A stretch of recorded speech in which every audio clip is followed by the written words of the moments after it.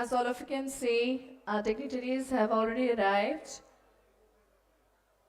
We would be seeking their presence on the stage. Honorable Deputy CM of Odisha, who happens to be the Minister of Tourism, Women and Child Development, Mission Sakti, Madam Prabhati Parida. Honorable Minister, Government of Odisha, Oriya Language, Literature, Culture, Sports, Youth Affairs and Higher Education, Higher Secondary Education, Sri Suraj Suryabansi. Honorable Minister, along with other dignitaries, would be coming inside. And first of all, we will lighten the lamp.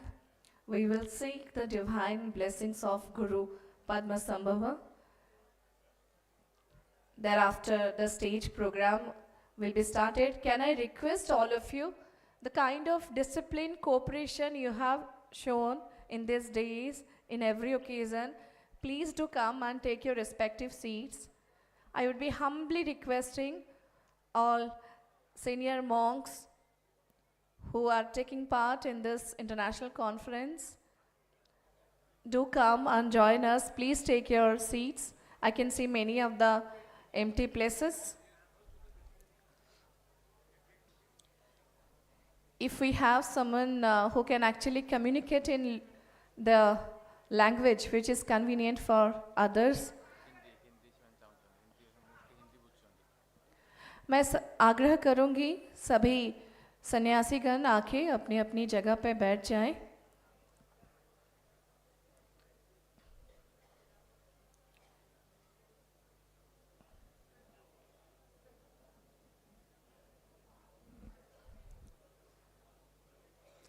मैं सभी से विनम्र अनुरोध करती हूँ, कृपया खाली स्थानों पे आके बैठ जाएं।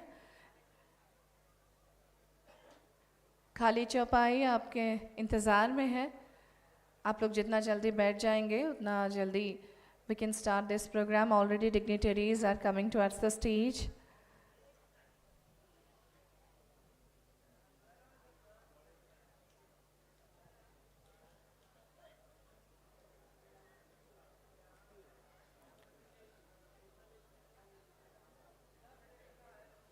Honorable DCM, Honorable Minister have already arrived inside the venue.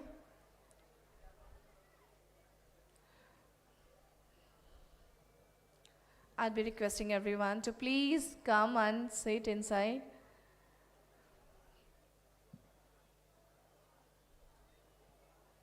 Let you sit comfortably. This entire program arrangement and this international conference is made for all of you.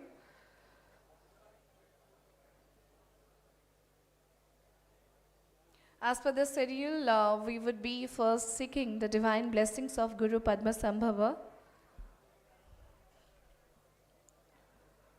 by lighting the auspicious lamp as per the ritual. All our senior gurus, venerable sanghas, respected elders, distinguished guests, scholars, practitioners, dear friends from across the world, thank you for your kind presence, participation.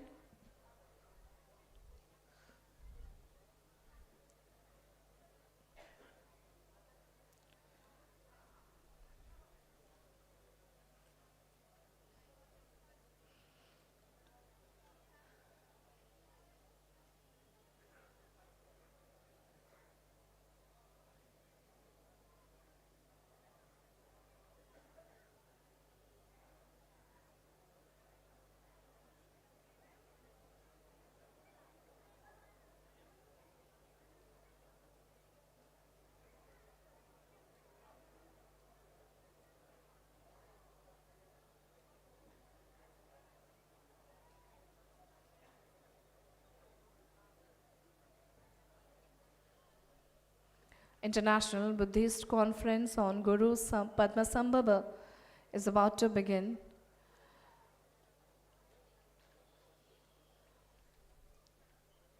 If we can have the presence of more number of practitioners, believers, who are the true ambassadors of Buddhism, I request everyone to please come and sit inside.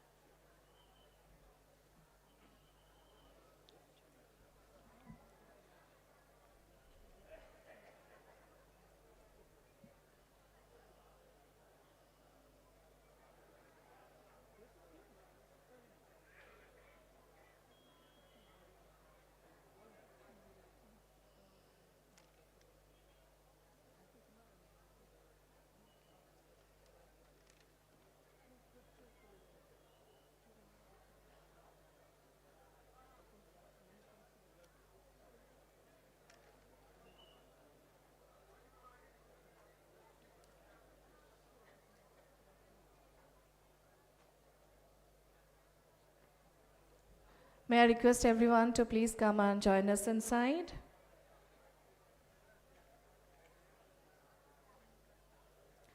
Ladies and gentlemen, as you can see, dignitaries are proceeding inside the tented area where we can see the holy statue of Guru Padmasambhava. We would be starting the international conference by seeking the divine blessings of Guru Padmasambhava by lighting the ceremonial lamp.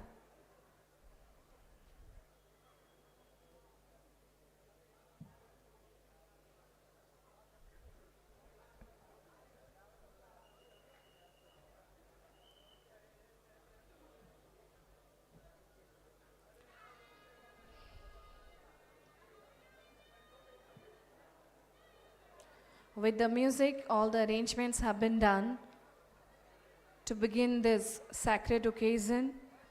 Om Ahang Vajra Guru Padma Siddhi Hang.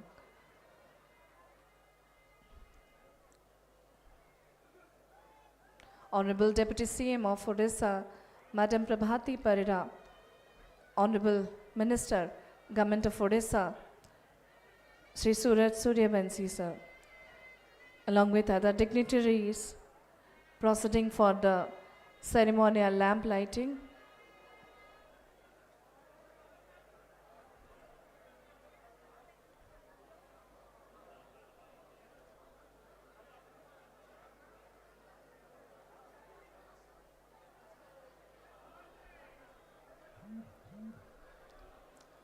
Let us join our hands in folding gesture.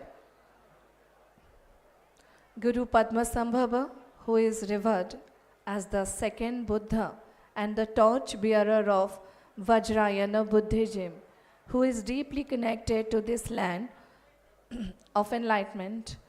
Recent scholarly discourse, archaeological findings, and spiritual traditions increasingly point towards Odisha as the ancient Udyana, the spiritual homeland of Guru Padmasambhava.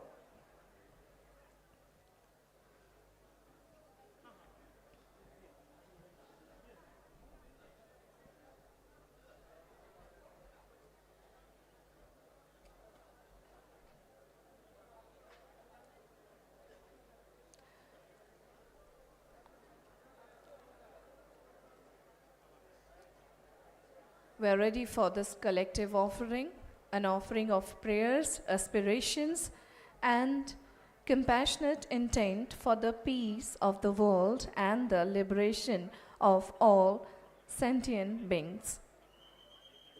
Organized by the Light of Buddha Dharma Foundation International and supported by the Department of Tourism in association with Odia Language, Literature, Culture Department, Government of Odisha. District Administration, Jajpur. This gathering marks a historic spiritual milestone for India and the global Buddhist community. We will be now welcoming our dignitaries on the dais. A round of applause may we expect for the chief guest of this sacred occasion. Ladies and gentlemen, put your hands together for Honorable Deputy Chief Minister, Minister of Women and Child Development, Mission Shakti and Tourism, Government of Odisha, Madam Prabhati Parida.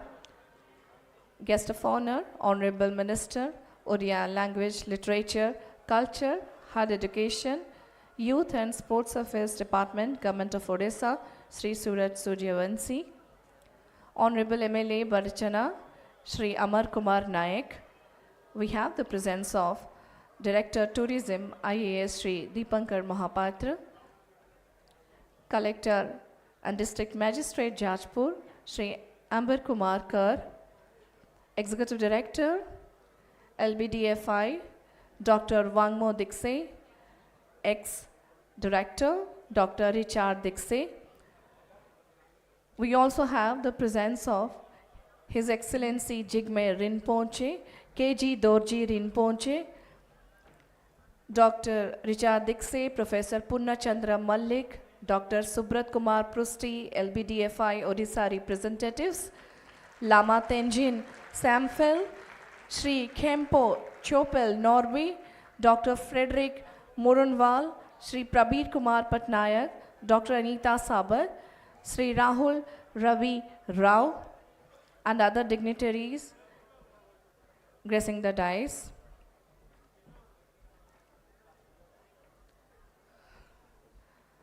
As per the rituals, as per the belief, we will first welcoming our dignitaries on the dais. I would be humbly requesting, please put your hands together for Ms. Wangmo Dixie. I request her to kindly welcome Deputy Chief Minister of Odisha, Madam Prabhati Parida, with a bouquet Buddhist heritage. A beautiful bouquet. We also welcome Honorable Minister, Government of Odisha, Sri Surat Suryavanshi sir, with a fresh flower bouquet and a welcome cloth. I request Director Tourism, Shri Pankaj Mahapatra sir, to kindly welcome Honorable MLA Barchana, Sri Amar Kumar Naik sir.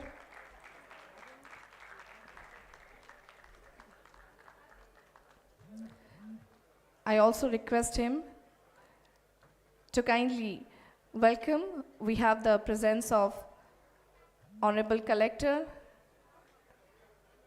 and District Magistrate Jajpur,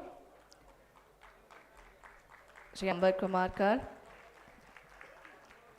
May I now request Director Tourism and Collector sir to kindly welcome other dignitaries present on the dais with a fresh flower bouquet.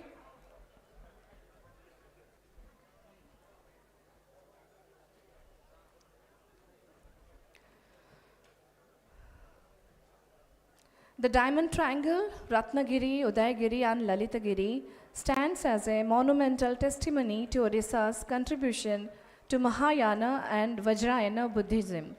These sacred sites not only shaped Buddhist philosophy, but also served as vibrant centers of learning, spiritual transmission and cultural exchange.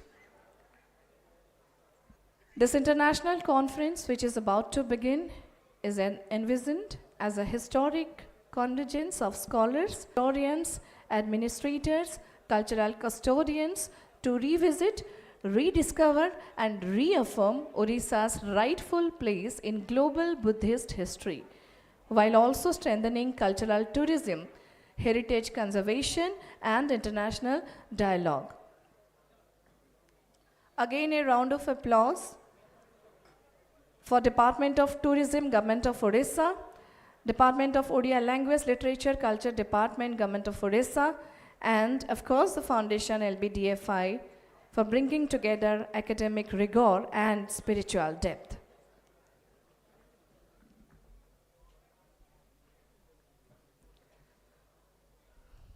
As a symbol of respect, token of gratitude, we are spiritual leaders who have traveled from the world and have made it today marking this auspicious beginning of this international conference about the sacred values of Guru Padmasambhava. Ladies and gentlemen, we will officially begin this, and I would be requesting ex-director LBDFI Richard Dixie to kindly offer the welcome speech. Over to Richard Dixie.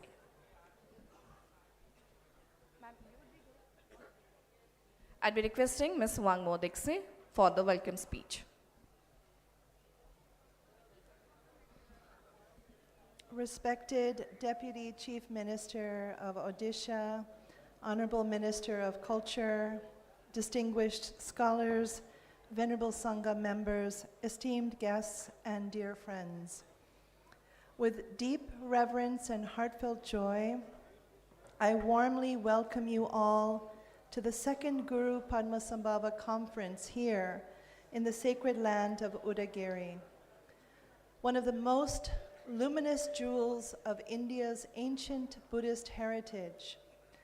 To gather in such a place where history, devotion, and scholarship converge is both a privilege and a profound blessing.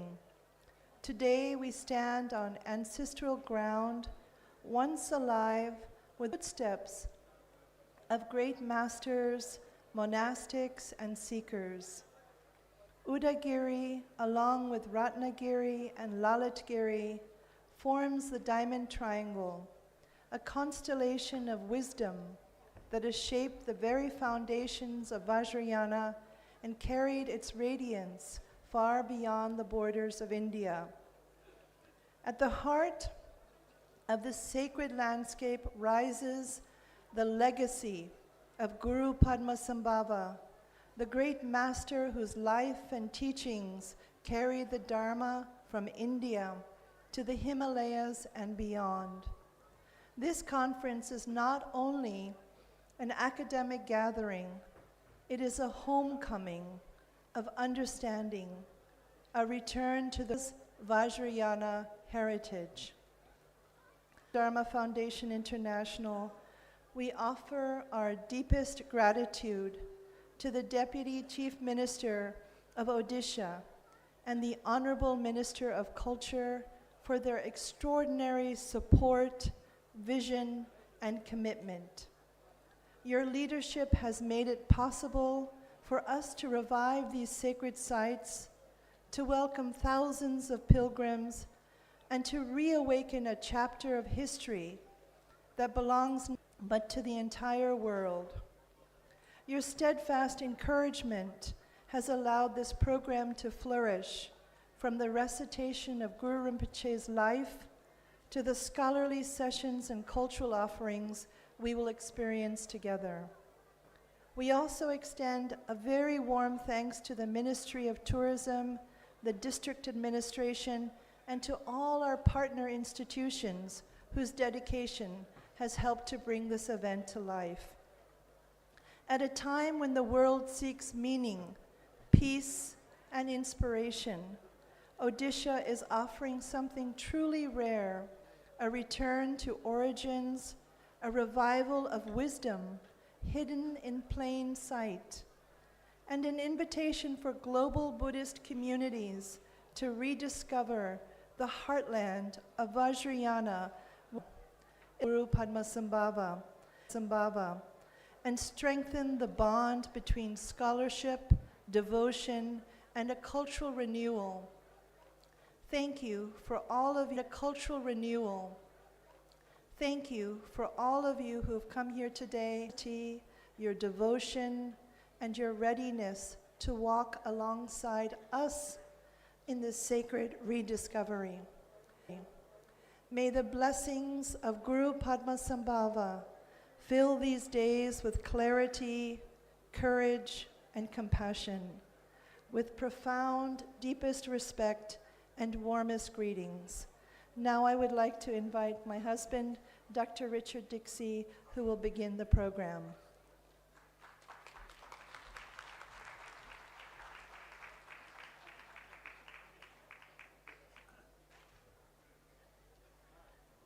Dear Honourable Deputy Chief Minister, Dear Honourable Deputy Chief Minister,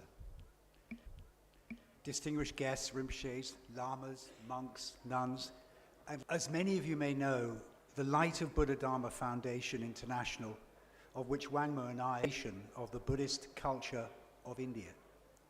The motherland of the Dharma is particularly rich in Buddhist remains, with tens of thousands of Buddhist sites spread all over the country.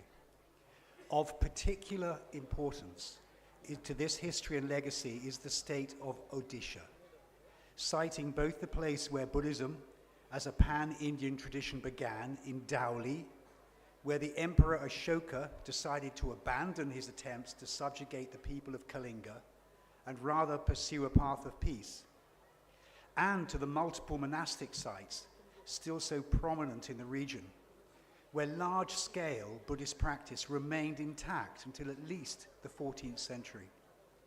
Many say the Dharma never left India. And if this is the case, the people of Odisha must be some of the people who kept the tradition alive. Now, whilst the early tradition of Buddhism is well represented and studied, with the great sites of pilgrimage associated with the life of the Buddha, undergoing a great visitation and interest. And the Mahayana tradition is also prominent, with the University of Nalanda and the Pali centers in Sarnath, according international recognition and attention. The long tantric period of Indian Buddhist culture has not received the same attention. Again, it is here that the extraordinarily important culture of Odisha plays a critical role. Not only were the place from which India Buddhist culture spread widely to Thailand, Cambodia, Vietnam, Singapore, Malaysia, Indonesia, Bali, but the culture of Odisha was the cradle from which the tantric period in India took form. Many of the Mahasiddhas, the key progenitors of late-state Tantrism, and it may well be that the greatest Mahasiddha of them all, Guru Padmasambhava himself, has strong ties to the region. It's particularly fitting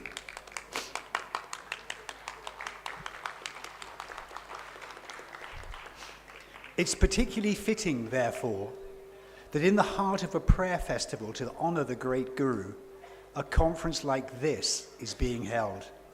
The logic behind the conference is simple. Wangmo and I reached out to speakers with the request to speak on two themes. On day one, that's today, we will concentrate on information specific to the evidence that have been born here.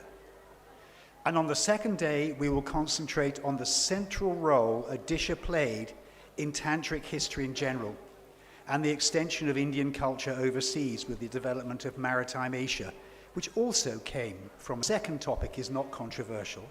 I think I should finish with a brief comment about the first. Why is the history of Padmasambhava in Odisha of such importance? A majority of our information about Guru Padmasambhava comes at present from records preserved by the Tibetans, since Padmasambhava collaborated with Nalanda abbot Shankarachita and the Emperor Tristan Dortzen to establish Buddhist culture in the Lhasa Valley. Of course, many other Indian panditas and masters collaborated in this great effort, but Padmasambhava also brought the tradition of Mahayoga, the first of the inner tantras, to Tibet. However, the tradition of the innermost tantra, that of Ati Yoga, also came to Tibet in the early period, transmitted by Prahivajra, Garab Dorji, and expanded by Vimalamitra. Now, both Garab Dorji and Padmasambhava were said to come from Odi, a place of flowers. And in the early period of formal archaeological scholars concluded that this must, as so many tantric remains that are to be found in this region. However, with the translation of the Tibetan traveler Pell in the 13th century, which describe a trip to Odiyana and clearly traces a journey to the western Himalayan region of Kashmir and Swat Valley, a region also visited by the Chinese pilgrim Xuanzang, opinion shifted that this Swat Valley must be the place where Padmasambhava originated. This is now the consensus opinion amongst most scholars. The problem is that Kashmir and Swat, whilst containing many early stupas and some Mahayana dharanis, has no evidence of tantric statues or iconography. A solution to this puzzle could be simple. Perhaps there are two places of flowers, one associated with Garab Dorji in Swat Valley, and the other with Guru Padmasambhava here in Odisha. In any case, we hope that by establishing this conference, seeking to publish annual proceedings of the talks, and encouraging new speakers and more information to come forward, we will throw further light on the importance of Odisha in the growth, flowering, and transmission of Buddhist India. for generations to come. Thank you.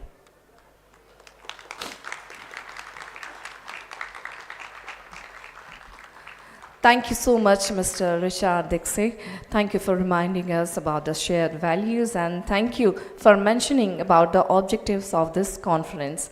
Ladies and gentlemen, moving ahead, dignitaries on the dais, dignitaries of the dais, venerable Sangha members and everyone, we have compiled a very beautiful video which will let you know about the journey of Buddhism, the roots, how it has been started in Odisha and spreading across the world. Let's have a look on the same console. Can we play the video, please?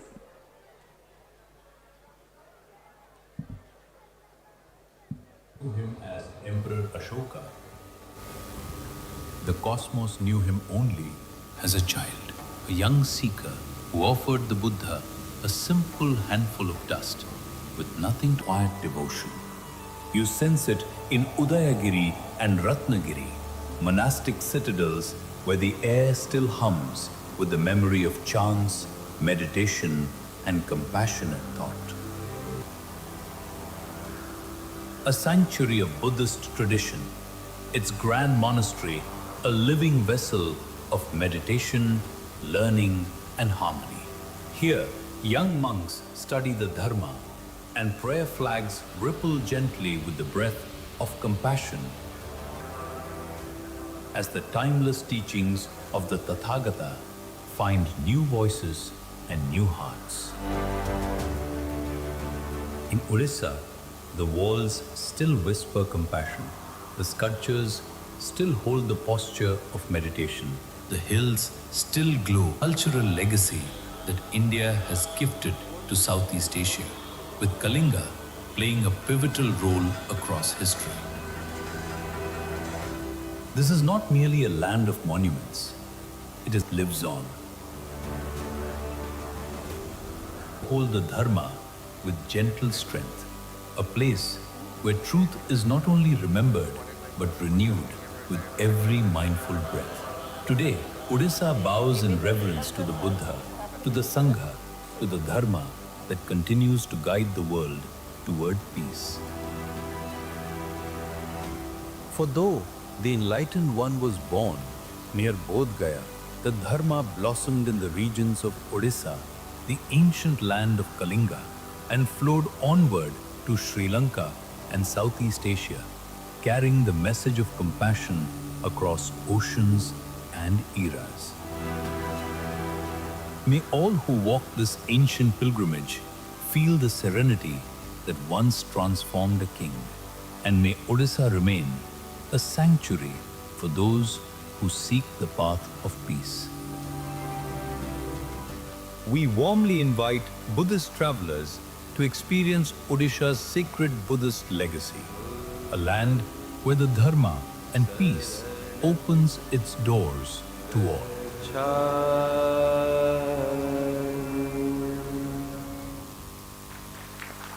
Thank you so much, Government of Odisha, Department of Tourism, for this beautiful video. Ladies and gentlemen, now I would be humbly requesting Director of Tourism, Sri Dipankar Mahapatra, for his valuable address.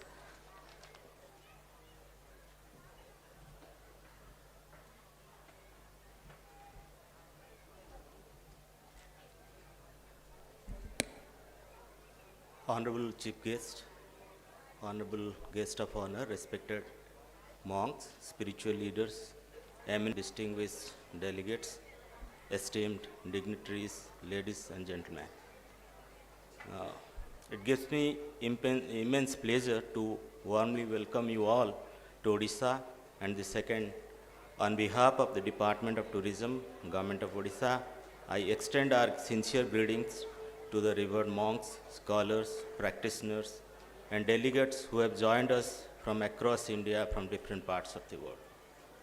We are deeply honored by the gracious presence of our Honorable Deputy Chief Minister and Minister for Women and Child Development, Mission Shakti and Tourism, Srimati Prabhati Parida ma'am here. Our Honorable Minister for Odia Language, Literature and Culture, Higher Education, Sports and Youth Service, Sri Surjavanshi Suraj Shah, on this occasion. Sri Honorable Barchana Sri Amar Kumar Naik Sir, Sri Ambar Kumar Kar, Collector and District Magistrate, Jajpur, Professor Purnachandra Malik, Sri Dr. Subrat Kumar Pusti, LBDFI, DFI, Odisha representative, and all distinguished dignitaries present here today. Your presence lends great significance to the important spiritual and scholarly. The second Padmasambhava ceremony is not only a celebration of history and faith, but also a reflection of our collective commitment to preserving and promoting Buddhist heritage in a manner that is respectable, inclusive, and forward-looking. We hope that the chanting, deliberation, and spiritual session will deepen our understanding, foster collaboration, and strengthen bonds within the global Buddhist community.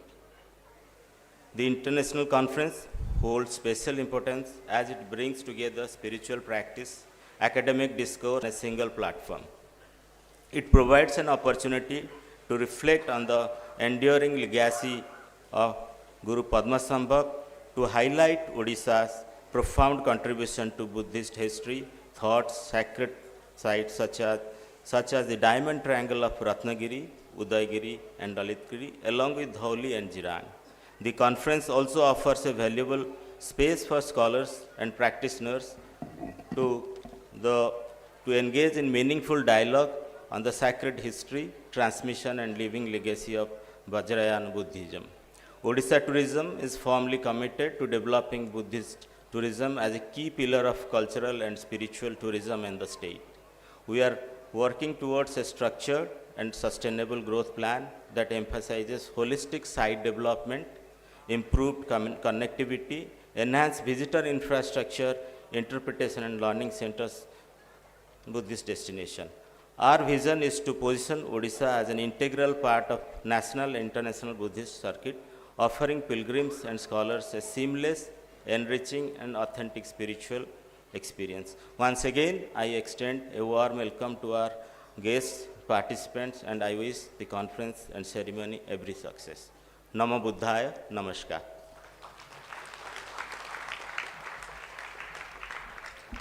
धन्यवाद निदेशक महोदय, पर्यटन विभाग।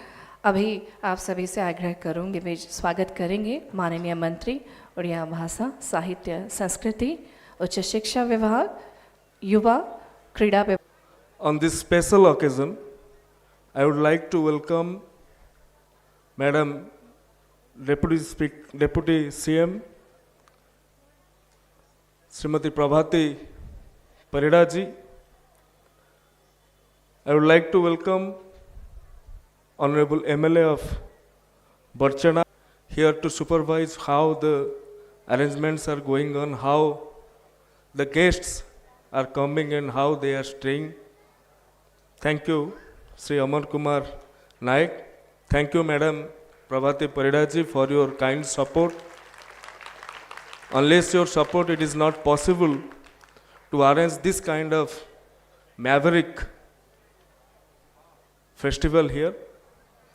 I would like to welcome His Excellency Jigme Rinpoche, who knows everything about Odisha, who born in Odisha, who lives in Jirang, where we have the monastery in the name of Guru Padmasambhava. I would like to Director of Tourism, Sri Ambar Kumar Kar, Collector and DM Jajpur, and the most awaited person who helped the government and who conveyed this idea with Tourism Department and with Culture Department, Dr. Wangmo Dixie, Executive Director, and her husband, Dr. Richard Dixie, and two of our representatives of LB, Professor Purnachandra Malik and Dr. Subrat Kumar Pusti. The connection of Guru Padmasambhava with, they were that much eager, they were that much arrange this kind of program and to arrange this kind of function.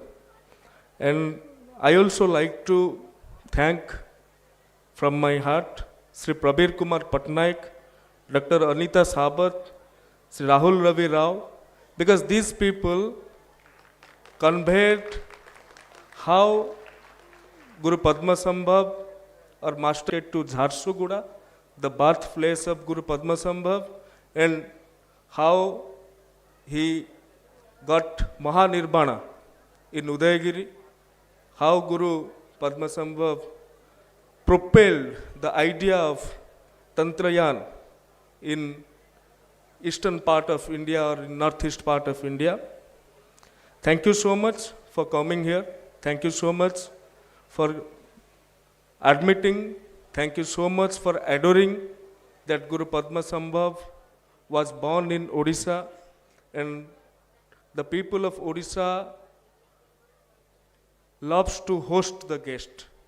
The people of Odisha are very cordial to host the guest. I would like to thank the district administration to conduct this kind of arrangement, all the ambulance facility, all the medical facility, all the accommodation facility. Thank you so much. Thank you so much. And at last, I would like to tell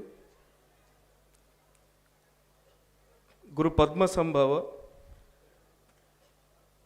and his father, King Indravhuti. As Guru Padmasambhava was discovered sitting on a lotus. Lotus in Odia or in Sanskrit it is Padma. King Indravhuti found Guru Padmasambhava sitting on a lotus flower in Dhanakosa lake. Now the Dhanakosa is called Dhanakouda of King Indravhuti, later named his birthplace village as Padampur.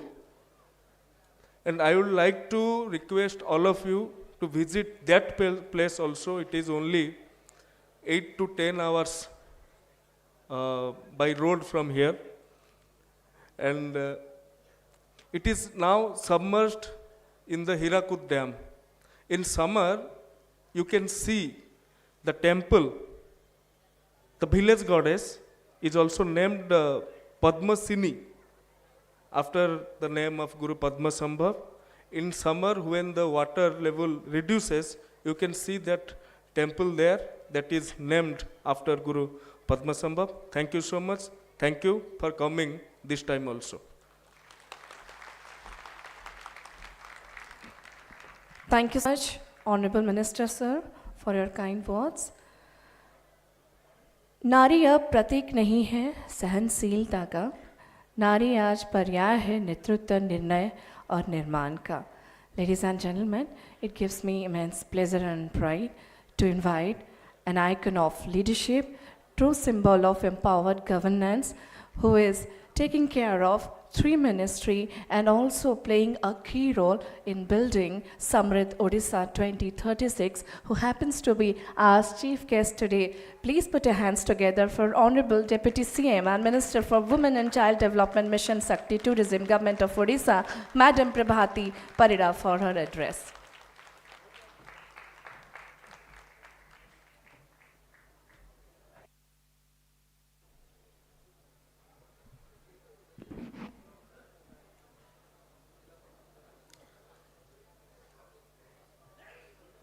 Honorable Minister, Higher Education, Sports and Youth Services, Odia Language, Literature and Culture, my younger brother, Sri Suryavanshi Suraj,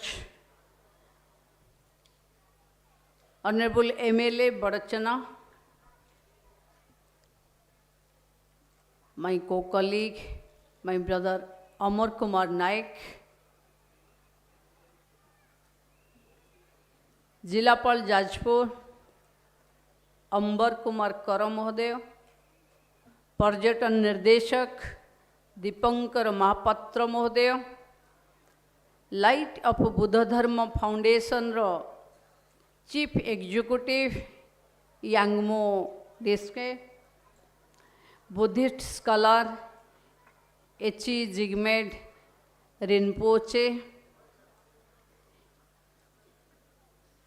distinguished dignitaries, respected monks, spiritual leaders, eminent scholars, delegates, Professor Purnachandra Malik and Dr. Subrat Kumar Prusti, LVD FI Orissa representative, Dr. Frederick Moronval, Sri Prabir Kumar Patnaik, Dr. Anita Sabat, Sri Rahul Ravi Rao, Lama Tenzin Sampel, and the monks and the local representatives of Barchana and Jajpur, distinguished media persons, ladies and gentlemen. It gives me immense joy and deep sense of humility to welcome you all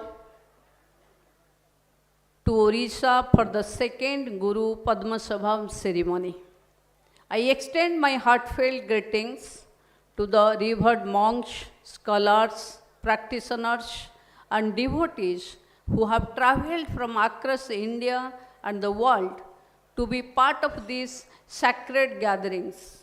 Your presence today strengthens the spiritual bridge between Orissa and the global Buddhist community. Orissa is not merely a land of temples and monuments. It is a pilgrim place and the birthplace of Guru Padmasambhava. It is a land where spirituality has always guided development. As we move forward on the path of the Viksit Orissa, we firmly believe that true development is not measured only by physical infrastructure, but by inner harmony, cultural continuity, and inclusive growth. With this vision, Government of Orissa has embarked upon a comprehensive master plan for the holistic development of key Buddhist sites, with special focus on the Diamond Triangle, Ratnagiri, Udayagiri, and Lalitgiri, along with Dhauli and Jirang. This integrated approach combines heritage conservation, spiritual practice, modern infrastructure research, and community participation, ensuring development rooted in values. The Diamond Triangle of Odisha stands as one of the most significant Buddhist landscapes in South Asia. Archaeological discoveries, monasteries, stupas, inscriptions, and sacred relics establish Odisha as a flourishing center of Mahayana and Vajrayana Buddhism for centuries. Deeply connected with Buddhist networks across Asia, this glorious legacy fills up with pride and responsibility. Dhauli, associated with Emperor Ashok's embrace of Dhamma, symbolizes the triumph of compassion over violence. Jirang, home to one of the largest Tibetan settlements in eastern India, represents the living continuity of Buddhist culture, practice, and community life in Odisha today. It is within this sacred geography that we honor Guru Padmasambhava, Guru Rinpoche, whose teaching of wisdom, compassion, and inner transformation continued to guide humanity. This ceremony is not only devotional, it is a reaffirmation of Orissa's historic role in the spiritual journey of Vajrayana Buddhism across Asia. To keep these sacred spaces spiritually vibrant, the government of Orissa has signed a memorandum of understanding with the Light of Buddha Dharma Foundation International. This partnership will enable continuous chanting, meditation, and regular spiritual ceremonies, ensuring that these sites remain living centers of faith, not just monuments of the past. As part of our Bikasit Orissa vision, we are strengthening pilgrim connectivity and accessibility. We are exploring integration of Orissa's Buddhist circuit with Bodh Gaya, including the feasibility of a direct train service and enhancing air connectivity with Buddhist regions in India and abroad to promote pilgrimage and cultural exchange. At the heart of this development lies the local community. Through our homestay policy, families, especially in Jirang and surrounding regions, are becoming partners in progress, creating sustainable livelihoods while preserving cultural and authenticity. This is the development with dignity. We are also constituting an expert committee on Buddhist region development and promoting research collaborations and scholarships so that Orissa's Buddhist heritage receives the global academic recognition it truly deserves. Friends, in today's troubled world, the teaching of Guru Padmasambhava, rooted the compassion, courage, and wisdom, offer timeless guidance for peace and coexistence. The second Guru Padmasambhava ceremony beautifully integrated spiritual practice, scholarly dialogue, and cultural expression. I commend the organizers, monastic communities, scholars, and volunteers for their dedicated efforts. The government of Orissa remains fully committed to nurturing our spiritual heritage while building a Biksit Odisha that is prosperous, inclusive, and guided by timeless values. I am confident that this ceremony will touch hearts, deepen understanding, and reaffirm Odisha's enduring connection with the global Buddhist community.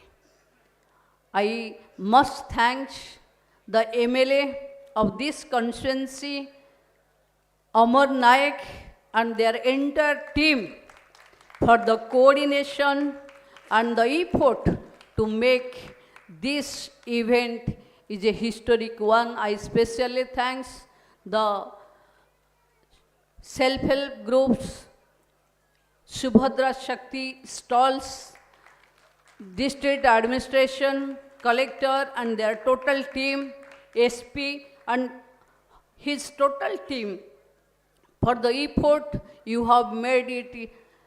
I think the monks, the guests, and any outsider who will come here, they will understand that we are not organizing, we are not calling outsiders, we are celebrating our years born Padmasambhava's day as our own. With these words, I wish the second Guru Padmasambhava ceremony every success.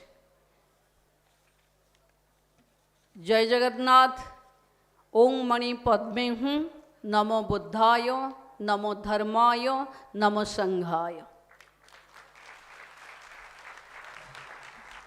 Thank you so much, ma'am. Thank you for reminding us Odisha's role in strengthening the rooted values of Buddhism in the past, present, and future. Ladies and gentlemen, We have arrived at the juncture. We would be closing the session, but before that, I would be humbly requesting once again Ms. Wangmo to represent souvenirs to our chief guest, our Deputy CM and Minister Sir, and also Director Tourism, Honorable MLA, Honorable Collector and District Magistrate Jajpur. Can we have the souvenirs, please? Can we expect a round of applause, the kind of cooperation you have been showing throughout, everyone? Honoring Deputy Chief Minister of Odisha, Madam Prabhati Parida, for your kind presence, guidance and support throughout this program. Second Guru Padmasambhava ceremony. Honorable Minister Sir, for your kind participation and guiding us throughout. Director Tourism, Shri Dipankar Mahapatra Sir. It's a beautiful statue, we can say, which will remind us about the sacred values. Ms. Mangmo Dixie and Mr. Richard Dixie. Director Tourism, Shri Dipankar Mahapatra Sir.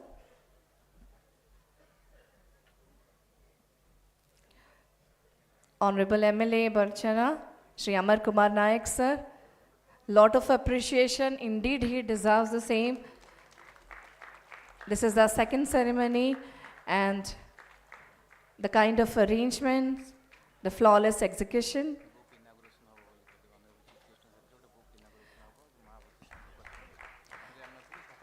There is a book which will be inaugurated by Deputy CM Ma'am, Honorable Minister Sir, which is based on Buddhism and its values. May I request to bring the book? It's already there. Thank you so much. Thank you. I request everyone to please be seated, and to formally conclude this, I would be requesting His Excellency Jigme Rinpoche to kindly offer the vote of thanks.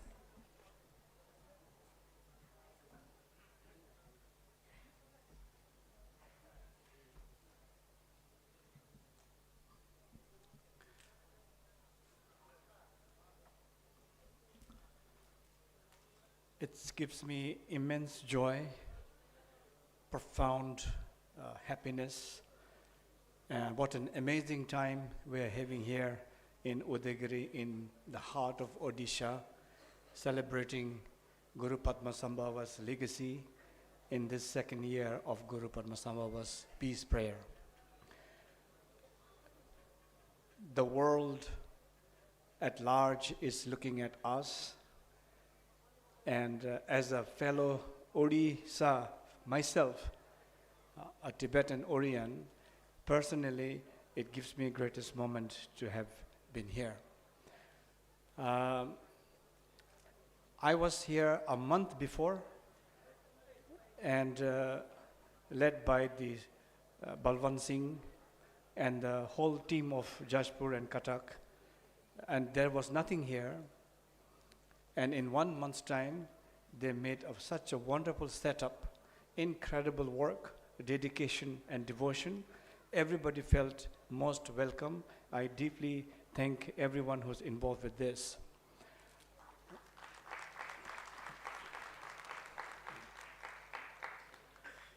I had the opportunity to visit Bhutan last month, and from the mouth of our Honorable Prime Minister, Shri Modi ji, he spoke about Guru Padmasambhava. So it was incredible to see how important now Guru Rinpoche is becoming in the world. And we are very proud that Guru Rinpoche is certainly from Odisha.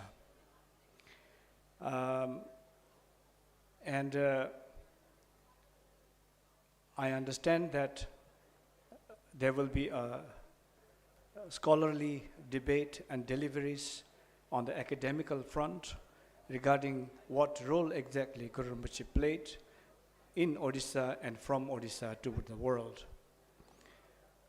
Also, I'm happy to say that we are the living legacy of Guru Padmasambhava. what you see here in this area as a monument of what the past has been, we kept it alive in our monasteries. So the continuation of Guru Padmasambhava is still going on. Today, on this historic occasion, I would like to bring my heart to thank, on behalf of all participants here, Srimati Pravati Parida, Honorable Deputy Chief Minister. I know that your presence has put enormous weight to make this program even more important.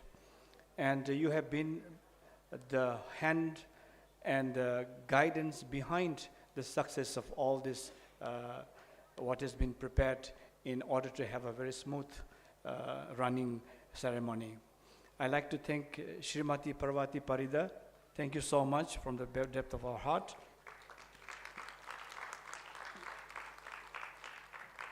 Also, Shri Surya Banshi Suraj, who is also the Honorable Minister of Odia Language, Literature and Culture.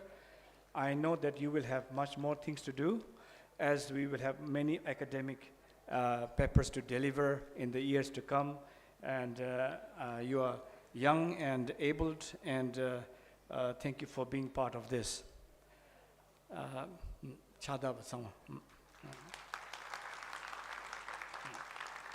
So in short, I'd like to thank Shri Rabindra Nayan Bera, Shri Amar Kumar Nayak, Shri Balwant Singh Ji, Shri Vijay Ketan Upadhyaya, Shri Dipankar Mohapatra, Shri Ambar Kumar Kar, Shri Yash Pratap Srimal, Professor Purna Chandra Malik, and Dr. Subrat Kumar Prusti for all your effort and wonderful team making this a great success. And of course, this whole ceremony and this whole prayers, this whole gathering of monks who have come from all over the world, this is not just a Vajrayana initiative or Tibetan initiative. This is a world united of Buddhist world, all from Theravada to Mahayana to Vajrayana. It's incredible. Odisha in the past has played exactly this role. Theravada, Mahayana, Vajrayana all existed here in this ground. Now today we have the same group of people coming from different parts with a united voice, united heart, with one prayer that vibrates over the days here. And this whole thing wouldn't have been possible really without one person. I must mention that, whose dedication, devotion, enthusiasm, and whatnot is really incredible. Dr. Wangmo Dikshi, thank you so much. Without her, this wouldn't have become possible. She's been a really great partner to all of us. And in the end, I like to thank Oriya people, our local Oriya people here, who have been really supportive, very kind, very welcoming, and I feel really touched. We are all brother and sisters. No. Thank you so much. अपना ओडिया जाको सब धन्यवाद. हमारा ओडिया भाई ने जाको बेसी धन्यवाद दियो छी आज इटी बेसी खुशी हैला हामी इटी आ सकरे हामी सातो मिसी करे अपनो बेसी योगदान देला बेसी धन्यवाद. आउ इटा पूजा चलेबो हर साल चलेबो इटी रोकेबो नि हामी इटा पूजा र धारा इटा पूजा र बाट र ओडिसा र विश्व मंच र हामी नेकर जाइला आज सब दुनिया ओडिसा देखो छे इठी सिपाही मते बेसी गर्व अछि कि म हेले गोटे ओडिया पिला.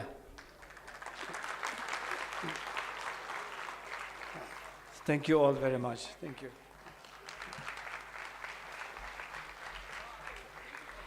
Thank you, His Excellency. All right, so we would be now gearing up for the international conference, which won't be merely an academic gathering, rather it would be a spiritual homecoming, reconnecting Odisha to its timeless role as a beacon of wisdom, compassion, and enlightenment for the world. I would be humbly requesting our dignitaries to kindly go down the stage. The speakers, I request all the speakers to be seated. Our dignitaries, they can join us below the stage. The speakers are requested to be there on the dais. We would be starting with the international conference. Since we have the gracious presence of various speakers from different parts of our world, I request everyone to please remain seated. We would be starting the official conference session. The speakers have given their kind presence on the dais.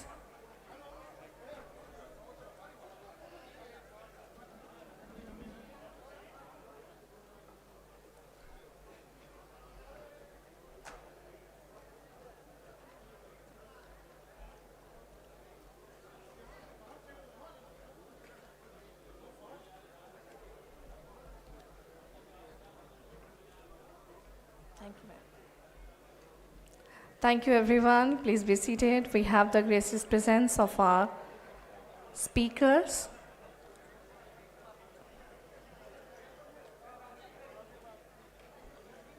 His Excellency Jigme Rinpoche as the moderator, Dr. Frederick Moronwal, Prabir Kumar Patnaik, Dr. Anita Sabat, Lama Tenjin Samphil, Shri Rahul Ravi Rao,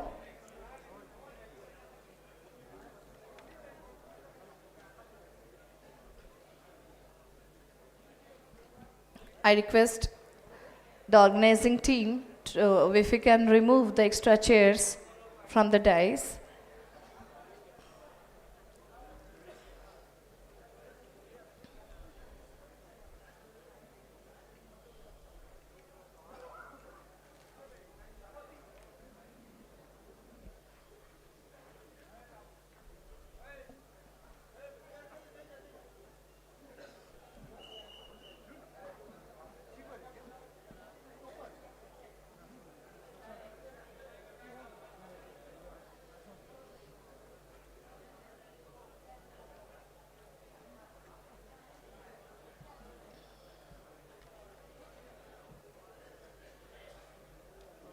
We are thankful to our chief guest, Deputy CM of Odisha, Madam Prabhati Parida.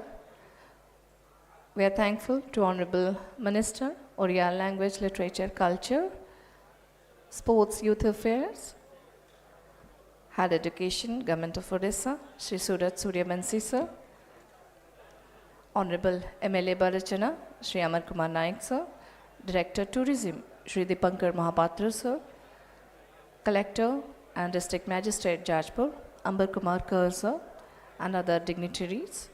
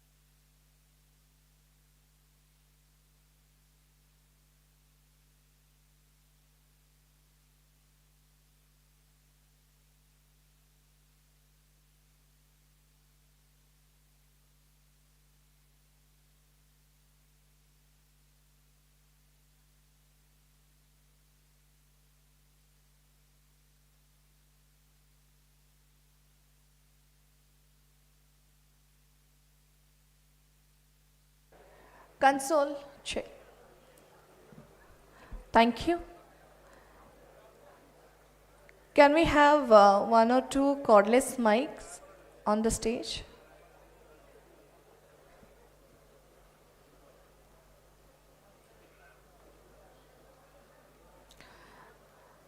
Meanwhile, ladies and gentlemen, we will be starting the inaugural session, the international conference. The opening session, to take it forward, I would be requesting ex-director Dr. Richard Dixie to take it forward. Light of Buddha Dharma Foundation International,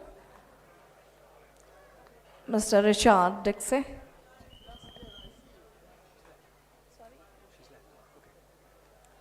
Okay, so we're going to start the conference now. We're a little late, so we have 6 speakers who are going to talk about Padmasambhava in Orissa. And I'm very glad to say that His Eminence Jimmy Rinpoche is going to moderate this session, which means I'm going to hand the mic to him, with a request that he introduces the speakers and then controls the length of the talk, because we hope each talk will be about 30 minutes. Then he will give a Tibetan translation summary of each talk, just for the Tibetans who are here. So if I may, Rinpoche, I'd like to hand over to you now, and we'll start the conference.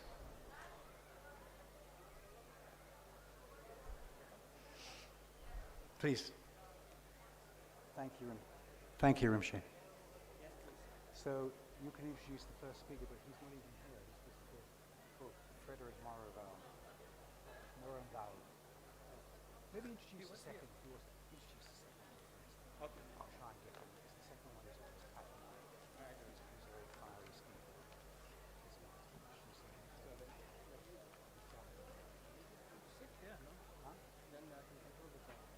Oh, yeah. Well, no, you just introduce them. And then, Thank you.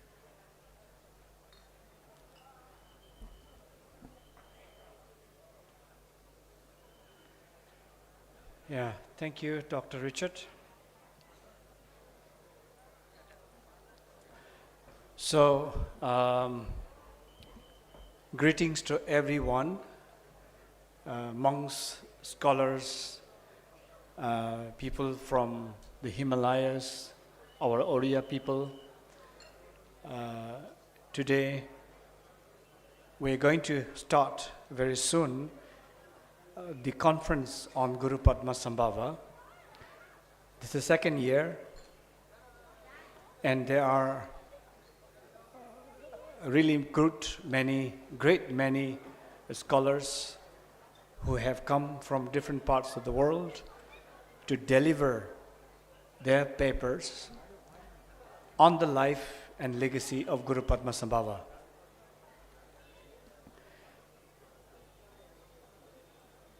아니 넘버서 사말라야 당이 벽에 나라 도두지 슈기 아니야 망부시 거기 유지 말에 제가 다 달래 내 ngaranzo당 구루 르무시 김말람 팅니바 소백이 급라 쇼라야다 구루 거기 돌링 세야직 나니니 다 팅당보테 수버레 될래야 아니 단다다 팅니바 도시니 초야 임버레 안티 초야 체도 안다 아니 체도 직 칠로카 망부치니야 개왕 다 아니 로주 심주바 된데다 가로지 폐열에 드링다 산이 니만이 그린라야 코난소기다 저자 주시조 그런부치 단데비기 토네 아니 렉시 망부치도 시니마 소야 임버레 된데 있는 남바상마기 야고세로나 쉐직다 벽에 돈 도두지 슈베이 and so not to take too many times, but I myself had the opportunity to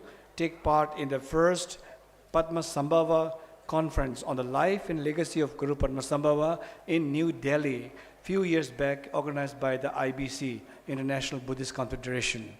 So I was one of the speakers there. I presented my paper on Guru Padmasambhava, especially relating to Odisha. Then, 3 years before, there was another conference on Guru Padmasambhava, where me and my fellow Oriya colleague Parbir ji and Dr. Sanita also, we were all there to present our paper. We didn't come as a team, but our agenda became one eventually. And so I'm delighted today, not as a speaker or one of the speaker. I'm actually the last one to speak of anything, but I'm happy to be a moderator. And even though that word and the meaning I don't understand fully, but I'll do my best as a moderator. So this is a very important significance to the development of Guru Rinpoche's life and legacy. What we are talking is not what Guru Rinpoche's life and legacy was in Tibet and in the Himalaya, because that is well documented and easily available, and most people know from the heart. So we do not need any attempt to re-establish Guru Rinpoche's life and legacy in the Himalayas, in the Tibet. What is important now is Guru Rinpoche in India, the origin, particularly Odisha. So I think our scholars will dwell more on this subject of Guru Rinpoche Padmasambhava in India, in the land of Odisha, his birth, his legacy, his lives spent in this region. And also, another important point to touch is the cradle of Vajrayana.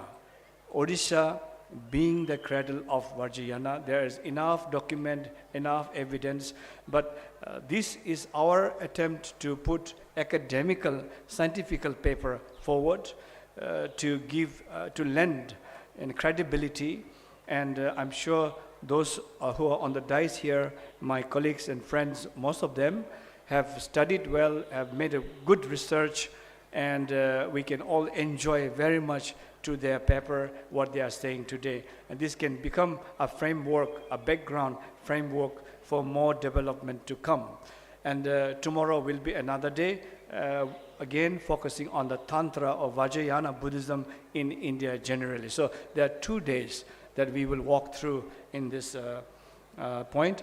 Ani ta peba number la shwe la kanda ani di ganzo pe la ya ani Guru Rinpoche kin jabatile kande changda majangda Himalaya jeju la ya Guru Rinpoche kin jabatile kande changda majang dinso kola dole mare kande dole gogu yo mare yongda rawa yongda hima maze bigi ganzo peba fe chewa gita kanda chi guru namtada lola yobar shadare chezada terchue danda ja mangbu chi ki thone ya guru namda jeshin jeba pe mangbu shu yoba indi dikola doling che kwa jumje kora cha yo mare ta yina ya guru mbe jagal shudu condition issue kawa shu seyaji thoma ku kawa tum seyaji ta dinde thola ya ta tiri kasa pe mese donan chembo chi ki thone donan che dia dagas mi samju tha iksha duruk che chiku mai ba thone sadam done sawan ni shawagi nawe terje dinzu ki kha tha yung yo ba yin ta mi ki kha mara rangra chawa dangshi chaware mado nesu sabaji se chini drup che di nesu mare dine talen dang anzu de khewa maboji chilone pe yore urisa rani khewa yore cheza de khonan sogi ta simju mangbo na chine ani chi pangbo ta mangbo duje mangbo chi yebe ke thone ani chi ge muna dapen dawo mai ba chene ta chi gi iksha chi shane andi maung ba ta rimbe thone iksha de mar chimba yindi ani ngebo chi da tembo chi yongra ke sebo chi yong thue ke te rewa dig bejon chere dalengi ta dwelling tiring da sani dinde namazoda 지다 인지양 챙에 매바 망고 유지를 땅 가도 달로 깨줄기 아니 시라 고딕 슈트 마소 제산디 공개 매바 제체 빠라빠라래야 야 저게 유튜브 도능에 주지 쇼이 야 잠만 야고 세로 나 쉐체 땅에 모두 쇼이 난다 마 개원 넘버 so I will now bring to a brief introduction of today's speaker, not everyone but today's speaker.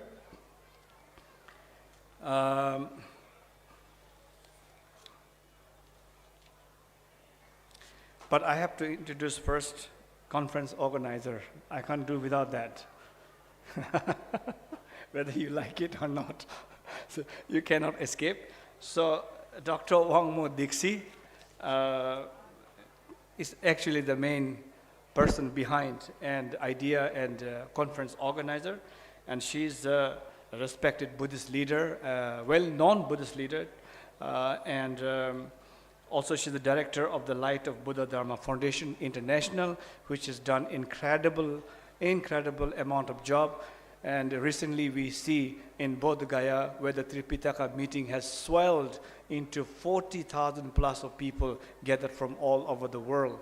It is making for more than 20 years, her dedication, her devotion. She is really considered mother of Dharma. Truly, thank you.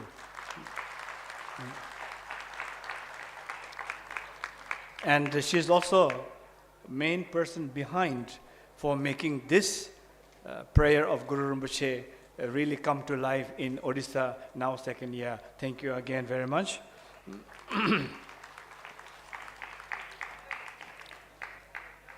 Then Dr. Richard Dixie, which made just the opening and will be also making a closing session, also husband of Dr. Wangmo. He's a scholar, PhD from London University, and distinction in history and philosophy of science from London University. So a lot of achievement there. And he's also a practicing Buddhist for more than 30 years. So that is a very wonderful bridge, academy and practitioner. I think that is very important. We have to have this angle, and very happy to have him among us today. And though he is not going to deliver his paper, but he will be making an important note from time to time regarding the whole event as it develops. Then our first speaker will be Dr. Prabir Kumar Patnaik. Dr. Prabir Kumar Patnaik is really one of the, I would say, legend as far as Guru Padmasambhava's story goes in Odisha. And Doctor is a former consultant with the International Labour Organization and a development researcher specializing in rural accessibility. So he has worked extensively across Asia, Europe, and Americas. Now, one of the most important things is today in Odisha, if there is a renewed enthusiasm and talk on the Guru Padmasambhava or the re-emergence of Guru Padmasambhava's importance in Odisha, I could say is one of the reason is him, Dr. Prabir, because he really worked for more than 40 years in a lot of research and also released his comprehensive book of Guru Padmasambhava. So he will be today presenting his paper on birthplace of Guru Padmasambhava, Odiyana is Odisha.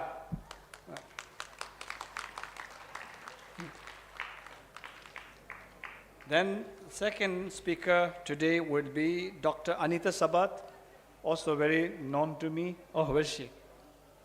Okay.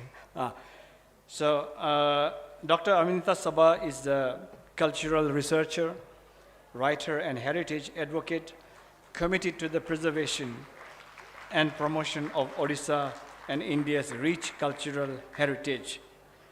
She is also instrumental in actually making this whole Guru Rinpoche's prayer and possible and reality here in Odisha.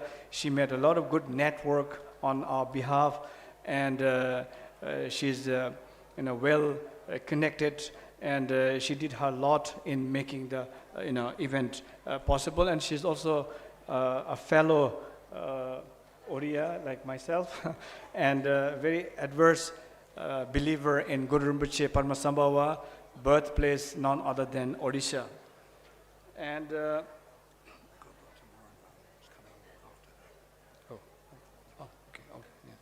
so she will be speaking on exploring and establishing Odiyana Guru Padmasambhava's origin. That will be her paper. Then Lama Tenzin Sampel, who is my fellow Oriya Tibetan, lived in Orissa for many years. We also studied in the same Nyingma College. He did his doctorate from the Nyingma College in Nepal, and later he served as a professor at Sorbonne University in France, and he's been active in many fields of research.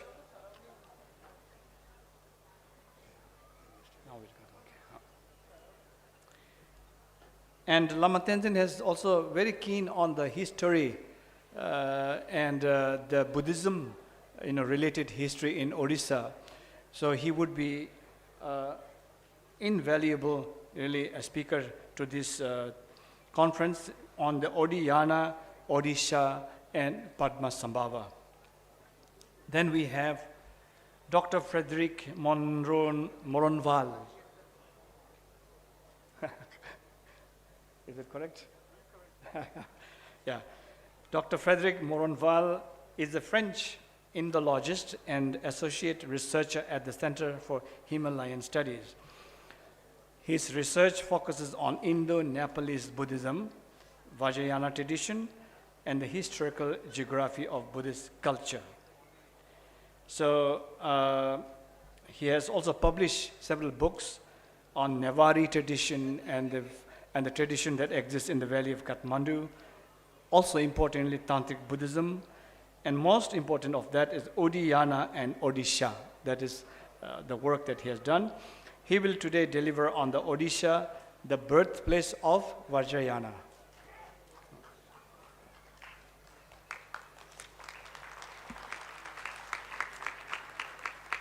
Then today's last speaker, if am I right, last speaker today's, will be Rahul Ravi Rao. Rahul Ravi Rao is a senior faculty member in the Department of Pali, University of Mumbai, and a PhD scholar in Buddhist education and culture. He holds, So he has a specialization in Buddhist archaeology and pilgrimage studies. And he has also published several books. And very happy to have you with us. And he will be talking on revival of India's best kept secret Buddhist cultural sites of Odiyana. So these are the speakers for today. And they will be really talking on the birthplace of Guru Padmasambhava as well as the cradle of Vajrayana relating to Odisha. Then I will be giving them 30 minutes for each of you speaker to begin with. I hope 30 minutes would be good for you. But we'll give the little bit Tibetan style and Indian style, more or less. I will give you a ping before 3 minutes so that you are aware of the minutes. So 30 minutes is a lot because I have attended many conferences, I never got 30 minutes. So you have been given very good amount of time.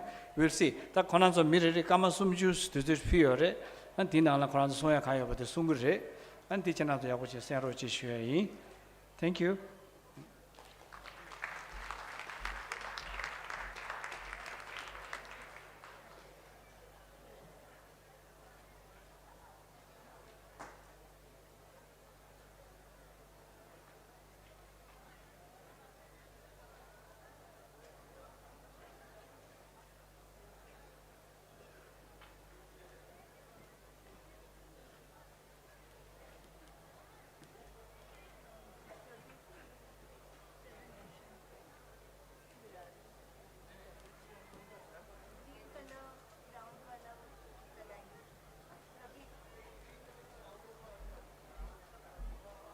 So the first speaker I would invite is Dr. Frederick Monroval. Dr. Frederick Monroval, please.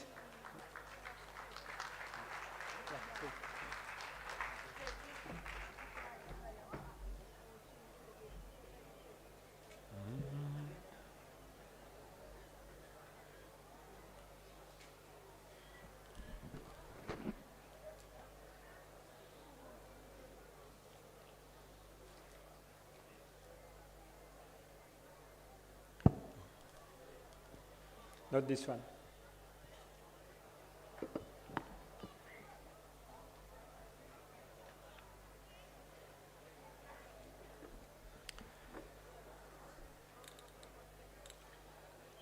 Okay, I start. Let's see if we have the pictures, okay? If not, it's no problem.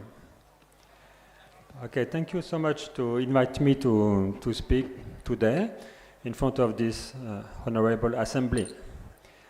So all my colleagues and friends will all give precise explanations about their specific topics. So as I am starting, I will be quite general. And I will start to mention the relevance of our topic, that to establish the connection between Vajrayana, and especially Guru Padmasambhava, and the state of Odisha. It's okay, no problem if you cannot find it. I start anyway, okay? So, one of our main purpose in doing all these researches is to establish Odisha as a place of pilgrimage for the followers of Vajrayana. So, what is the importance of pilgrimage on the individual level? I think there are two sides.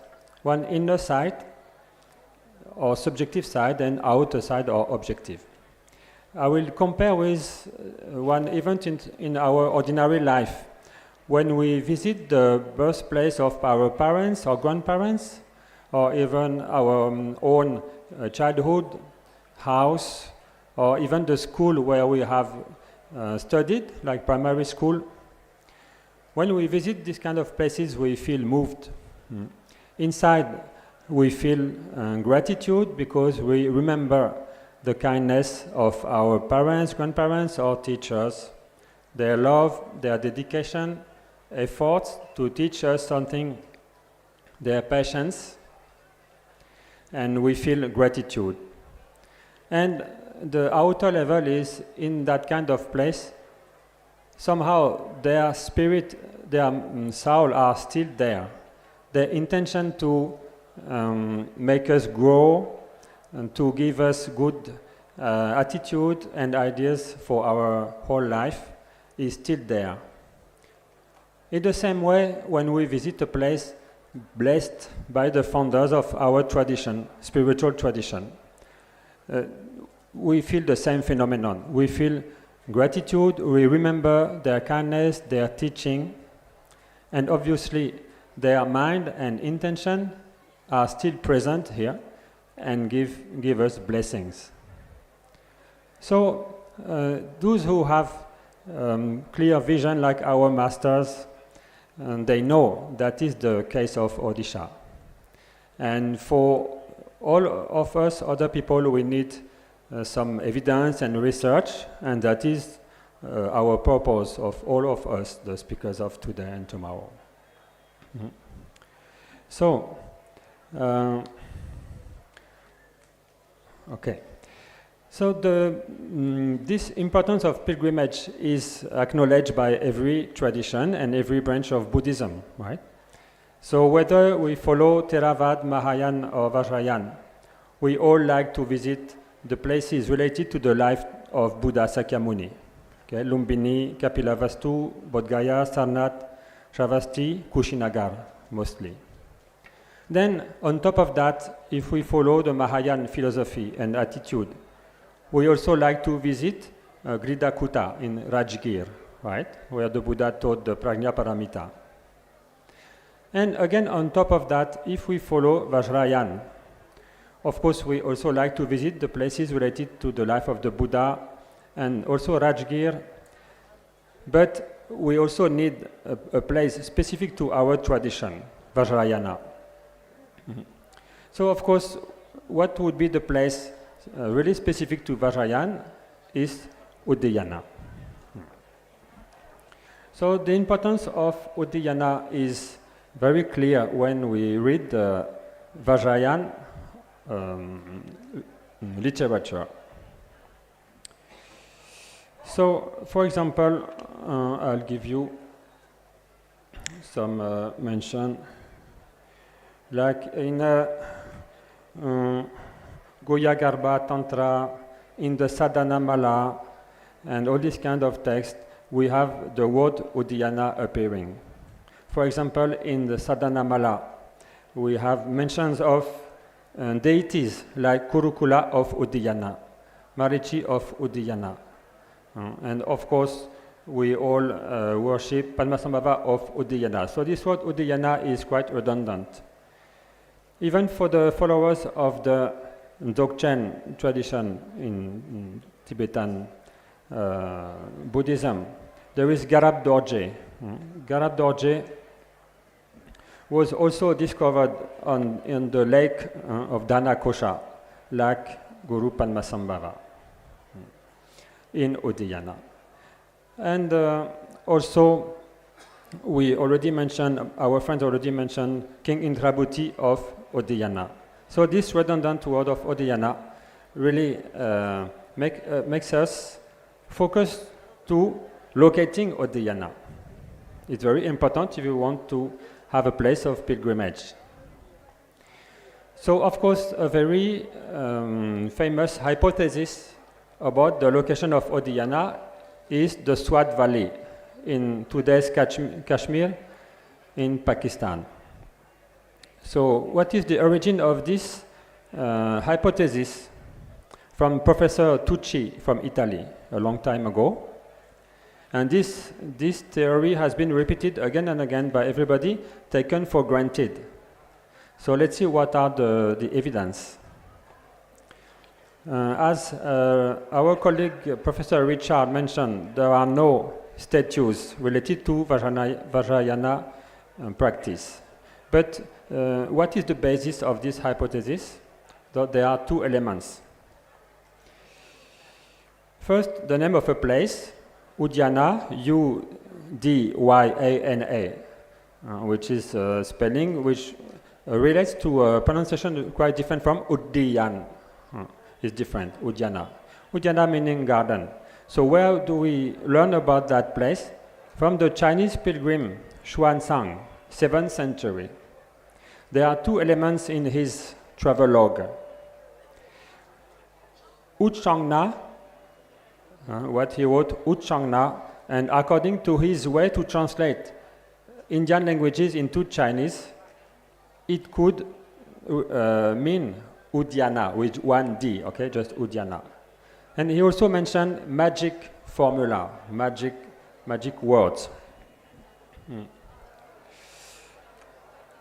Then we might think, okay, he mentioned the use of magic words by some Buddhist monks in that place in the 7th century.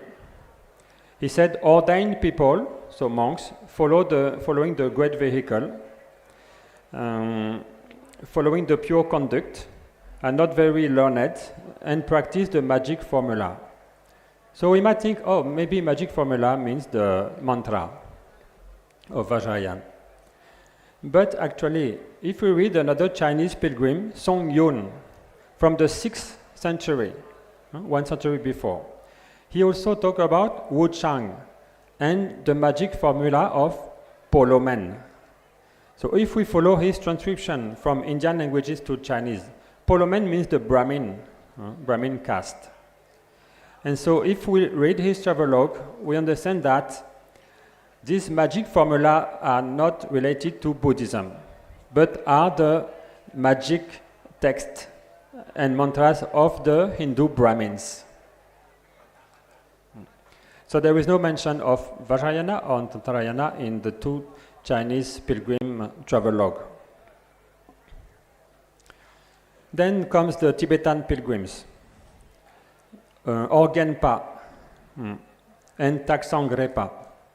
So the famous Italian researcher Giuseppe Tucci published in 1940 a translation of the two pilgrimage accounts by Orgenpa and Taksangrepa. Orgenpa traveled to the west of Tibet in the 13th century, following the teaching from his guru, Ge Tsongpa. Then in the early 17th century, Taksangrepa, following his book, tried to find that place, Udyana.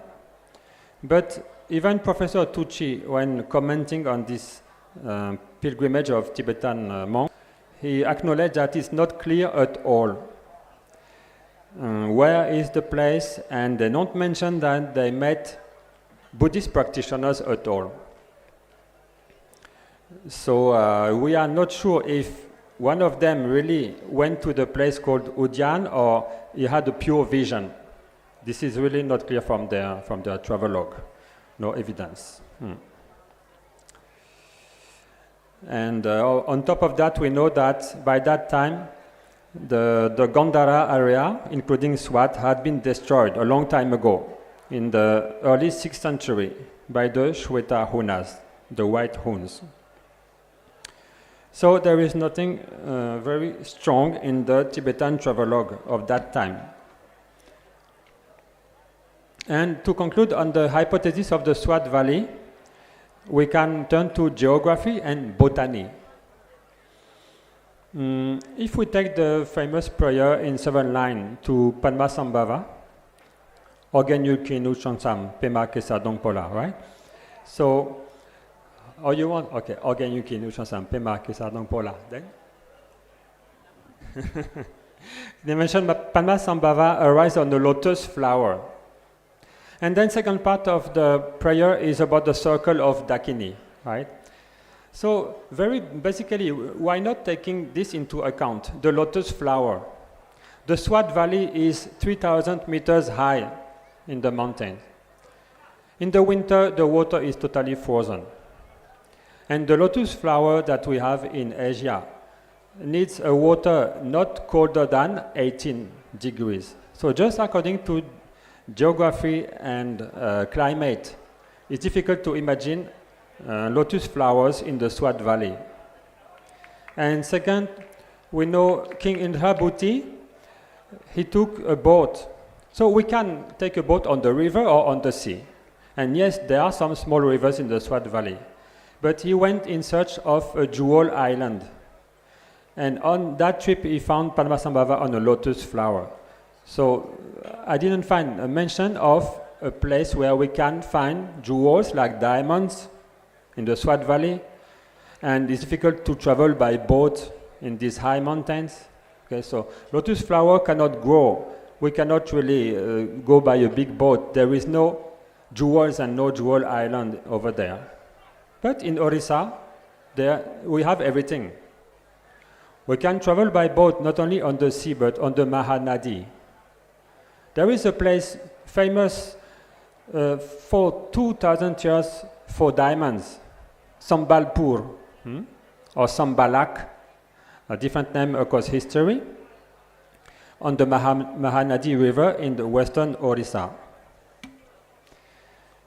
And we have, of course, lotus flowers. I had very nice pics, but it's okay, no problem. So, these are simple elements. Of course, these are not evidence like a text or a statue, but we should not discard so-called prayers or legends. And they contain indications, and we will see more about this topic. Then, another element can be found in Hindu, Tantra, and Shakta texts. They mention also Uddiyana Pitha, like a holy place for tantric practice. We have also in Hevajra Tantra. And also in Shakta and Hindu texts, they mention Uddiyana in the list of the 4 main Pithas. In Hevajra, we find Uddiyana, Kamarupa, Purnagiri, Jalandhara.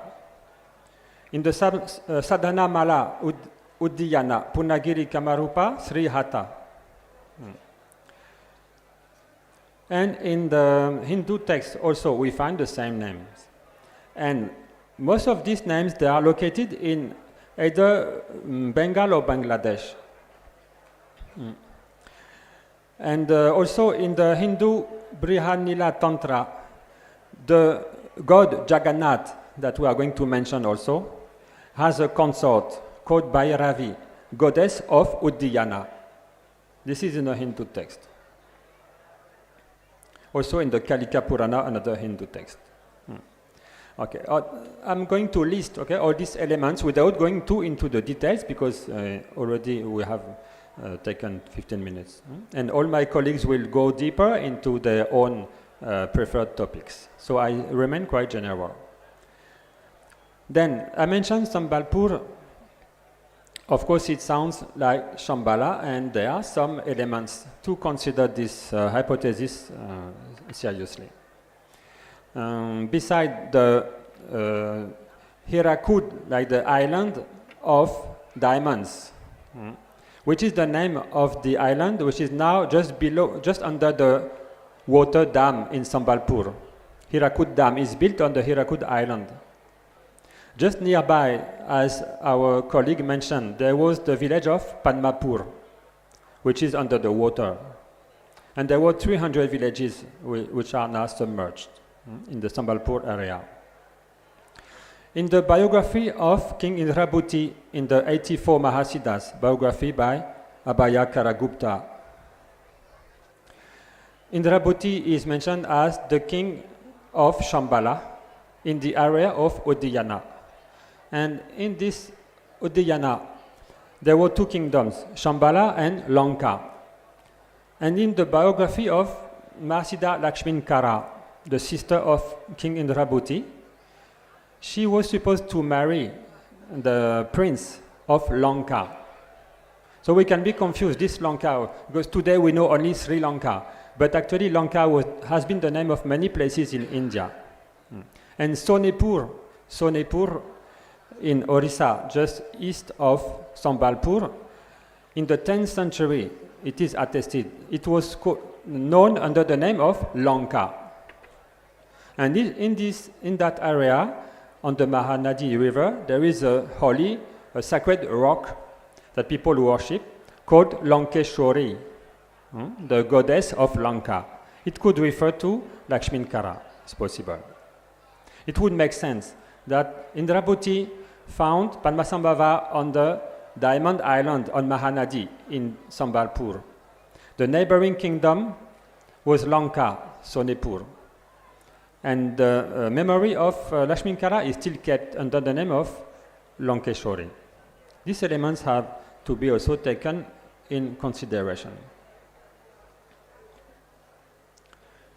Now, other part of that list of bodies of evidence, Katak and Danya Kataka. On all these points, I refer to the works of Indian researchers, Indian scholars who are doing such a great work since many years. Danya Kataka, where the Buddha appeared as Kalachakra, right? Yes, we usually consider it is in Amaravati in Andhra Pradesh, but we didn't find any Vajrayana statues in Aravati, only statues related to Buddha Sakyamuni.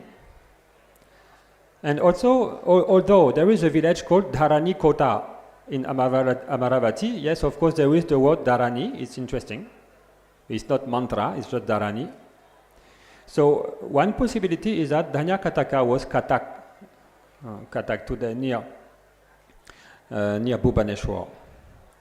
And we have to think of the similarity of the Sun Temple, Konarak, with all these astrological symbols on the wheels of the stone chariot, right?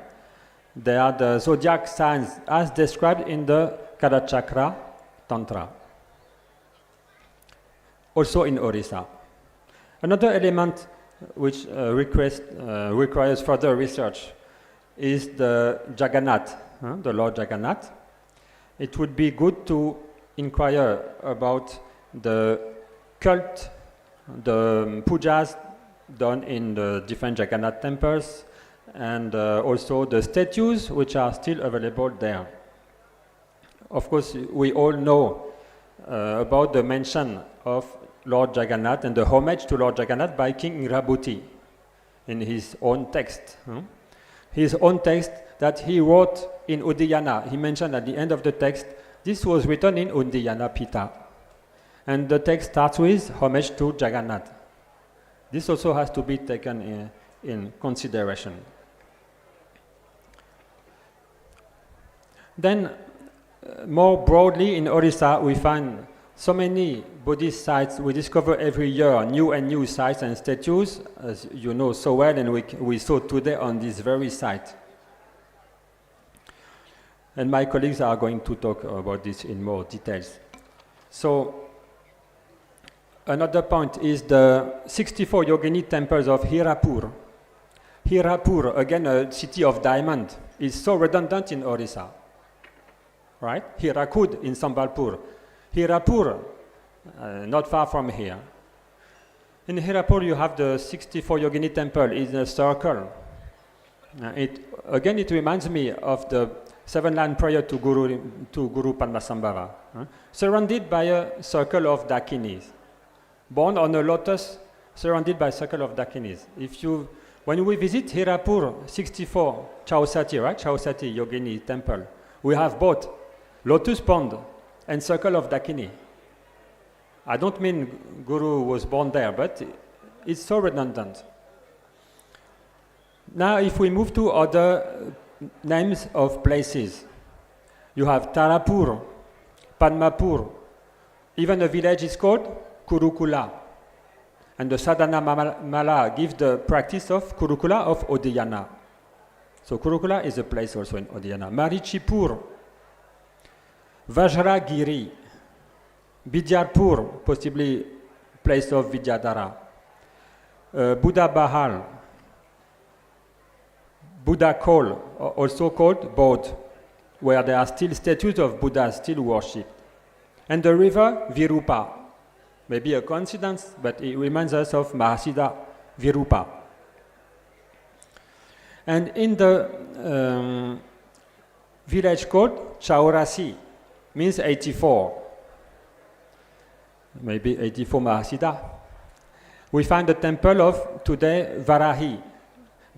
Today's statue is a female deity with the head of, how we say in English, the pig, female pig. I forgot, sorry, the name. And there's a sow, S-O-W, Varahi. It makes us think of Vajra Varahi. And there are tantric images inside that temple. In the village called 84. Then another direction for research is the language, the linguistics. Thanks to the great Bengali researcher who discovered the manuscript in Nepal in the Royal Library of Kathmandu 100 years ago, the Doha, the Charyapada, the songs of realization of the Mahasiddhas. These are written in an old language. So some people will say this is ancient Oriya, ancient Bengali, ancient Maithili. At that time, the language landscape was different. But anyhow, it's not a language from Kashmir. We can be sure of that. And then last point about the biographies of the Mahasiddhas. They mentioned the Karvira flower and Champaka flowers. They are also very much present in eastern India, not in high mountains. And then about the very names of the Mahasiddhas who have connection with Odisha. Either they were born here, they learned, studied, practiced, or taught here for all their life or just a part of their life. The list is very impressive. First, we can take scholars from Mahayana. There were also Mahasiddhas, like Nagarjuna, who founded the monastery here, and Vasumitra, who converted a Hindu philosopher in the 5th century, and so on. Dignaga also lived in a monastery in Orissa. Dharmapala, his disciple, taught the Yogacara in Orissa. Dharmakirti, his student, also taught here and found a monastery in Orissa. Then for the Vajrayana masters proper, Vajraghanta, Darikapa, disciple of Lila Vajra, himself disciple of Lakshminkara. Virupa also taught in Orissa. Kanhapa or Krishna Charin, Sahaja Lalita, Gyana Vajra, Shavaripa, Sarapada, Kambalapada, Padma Vajra, who taught the Hevajra Tantra, Luipa, Lalita Vajra, who taught the Krishna Yamari. I saw today a very nice statue of Krishna Yamari here. His disciple Maitri Yogi, who was born in Mayurbanj, district of Odisha. Kukuripa, who was very close to King Indraboti. Gambira Vajra, Pitopa, who was almost finished.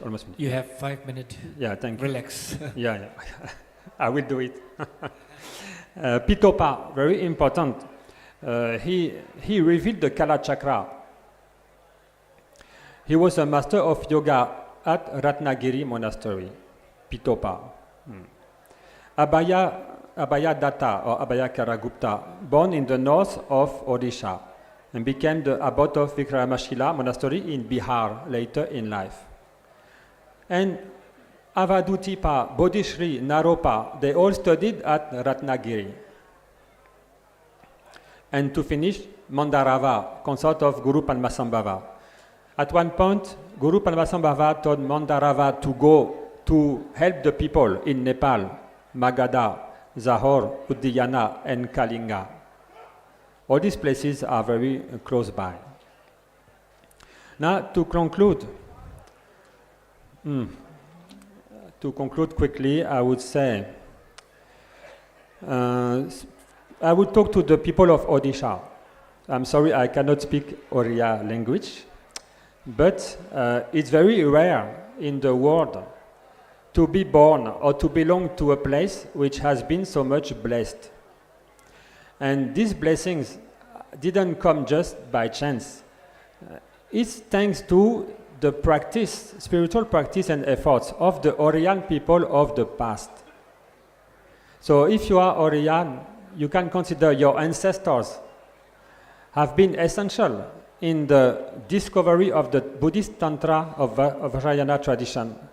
They have been essential in their practice, their teaching, their transmission to all the world. It's not only ancient history.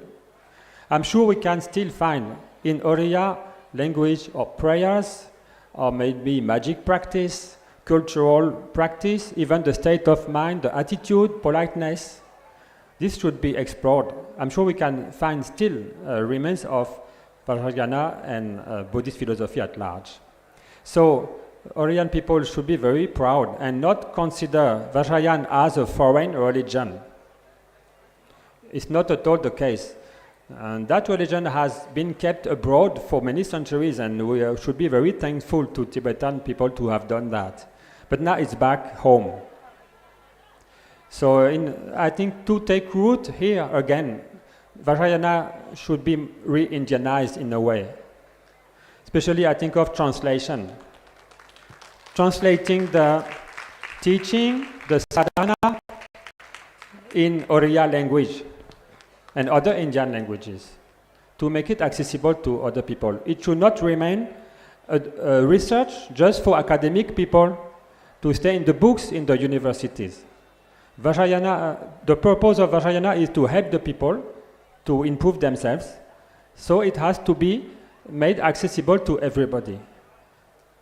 So I think translation and other cultural adaptation, maybe in architecture of temples or something, could be made to make Oriyan people feel more comfortable with this tradition, and finally accept that, yes, this is our tradition. We are going to make it alive again for our own benefit and the benefit of the whole world. Thank you. Thank you, Dr. Frederick, for your wonderful presentation. Thank you.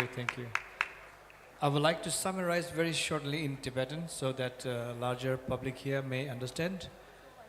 Ta tanda kongi iksha lekshe masoya de Dr. Frederick gi ane odi yana ta sanga dojitik be jungne se chik titola sompre tan korangi ta dinane dodi jima tan tenda zo de ma chi shube ina ani anda ujing yu ngun jinsa di ane anda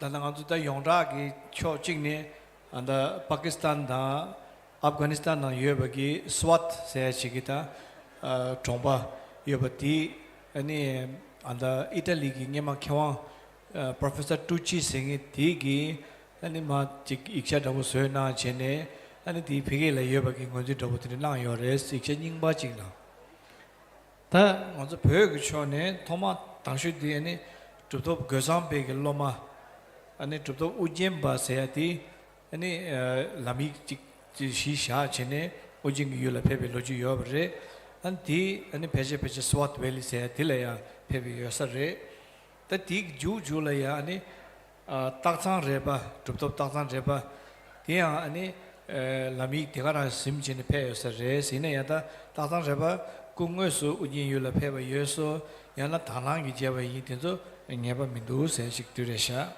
ta redi hina ya ani ta ujin yu ngosu lep sadu ani jik ujin yu gi sheba di na shisong gi chimba ina yage gi na la ya tan chunggu mindu sta pena thangbo medo peme uni guru buchi kutung gu yoba yindi आप लोग थोड़ा सा शांत हो जाए please वहां पर जो हाँ उधर थोड़ा शांत रहे प्लीज तो बात सुनिए ना इतना शोर मत मचाओ प्लीज आपको सुनना है तो स्वागतम है, आइए शामिल कीजिए, कुछ ज्ञान यहाँ से भी ले जाइए आपको। एक बहुत महत्वपूर्ण बात हो रहा है यहाँ पर उड़ीसा के बारे में, इतिहास के बारे में, तो आपको सुनना बहुत ज़रूरी है। हमसे ज़्यादा हमारा उड़िया भाई बहनों को सुनना चाहिए ये।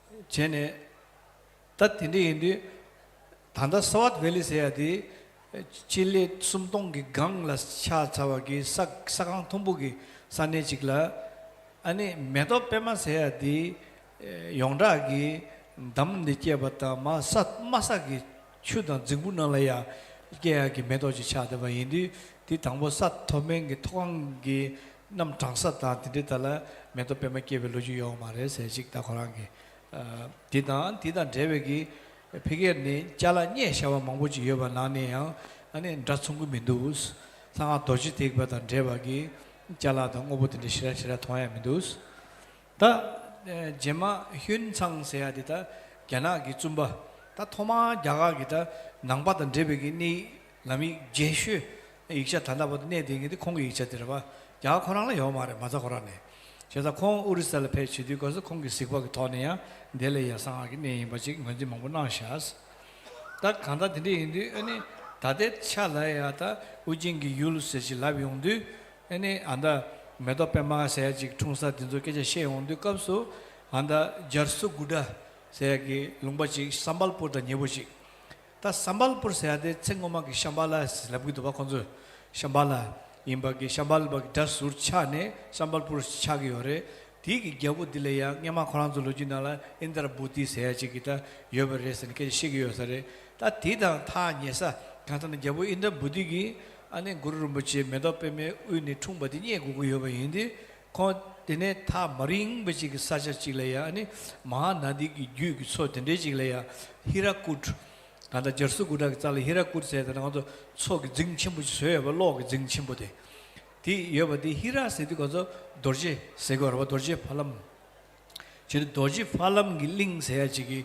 이게 말링 추주지 여버다스 안에 딜레야 춘저 축강은 춘저 서셔디 딘소 강가로 춘한 팀 진다 토아요 말에 안에 디 코랑라 예발야 정바 민라 padmaपुर 세야지 종으로 열로지나라 다 padmaपुर 세야디 아니 구르rum부치 생기 마탕네 콘도 제바히스 나니 저스 구다 짜라야 다 padmaपुर기 정체 녀쇼 딜레야 아니 구르rum부치 꾸담베기 율리인스 건지체네 나 영로 제스가 침베 먼저 공부네 마 자산 친제 파에 구르rum부치 꾸 첨보지 생네 안 파게라야 숙수 소여지네 단다 콘도다 베기라 도장다 제바 제지네 샤샤 다 단다 지당 먼저다 녀바 쇼직 돈 템베다 단다 신이 도주리데 이네야 다 템부 데 갈네 중요해 버래 다 딘데기 돈에는 코랑 디 쇼지게 쇼라야 단다 कटक से आदि कंजो दी ठोंचे दी डम दी करे भुवनेश्वर डम ला कटक से जोरे कटक का ता दी कटक का से आदि दसुर छाने अने दान कटक का से आदि पलदेन जेपुंबा दी दान कटक का से आगी मिंग तारा छा दियोरेस दी इंदी देलया ता पेल तुज खोलो वांग नासा दी मुशी दे छा दियोरेस 파게 한다 간조 아므라바티 से Adila ngndi che de se yuitila dubje shira mindus ता तेना जेबागी अने Tanda 니메 징kur 니메 상하세 주여 코나락 제 넘버 C 주여 코나락 디 아니 되골레랑 징kur 랑슝 줍데바 대가라 도갈 거셔바 대가라 레스 되골레랑 대단 제베기 딱 한다 먼저 율 카노 모톡주 랩시 세 슈크데스티 아니 안다 사자디 민라야야 도지 팔람 링스 히라 쿠츠 라비도와 제사 Guru सिक्दु sonde nala khordo khandro mangbe korse se ondu ani cho mima yimba ta te yishi khandro gogo yiba indi khorde ani tende gi ani tanda hira kurla nenjo ma tukchu ripshi gi ani laga di dosine shengdi shengdang de samote ba ina ya dilaya goju dus ta kanda kongi ta dordu jamjing dosine dyujine shube ani kon tu she shwe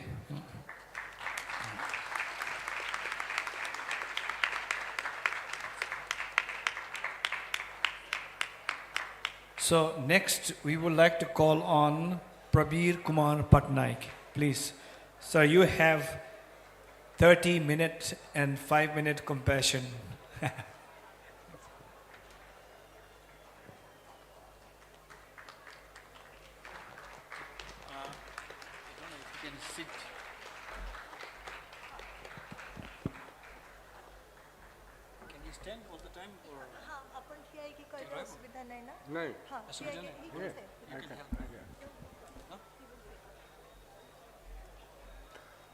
Namo Buddhaya. Namaste.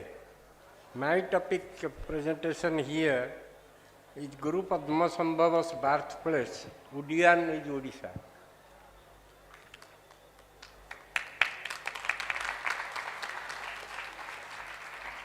Usually conclusion is at the end when we conclude, but I begin with my conclusion. Padmasambhava, popularly known as Udiyan Guru, originally belongs to Udiyan, which must be nowhere else but exclusively present Odisha state in eastern India.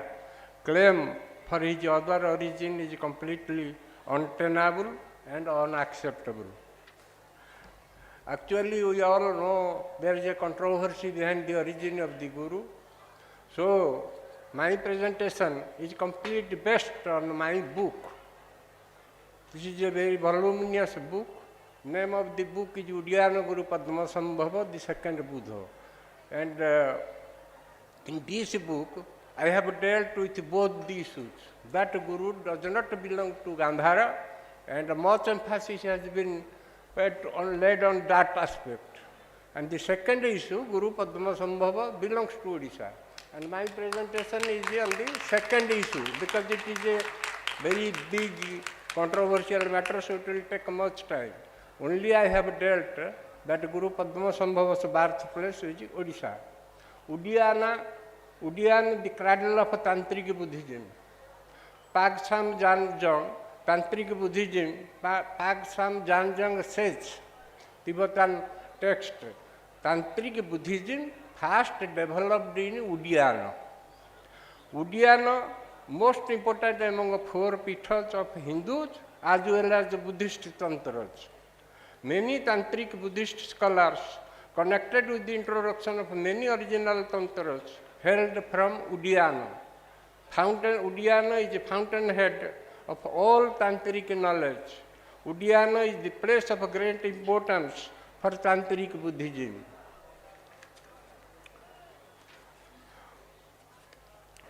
Four important pithas or sites of tantric Buddhism. In Hebajra Tantra, a Vajrayanic text, there are names of 4 pithas: Jalandhara, Udiyan, Purnagiri, and Kamarupa. In Sadhana Mala, another important Vajrayan text of about 10th to 11th century, there are 4 names: Kamakhya, Srihat, Purnagiri, and Udiyan. In Sadhana Mala, Udiyan is differently written there, somewhere Odiyana, somewhere Udiyana, and somewhere Udrayana. Same name mentioned differently. In Sadhana Mala, we find 2 different series of names. Series 1 is Urgyan, Udiyana, presupposes Udiyana and Udiyan. Series 2, Udibhisa, King Indrabhuti. Series 2, Chatura Siddhi Siddha Pravruti, Indra says Indrabhuti is king of Udibhisa. Barsan Huger also says Indrabhuti is the king of Odisha. Series 1 plus Series 2 connected to Indrabhuti. Kalika Purana, another important Hindu text of 9th to 10th century AD, it says 4 prominent tantric pithas, in Hindu tantric text.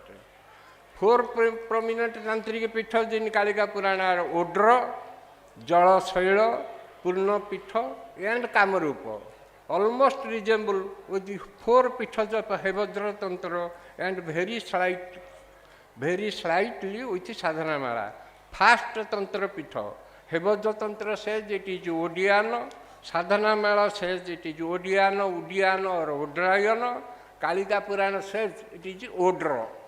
So Odra Udian are the same. Kalika Purana also says another important thing. Lord Jagannath and goddess Katyayani are the presiding deities of Udra. Indrabhuti, in his famous Vajrajani work, Jnana Siddhi, invokes Buddha Vajrasattva as Jagannath. Ananga Vajra, preceptor of Indrabhuti, in his Pragyampaya Vinishchaya Siddhi, another Vajrajani work, mentions Jagannath. Jagannath in this text is identified with Lord Jagannath worshipped at Puri and many other places and temples of Odisha. Puri is the first temple of Lord Jagannath. Identification of Odiana with Odisha appears reasonable when the analogous description of both Vajra Tantra and Kalika Purana, where Udra and Udiana or Udrayana are the same. Chaturasiti Siddhi Pravruti and Vatshan Hyuga descriptions in both identify Indrabhuti being the king of Odisha, which is the same as Udra and same as Udiana. Vajranatha, Vajrajana, Jagannath as Buddha. The first mention of Jagannath as manifestation of Buddha. Jagannath is the almost state deity of Odisha. The first mention of Jagannath as a manifestation of Buddha is found in the work Jnana Siddhi of Indrabhuti, the king of Udiana, propounder of Vajrajana. The author begins his work after offering his prayer to Jagannath Buddha. Pranipatya Jagannatham Sarvajina Varachitam Sarva Buddha Mayam Siddhi Vyapinam Gaganopamam. Sri Jagannatha, propitiated by Indrabhuti in the beginning of his work, could only be identified with Jagannath at Puri for reasons below. The image of Jagannath is not found anywhere else in ancient India except Puri. The image of Jagannath at Puri has a long history behind it. Traditions regarding Buddhist origin of Sri Jagannatha are current in Odisha for centuries and found expression in the Odia literature widely. Buddhist origin of Jagannath finds mention in the literature of the Dharma cult in old Bengali language also. In the 10 incarnations of Lord Vishnu, Hindu Trinity, inscribed on the gateway of temple of Jagannath at Puri, Buddha, the 9th incarnation, has been replaced as Jagannath. Buddha is the 9th incarnation of Lord Vishnu. Famous tantric works like Kalika Purana, Rudra Jamala, Brahma Jamala, Tantra Jamala, all compiled before 1950 AD. Jagannath is described as the famous deity of Udra or Odisha or Utkala. Jagannath, mentioned by Indrabhuti, is the celebrated deity of Puri only. Jnana Siddhi by Indrabhuti, stated in its colophon to have been written in Udiana Pitha. This Udiana Pitha can be identified with Udra Pitha, which is eulogized in Kalika Purana as the first tantric Pitha in India. Udiana, Odisha, birthplace of tantric Buddhism. Vajrajana, the king of Sambalpur, Siddha Indrabhuti, is regarded as the propounder of Vajrajana, the main tantric branch of Mahayana. Authored many Vajrajanic tantric texts, all preserved in Tibet. Jnana Siddhi of Indrabhuti is the most prominent work. Sahajajana, an offshoot of Vajrajana. Bhagavati Lakshmikara, also one Siddha, is the founder or propagator. Lakshmikara is the queen of Sonpur, present Suvarnapur, and sister of King Indrabhuti. Kala Chakrajana, in the 10th century AD, Acharya Pitopada introduced it at Ratanagiri Mahavihara by bringing Kala Chakratanta from Sambhala, that is Sambalpur.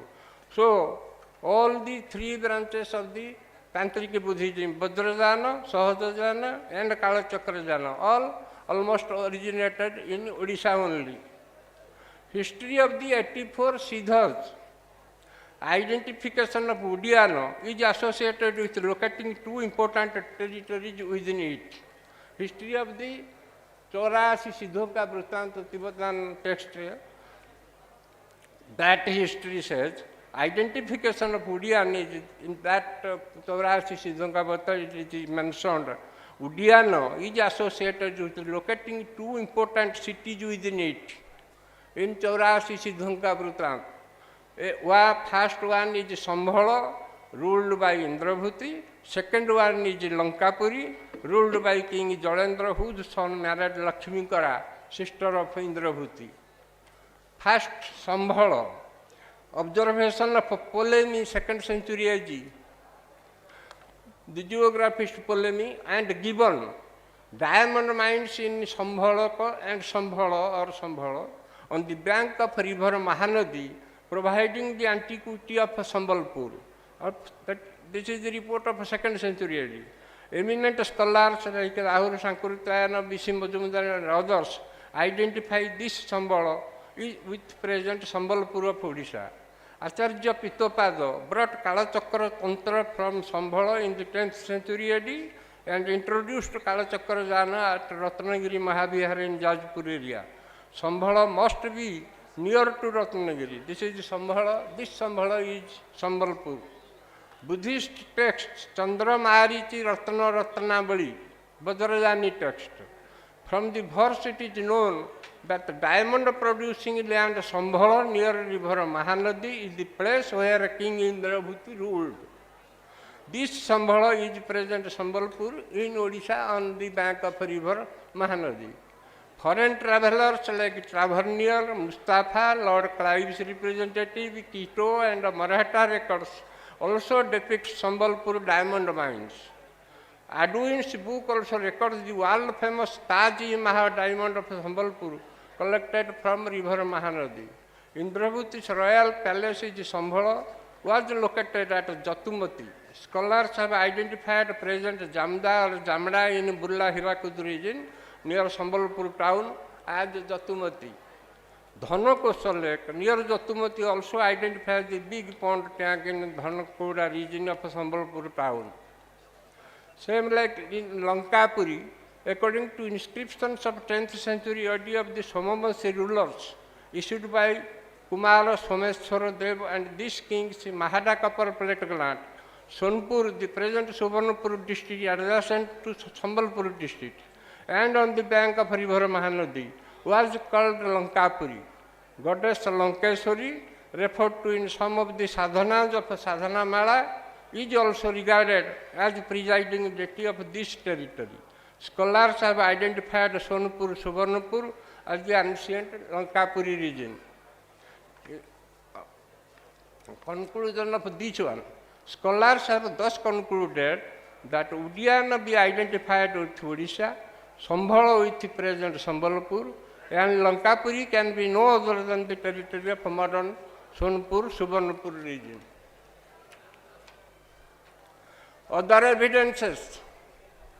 Sadharma Pundarika records prophecy of Buddha.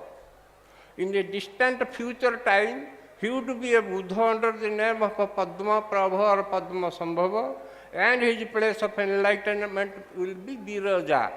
The celebrated Biraja is modern Jajpur in Odisha, close to this place. Miniature Nepalese manuscript of 8th, 9th century. Inscription that Vajrapani of Mangala Kostha of Udiana. Mangala Kostha is identified as the old town of Mangalapur of tantric importance situated close to Biraja, Jajpur. Kubjika Tantra, it also mentions Biraja as the goddess of Udiana. Brihanyala Tantra, Bhairavi, consort of Lord Jagannath, is the goddess of Udiana.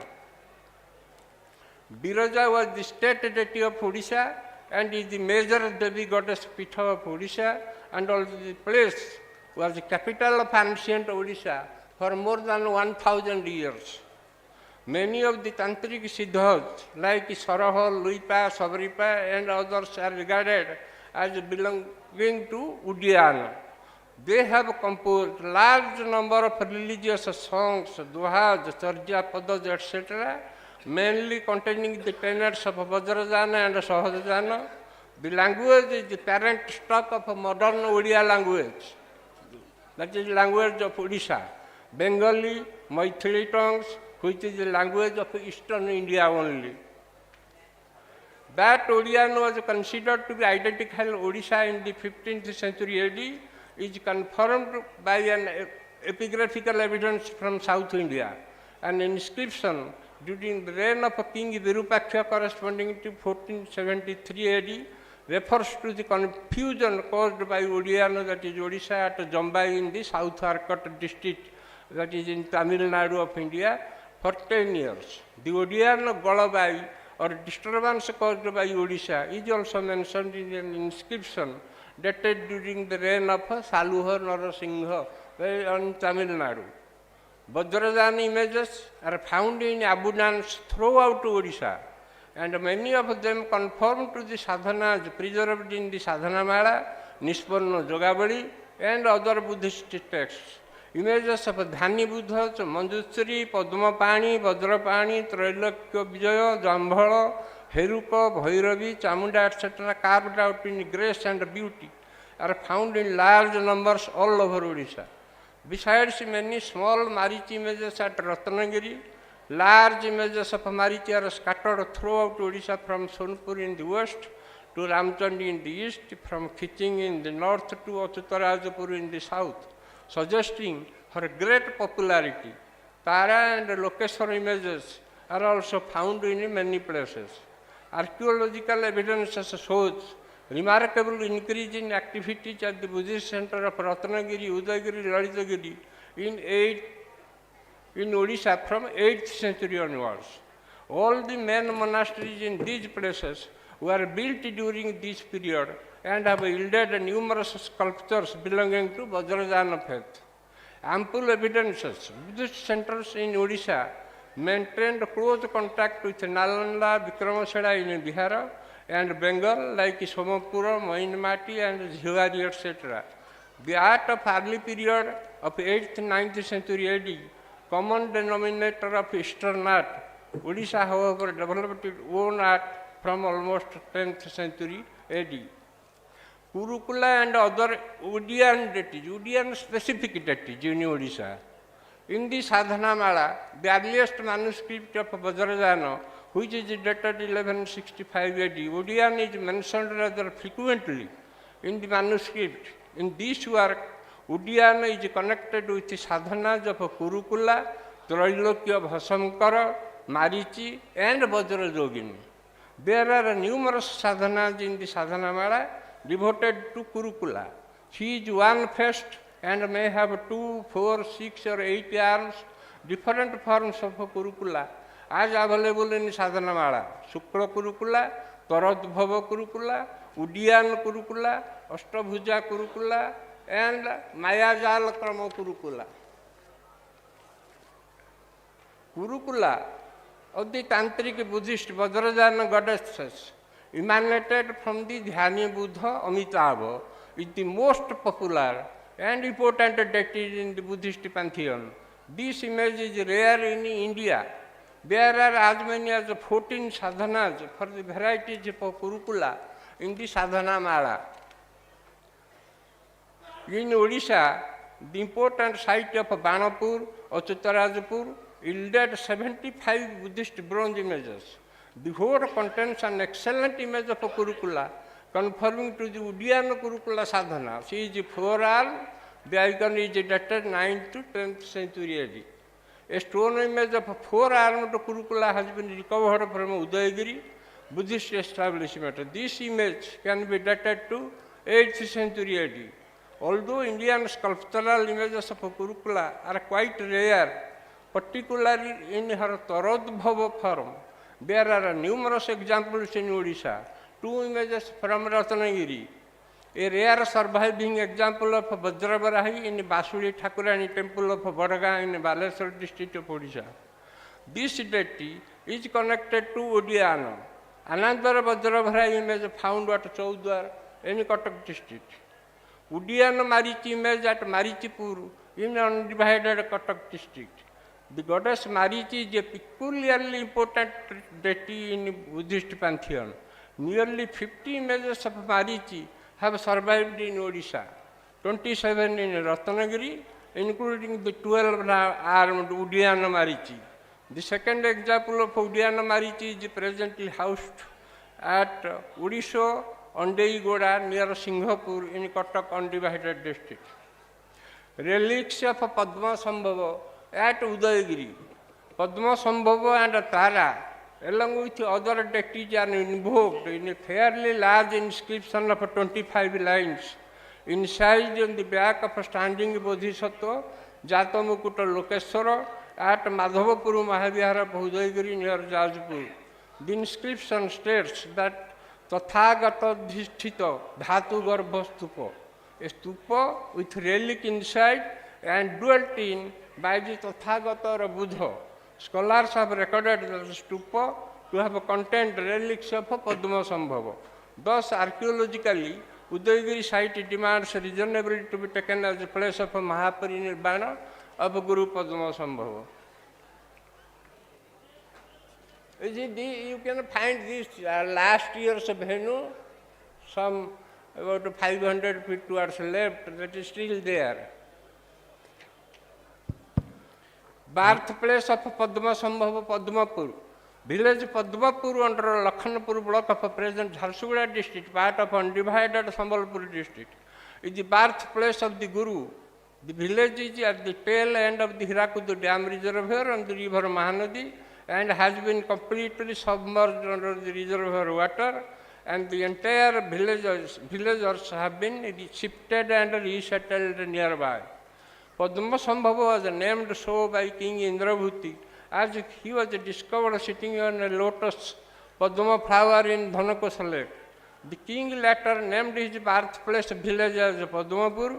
The village goddess is also named after Padmasambhava as Padmasini, whose temple was still visible when water level recedes in the summer season.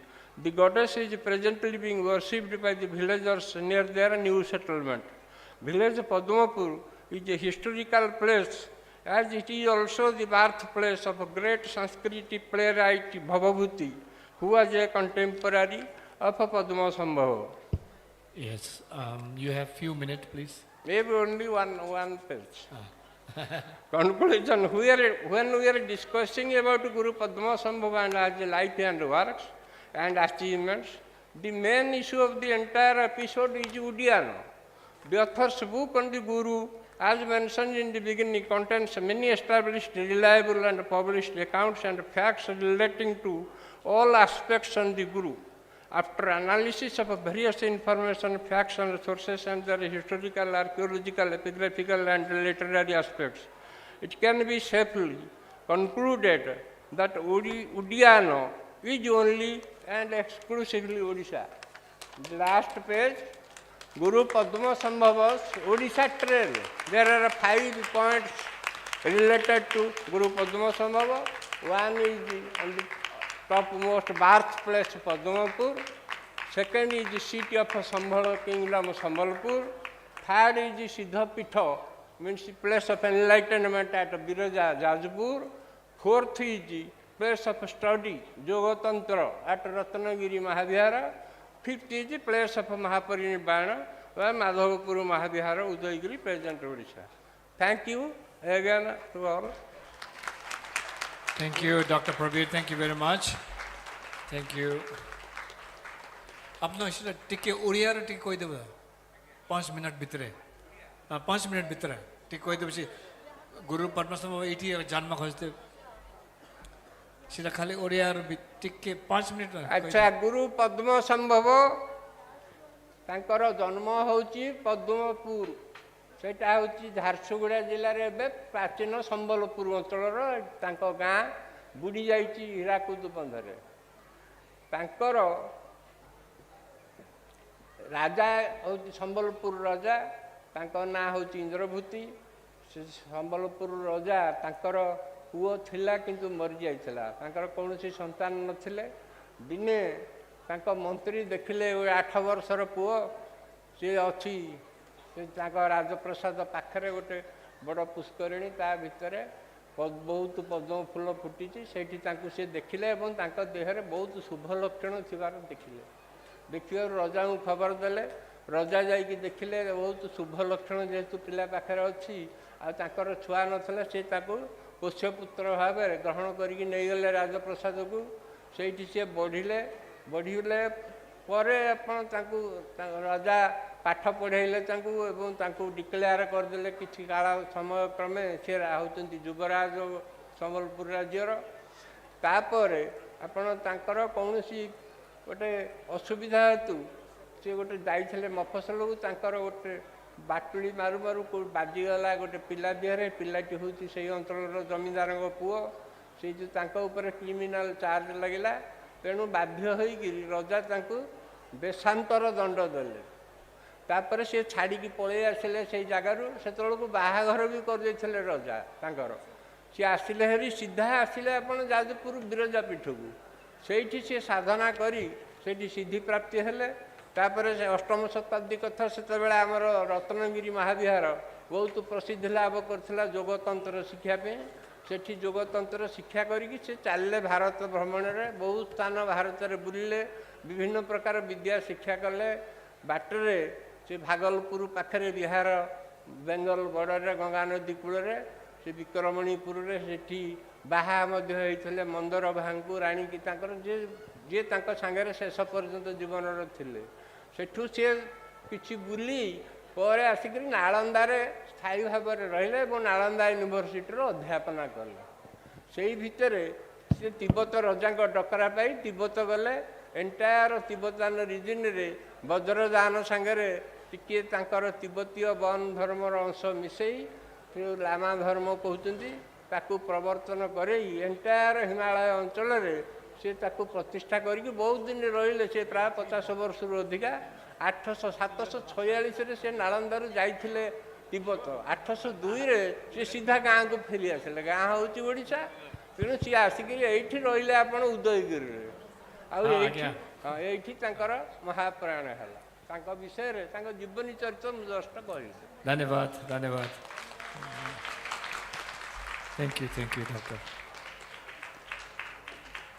Doctor परवीत गी अनि इच्छा चावा दे कोरांग गिता शुक्षेशे तुक्ता चेने अनि जिगे लोखे बगितो ने दुजे मंगबुक ने गुरुमुची ठुंगयु दी उड़ीसा रंग रे सिंगी जिता चावा ची खोयो रे अंति गिता खासा दुया लेया ता खोंगे नंदा इच्छा चिना कोरांग टेप ची चामना यो रे ननी त्यंबरे लो चुबदुंग गिरिंग लेया न्यासो चेने अनि इच्छा मंगबुची ले दुरुप चेने Padmasambhava कोले टेप ची टम चे ननी मा त्यंबरे ते तिने छुदा खोदु चे तेरिंग हा मोरांग कोरांग द सुमसो कांदा ठुंसे युदि उड़ीसा यिम्बा चे अन ठुंसा उड़ीसा नालो ने तंगी शुभ नाशी जरसु गुडा से साजति चा देलेया अनि संबलपुर से थांदाया मिंगलेया संबलपुर सिगरे थी अनि शंबल की दसु यिम्बा ता ती जावल इंद्रपति शुयो बाते तेने इंद्रपति ती अनि दाना कोशा से थी ने अनि गुरुबुची नेबे ता गंजो लोजुना योबना शिंगी थांदा दाना कोशा से की दसु छा ने तिगा रंगलेया मिंगलेया दाना कोंडा सिंगी थांदा साचा योरेस तेने ता गुरुबुची ने छा ने अनि ती गुरु ने से युल खोरान साजा दिले यानी पद्मापुर से मिंग तांगे दी जब इन्हें बुद्धि ता नंबर रेस चेने ता साजा तेवाती तांदा हीराकुद से किता चुंजो चंबुजी योबती नाम ता थीम चंबरे इन्हें या ता तांदा ती नियंत्रम की टोंबती मिंगले या ता पद्मापुर से तो ता योरेस ता कों कांदा तेंजो कोला ता मंगबुच सोंस तेंगे तांदा शादा ता शुया तुझे रेगी मिंदु इना मंगचे पेचे पेचे से योरे ती में ना या कों ला टेप योरे टेप दी दाना सीना ना पचे चेंडू रे संबंधित दो अनि ता नंबर तो ता खांजो दे केवां तारों सुम कमिना शु योरे जेदाने तुझे टेस्ट छिउ रेगी दो दी ना या ने या दी केशम बोरे अनि छामे जी तुझे नां चेने अनि जिगे टेस्ट यागो चेसे ना तुना गाजो मांग बोले या ngebar de pendo yungre samba chikta ngazo de melam ji so de ba indi nyam do jabjong loju ji nyam de dugi chi ni shen ba ina shira pendo yong sa re samso. So now next one I want to call on Dr. Avinita Sabat. She will be speaking on exploring and establishing Odiyana Guru Padmasambhava's origin. Please.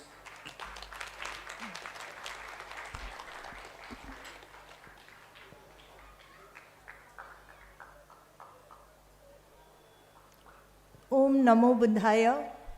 Om Hum. Vajra Guru Padma Siddhi Hum. First, we express our gratitude to our Odisha state government, tourism and culture departments, as well as team LBDFI for organizing the second Guru Padmasambhava ceremony here in this sacred land of Udayagiri. We are privileged and honored to be a part of this wonderful event, and the huge congregation, thanks to all of you. So Guru Padmasambhava is known as Guru Rinpoche and also the second Buddha. In 2010, His Excellency Venerable Dalai Lama Ji had visited Odisha, and he inaugurated the Padmasambhava Mahavihara at Jiranga. So that is when he addressed many of the Mahabodhi Society of Bhubaneswar, and he stressed that how come when Guru Padmasambhava belongs to Odisha, no one is writing about him. You should be writing about him, you should be highlighting him. That's what Dalai Lama Ji said. And our author, Prabir Kumar Patnaik Ji, whom we just heard, he was also part of the audience. And from that day, 2010 till 2024, he researched. He devoted 14 years of his life, and he came up with this book, Udiyana Guru Padmasambhava, the second Buddha. And I'm very proud and privileged to share that after his book, there has been a lot of research and discussion and deliberation and also debate that where does Guru Padmasambhava really belong. So we know about Gautam Buddha, we know about Yunzang, we know about Fahin, we know about the people who came to India, even to Odisha, but Guru Padmasambhava is lesser known by many. So, which is why after Prabir Ji wrote the book, I felt it's my moral responsibility to share about it. Because even I have visited Sikkim, I went to many monasteries there. I went to the Namdoling Monastery Golden Temple in Coorg, Bailakuppe, there I went.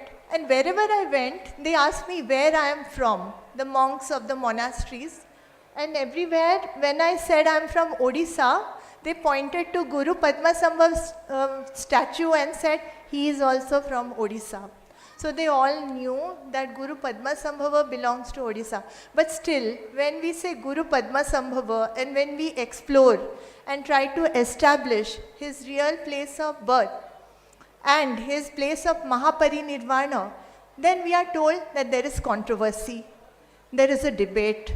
If you look on the net, on the internet, on online sites, you will find Swat Valley, Pakistan comes up as a search result. Where was Guru from?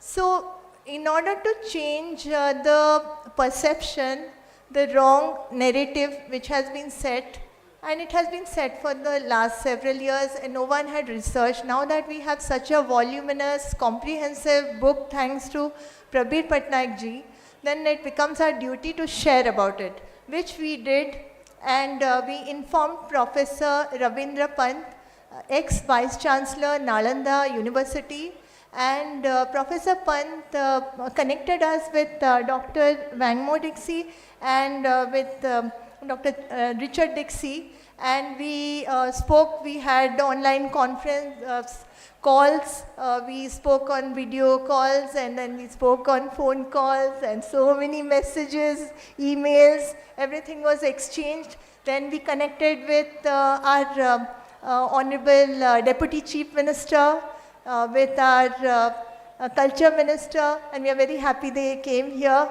and they were all very supportive. But till the end, like we worked on that, and then IBC, International Buddhist Confederation, they had the first Padmasambhava conference in Navanalanda Mahavihara of Nalanda University on August 27, 28, 2024. And we were privileged to attend that. And our Jigme Getul Rinpoche, His Excellency, was also there, along with so many researchers from around the world. And we discussed about Guru Padmasambhava, and many were unaware of our diamond triangle. So we had proposed this diamond triangle Udayagiri for this reason, that this diamond triangle is a great heritage site of Odisha which should come into focus, and the ceremony should have Guru Padmasambhava as the name, because that is a local name of Guru, though most of the people know him as Guru Rinpoche. And we are happy that LBDFI accepted that, and now that's how we have the name. So as a cultural researcher and writer, I feel it's very strange that we have to claim about such an important ambassador of world peace and someone who established Vajrayana and Tantric Buddhism worldwide, because the name, even the Sambhala, the name is there, it's well documented. We still have Sambalpur.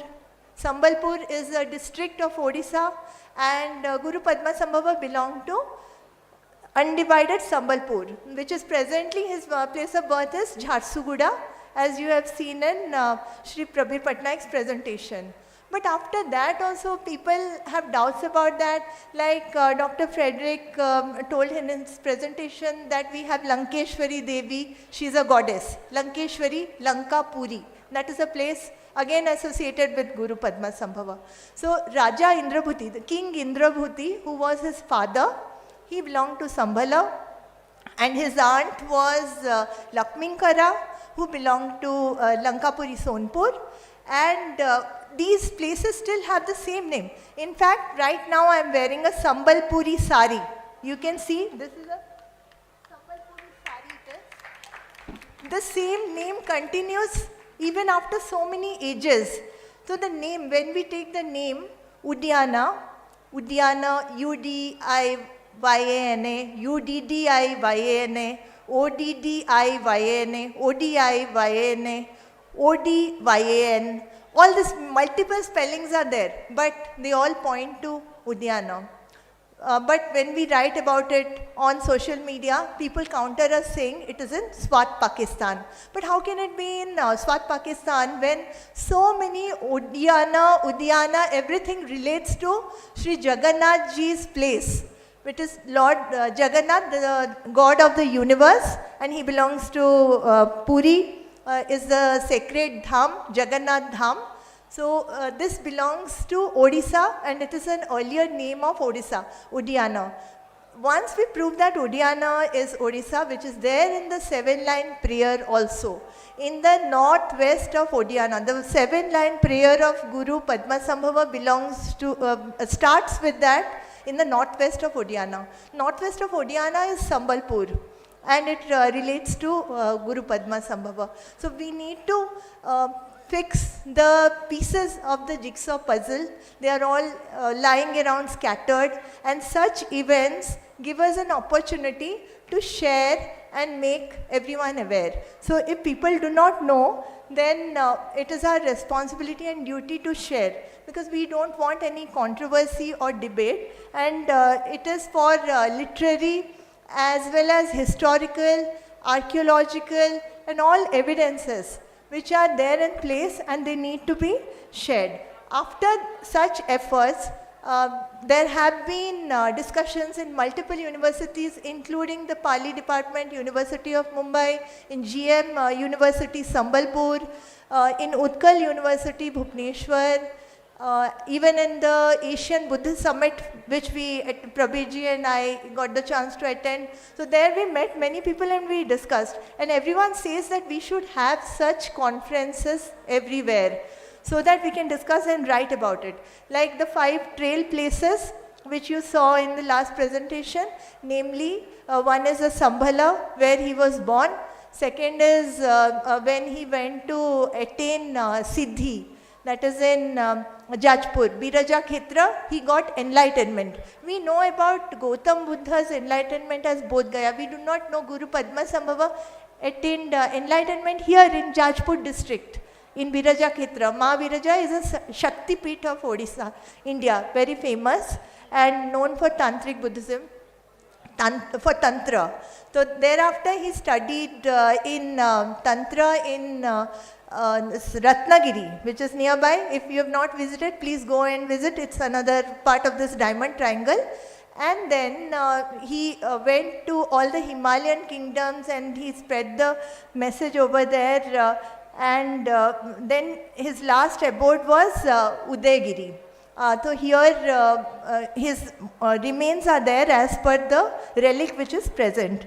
So this names, they need to be set in place.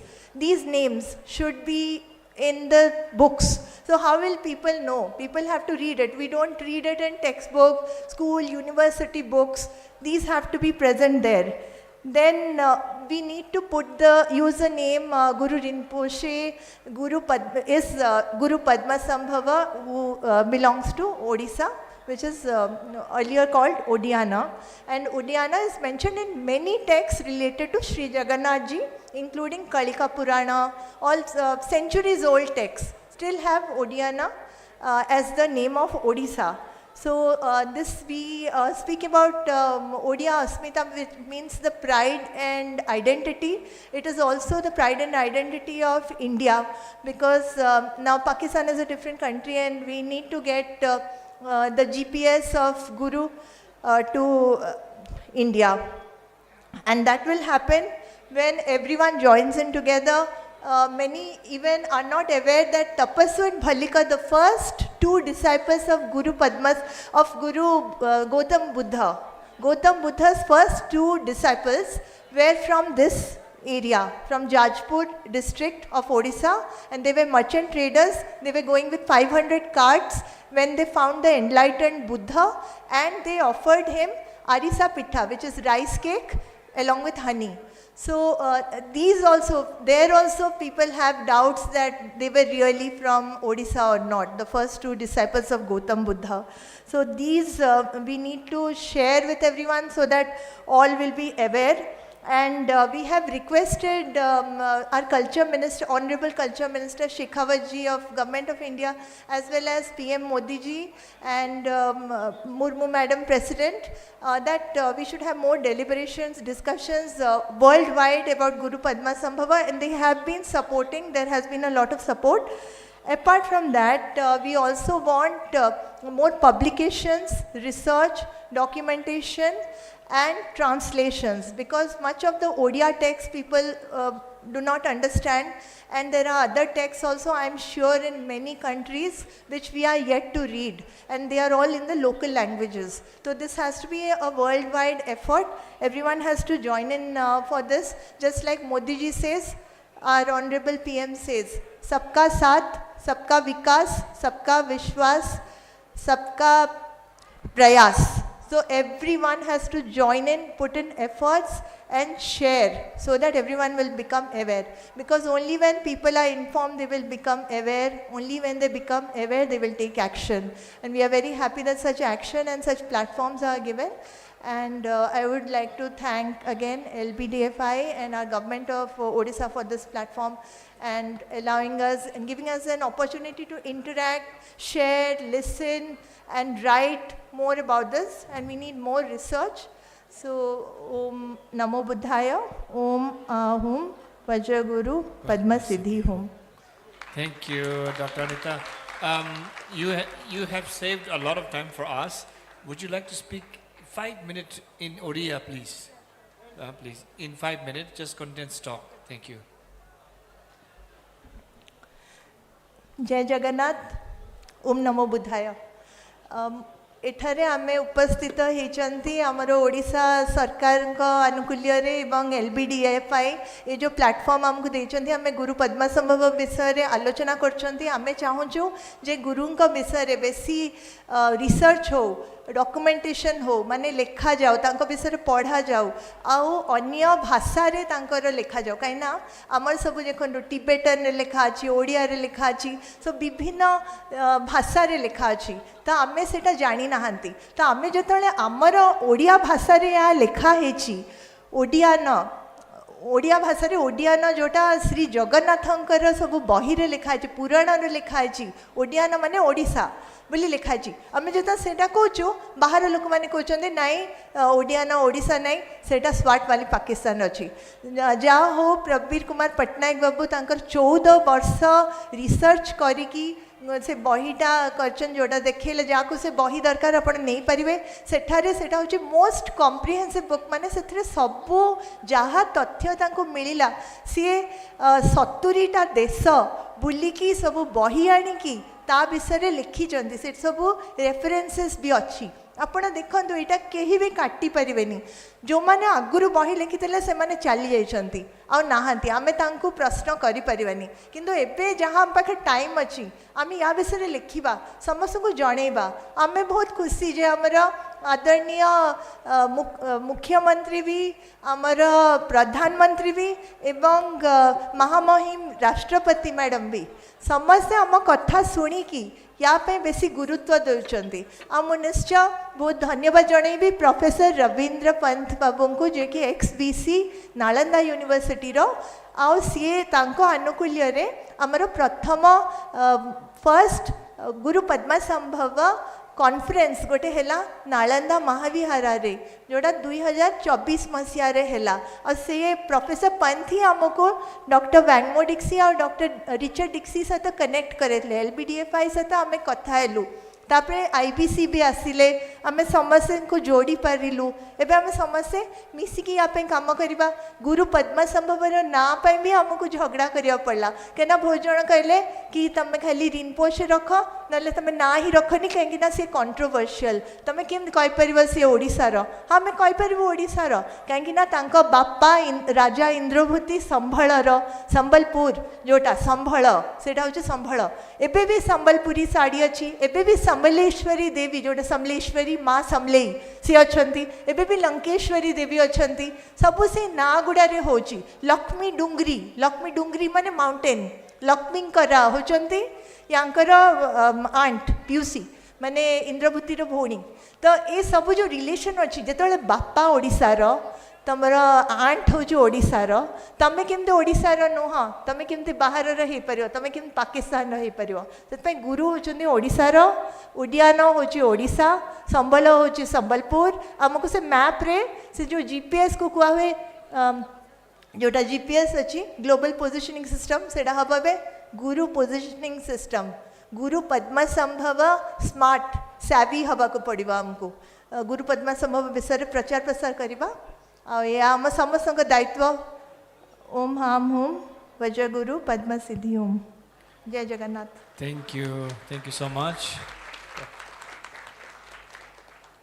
अने S चम अनिता छोगे सोशेदिता दोट दिना खांदा मोराया गुरुमुचे उई ठुंसा देता ओडिशा रंग रे से चिक थने अने न्येचे योंगेची ता तिगेनी दुजे शांगे ता डॉक्टर परविदर खरा सुन्यम दु छागे थुमोंगे तावची को इम्बरे मोरांग दिनाला गोचुदु खरसों से बेइना अने नितों चुग ललया manzu yage gomba konje chevraba jirang gomba di gomba sabadi chula khanchim budi konje cheve khadu konje changmu chim buchi juna arba konje nangye la ya tan changmu ro yage konje na drup ne ma bhuvneshwar la phebe khadu dila moranda anda khewa anda kon prabir khoran zo nyam do char chidu ani kundu ne di song song ani kyanzo guru rumbuchi urissa ne res labgi yo mareves tinde labgi yo yina Guru kola ya dep zani midua sine kana sons ta digi chen chene ane Dr. Prabir Kumar Khurang gi ane lo chushi ring la ya ta konsa chogi sung dilaya chanjo chene koran la shukshin thep chene ani lo chupshi dingla guru muchi kolata dubje de tsoy chene tadu ngeba nyebe gone ani thep dinala ta guru muchi ursa thungbar res ya jige sene de dina ki tangbo ko juda jumje de ga chabar res ta ani jidang ta kanda morangi sonshi mangu nangla ya zawa ani guru muchi thungyu di tanda kaundu shibana shi sambalpur sayati nyama shambala sene shambala shugi yobata di gyabula inde budi yimbata di da nyesa layata guru muchi kutung bata di sacha laya padmapur sayati diring khasaya ming di karanto la dugi yobata nani inde budi gi chamsi lakshmi kara sayati ya yani nyesa ki gyabuchi gi zumula pebadila lanka sayaki lumbati tiksa soni pur sayati tagaran cha deva chik tindi cha de yores ta tine ma chine ni ratnagiri laya anda ratnagiri ta adu dela ne sawasum yode banan ratnagiri laya ane guru muchi gi chida chini gyu tekbe khone sensam nasa zo shukchya di yu ulara na sha duwa ina ya ta sanga ki korde ni gyude ge nyamshe naya da sensam naya da lakwa do tushu gi cheba cha naya de zo peche cheba cha da ne chiki sensam gyude ko su na sa di ratnagiri ra number res ane udagiri ta da ngazo ye de sa dele ya ne guru muchi ya chiki lo mangbu chi dele ya shu chine ya khran zo shesu chikla guru ta pe ne chu pe ne tar ku nyangin de sa de re se chi kon shesu chi an de ji yob re se chi ke de chi ten so ta morang dor dun ke je teran re to she shwe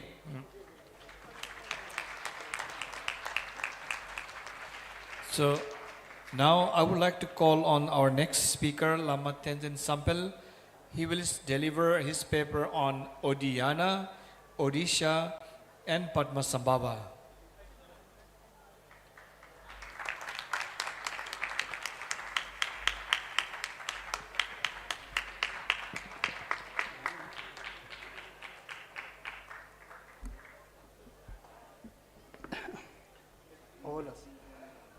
First of all, I would like to say namaskar to all of you. And I'm sure it's a little late now. You are tired, catching cold, so be careful. So I would like to say a few words according to my topic that I choose for this conference about Guru Rinpoche and about the relation with the Guru Rinpoche with Odiyana and Odisha, how it was related together in that sense. So, as we all hear from all the great speakers about the Odiyana and Odisha, and according to their way of making conclusion is more like Odisha, which is the Odiyana itself. So here, first I would like to talk about the Guru Rinpoche, how he appear in this world.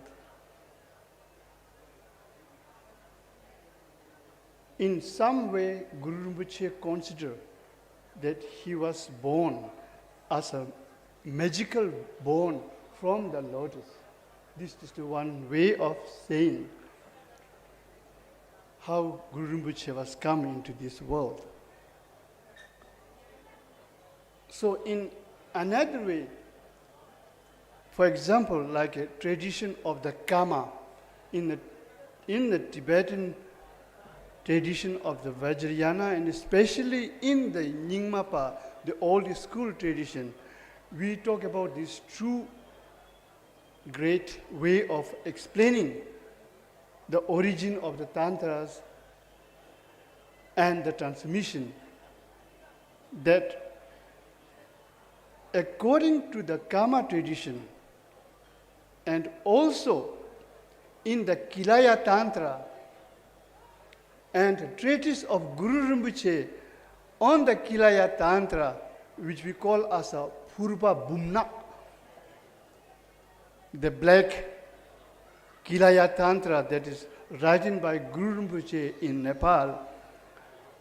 In that way, according to the karma, the oral tradition's way of saying the appearance of the Guru Rinpoche in this world, it says that Guru Rinpoche was born from the mother. The mother won't born. They don't consider Guru Rinpoche born as a miracle with the lotus and all. This is the one way of saying that how Guru Rinpoche was coming to this world. And then, according to the Terma tradition, such as a Kathang, and many of the revelation teachings, in their tradition, which is very well known, that Guru Rinpoche was born in the lotus. Neither he has a father or mother, he was born as a miracle. This is how we consider, mainly according to the tradition of Terma in this way. And then also, in few of the sources, such as Dujum Rinpoche religious history, it is also said that Guru Rinpoche appeared in this world, just descending from the sky and landing on the Mount Malaya, the meteoric mountain Malaya, which is situated in Sri Lanka. On that very mountain, it is said that Guru Rinpoche first appeared spontaneously, descending from the sky, and he appeared in that way. So there's a three-way, generally, there's a three-way of saying. In the same way, when we talk about the manifestation of Guru Rinpoche and all, it's a number we cannot count. How many different aspects of the Guru Rinpoche, not just only in our human world, but also in all the different 6 realms and everywhere. There's a lot of way how we consider Guru Rinpoche was come into this world. Because of that reason, so some of the speakers who said that Guru Rinpoche was attained the enlightenment in Viraja, in the Jajpur district, and also we found the Guru Rinpoche relic stupa just next to our few step way where we can find the stupa of Guru Rinpoche and all. And also in the Tibetan tradition, when we talk according to the source of the Terma tradition and all, though Shakyamuni has a 12 dit, at the end he passed into the parinirvana. And Guru Rinpoche, we only consider 11 dit compared to the Buddha Shakyamuni, because Guru Rinpoche attained the deathlessness stage. And there is no story according to that source. According to the Terma tradition, we have no any narration where it talk about the passing away or parinirvana of Guru Rinpoche and all. So because of that, there's a many different way of saying how the Guru Rinpoche come into this world, and either he exists in a different way of born and all. This is talking because of the different manifestation and all. So as Guru Rinpoche is the same enlightened being as a Buddha, he can appear in any place, any time, different form, different name and all. This can be possible also. This we must have some kind of openness in that way. Now, first, what I'm talking here with the Guru Rinpoche himself. The existence of Guru Rinpoche related with this land. The first proof that we have is the statue of our Loketeshwara, Padmapani, which is here in this spot in the Udaigiri. On the back of this statue, with the consecration mantra, that what we call in Tibetan as a 5 great mantra of consecration, Sungchen Denga. With that mantra, such as Om Ye Dharma Hetu Prabhava and all, then there is a mention of Guru Rinpoche name, Padmasambhava, on the back of the statue. This is something very, very important that can prove that Guru Rinpoche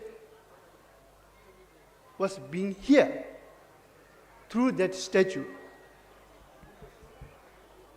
So, this is the first proof. And then second proof is Ratnagiri Pandita Ban Ratna. The Ratnagiri Pandita Ban Ratna, in Tibetan we call Nak Jirinchen. He is the master of 13th century. And this Ratnagiri Pandita Van Ratna, when he was in Orissa, the Lord Jagannath, he spoke to Van Ratna, advised him to say, you must go to Tibet. If you go to Tibet, this will bring a great benefit by going to Tibet and teaching in the Tibetan. So, this is the first time where it mentioned that first Indian master from Orissa who come to Tibet in the 13th century. And according to the prophecy of the Jagannath, he come to Tibet 3 times. At that time, Tibet was ruling by the Rinpung. There's one king in the central Tibet called Rinpung. He was ruling the Tibet, central Tibet, and it is him who invited the Van Ratna in Tibet. So, this great master Van Ratna, when he comes second time to Tibet, then he went to Bhutan. This Van Ratna, he went to Bhutan. And when he come to the Taksang, the tiger nest, which is very known now, he come to the Taksang to visit the cave of the Taksang. And after he visit the cave, his attendant, they asked to him, we know that this is the cave of Guru Rinpoche. Do you have any vision of Guru Rinpoche in this place? They asked to Van Ratna. So, Van Ratna, he said, yes, I have a vision of Guru Rinpoche. It was one woman who guided me in one small cave. While I was entering into the small cave, suddenly this cave transformed into big hall. And then in the middle of this hall, there is a Guru Rinpoche with all the retinue doing Gana Chakra Puja. So the attendant say, do you see some other great master in that place, in that hall? And Van Ratna say, I saw Guru Rinpoche several times in that place. And I stay with him, and I enjoy the talk with them, celebrating the talk and enjoying the talk with them.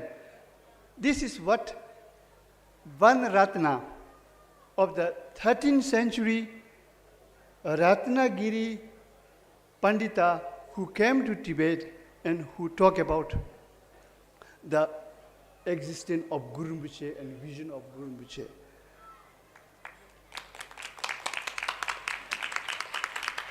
And now, again, Indian master Buddha Gupta.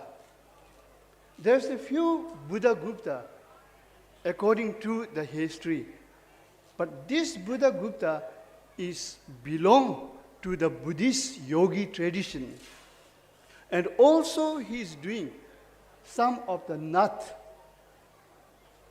cult of nut. So this Buddha Gupta, he was 17th century master. He is also the master of Taranatha. Taranatha is one of the very great learned Tibetan master of the 17th century. He is also the master of the Taranatha himself. And in his biography of Buddha Gupta,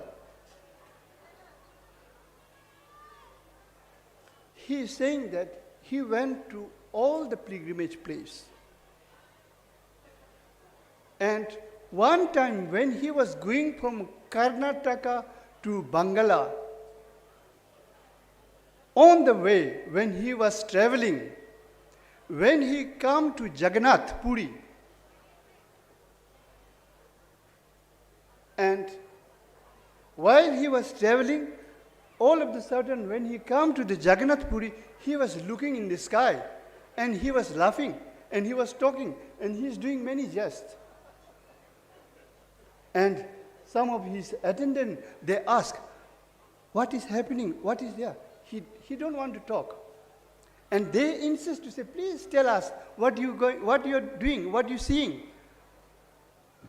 And then this Buddha Gupta, he said, I saw in the sky, I'm talking with Padmasambhava, and I'm talking with Luipada. Luipada and Padmasambhava both, in some case, both are from Odisha. And this master from South India, Buddha Gupta, while he was going from Odisha, and it's very clear the way he say from Karnataka, he go through Puri Jagannath, and then he go to Jharkhand, and then he come to the Bangala and all. So while he was traveling from Odisha, he saw these two masters, Guru Padmasambhava and Luipada. And this both master is origin from Odisha himself. So it shows that how the Guru Rinpoche, according to the Indian master, in their own biography, how it was explained, the meeting of the Guru Rinpoche and all. I think it was something very important to know, all of us, about these things.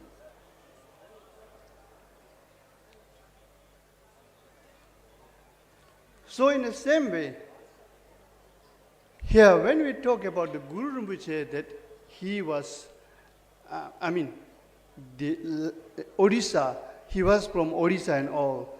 Then we understood, like just before, all the speaker talk very detailed about the Sambalpur, which is the kingdom of Indrabhuti.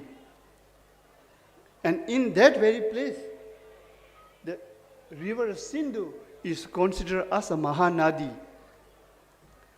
The reason why Mahanadi is river Sindhu is that many of the travelers, since from the 7th century of the Chinese traveler Hunsang, in their record, they talk about the Sambalpur, which is the how do you call, the mean of diamond. And in that very place, what we say, the Hirakut, Padmapur, Padmasini, and all this related with the Guru Rinpoche and his birthplace in Orissa in that sense. After the Chinese traveler who talked about the diamond mean in Orissa, John Baptiste, a tavernier of the 7th century, the French guy who came here and talked about the diamond mean, and also Mustafa of the 18th century, and then Lord Cliff of the 19th century, and also Edwin Strait. He talked about finding the diamond which is very known as Taj-e-Ma, the diamond Taj-e-Ma which they found in the Mahanadi. So this all shows that, in fact, in Tibetan, our idea, when we talk about the Norbu, we think it's just like some kind of a stone with the flame. And this stone, if you make a prayer or wish, then this stone will give you this wish. This is what we call as a Norbu in a sense. But in fact, it is diamond itself, not just a stone with a flame, or Tibetan in a case. The reason why we say that, even like us, the nomad who live with the cattle, in Tibetan words, the cattle, name of the cattle is called Nor. Nor means Norbu, because their source of livestock is depend on the cattle. In the same way, for the farmer, their grain harvest, it is their Nor. Because of that, like as a Basundara, which is the deity of the riches and the wealth, she is holding the rice stalk in her hand. So in that sense, what we have to understand here is that really this very notion of Norbu is not the idea what we have in Tibetan mind, but more it is related with the diamond itself. And it was recorded from the many centuries that it was very known in the Sambalpur area where they found and all. And also in the Padmasambhava book of Mr. Praveen Kumar Patnaik, he said clearly, Jatumati, where Tibetan we call Danakosha, the Odia they call Danakuda. Same name, still it exists in this region, still it exists. So it is very, very possible, just like a Guru Rinpoche has a different born, and it could be possible that there is a different version of his birth, of his activity, of his different event of the life and everything in that case. So this is first thing that I would like to just present you about the Guru Rinpoche, how we have to understand in a different way, not just in a one way and all.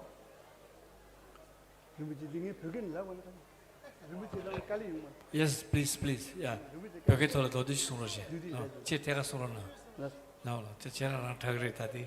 That's Tanga Tanda Shue de la Negi, Kijashiagi, Zogi, Tensen Ravudi, Guru Rinpoche Ani, Urisa Town, Udianagi Devakor, Tikoji Shego Samsonga, Tambungi Sambala, Tareng di Kapsu, Kijashia di Puri Jagannath Dipe Masivita, Jagar Khans or Hindu Vilusela, Shitagi Kechimbuda, Tachimbuzi, Urisa Sidu Kapsu, Purigi, gomba dila tena tini urisa ge mingdi dinde hakot ba dinde pemasi kera chimbe di kordi nganaso pebegi karsurta logyu na namthar da dina la kande du dinde jita ninge tambu diji thigo samne chi charshi da bu shayi ani jela ngala wamu disilagi taringi dila inchi minji guru muche rangi kola shena yabu duse dinde sungne dini yange di keja shia di pa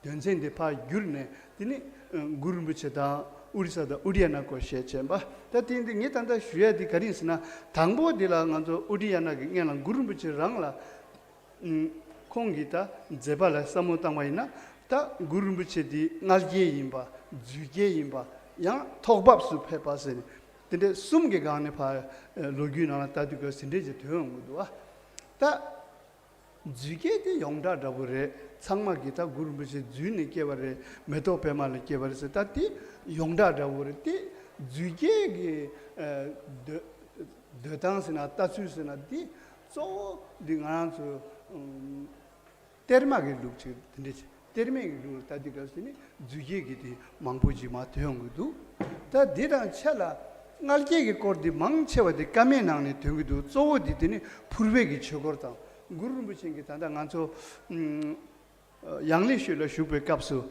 dini tanda karta purba bumnas ne ta ru Padmasambhava ru bimamitra ru parbo shilas pendita sum nyamdodone ta chidang gurumbuji dikapso yangli shugi pendita asine gurumbuji pendita gi chen thoya de tindejisine ani dikapso pendita sum nyamdo zomdu kapso dine de purba bumna sichik ti purba bumna digi nangla tawindi kapsini gurumbuji de ngalge yimbata ta chungsa di chidang uging yuri marang thide yapdang yumdang dine ki chen do chasang yobaje dine 대경기 되니 구름부지 센대지네 다 딘데 증사 딘데 증사 상마 시셔고 시때 다조 테르마당 디니 나한테 찌스 그래 다 테르마 말에 까마당 아니 풀베기 초고랑라 때르데 발칼 무부기 나라 딘데 등교 사람 아디 제 마송 어 딘데 인사를 해서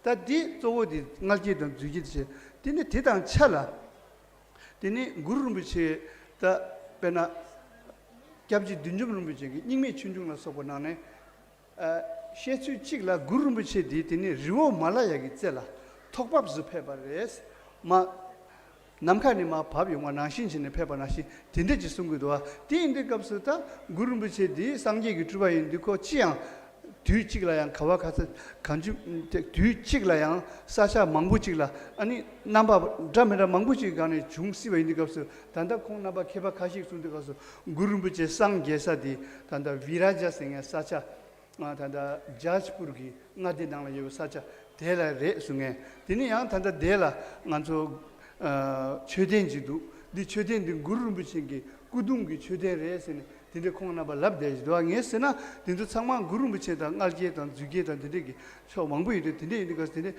딘데 강흥식 인식이래 딘데 딜라케 개와 민두스 딘데 지셔 중송 딘데 대단 차라다 구름부체드 오네 나한테 베베기 까마단 때문에 나는 망부 된거데 야랑기 개바 쪽이 딘데 구름부체 거 숭샤와 두베 나딘데 야마딘데 tostos tebai titatu kapsu ta ke cheshedi tanda di mananso udaigiri di yas dele pesuna cherensi ku sania kangba ma sala nubdeja ya sheng de chumbuji doa o digi kujab dela sinanda ini dela manso turab geba gurumbuji gi turab range kapsu budagi gupta inscriptions ne dinde yigi ningbagi tisho gurumbuji turab kapgi tisho yigi ningbagi nangla dinde zodi ngena 가르쳐면서나 나서 숭첸 댕아 되거든 숭첸 댕아 당 냠도 dinde 디 요요라 gurumbuji gi 챈다 dinde 상마 Padmasambhava 빼 세부 세경 되는 것도 dinde 가서 따디 나서 gurumbuji 기 두제 뭐마 찍디 디차기도 디 임바다 많이 봐 아니 gurumbuji 디 오리사당 학벌도 우다이기리 사자 딘도다 드라와침부 여바지 디네 누구도 삼아 디 당북이 두제 다우디 딘데지 말한게 셰도라고 중송 디네 디당 차라 이바딜라 디네 벤데다 나기린 센스 다 벤디다 나게 린첸디 두랍 죽숨 값들에도 두랍 죽숨 값. 다 벤디다 나게 린첸 콩 지당 날렌다게 벤디다 제 디니 두랍 중이 값은 날렌다라 디니 가시기 데 도식 신부 땅이 가서 디니 콩 넘버 상마 드네 디니 우리사 땅 디니 다라 가르스 그렇다 우리사기 쪽당 야갈 로쪽이 쪽 망부질라 파 디니 파 드네 슈나도와 디 슈디 값수 단다 반라트나 펜디다 나기린진 세디 콩 단다 라트나 기리스네 나한테 단다 양 기리숨 여버나니 찍데 라트나 기리도 라트나 기리기 펜디다 나기린진스 콩으로도 다 콩기 남타르낭라 따 윤디 값수 되니 콩 되니 단다디 뿌리기 자가나츠게 사디기 콩라 룽덴치네 다 계랑 별로 패고 예스 별로 패스나 아니 계랑라 두데 다 스템제 망부치라 팬 토기도 그 별로 패고도 아니 개부치라 때네 벽이 개부치라 때네 계랑게 스템제 망불라 팬 토기도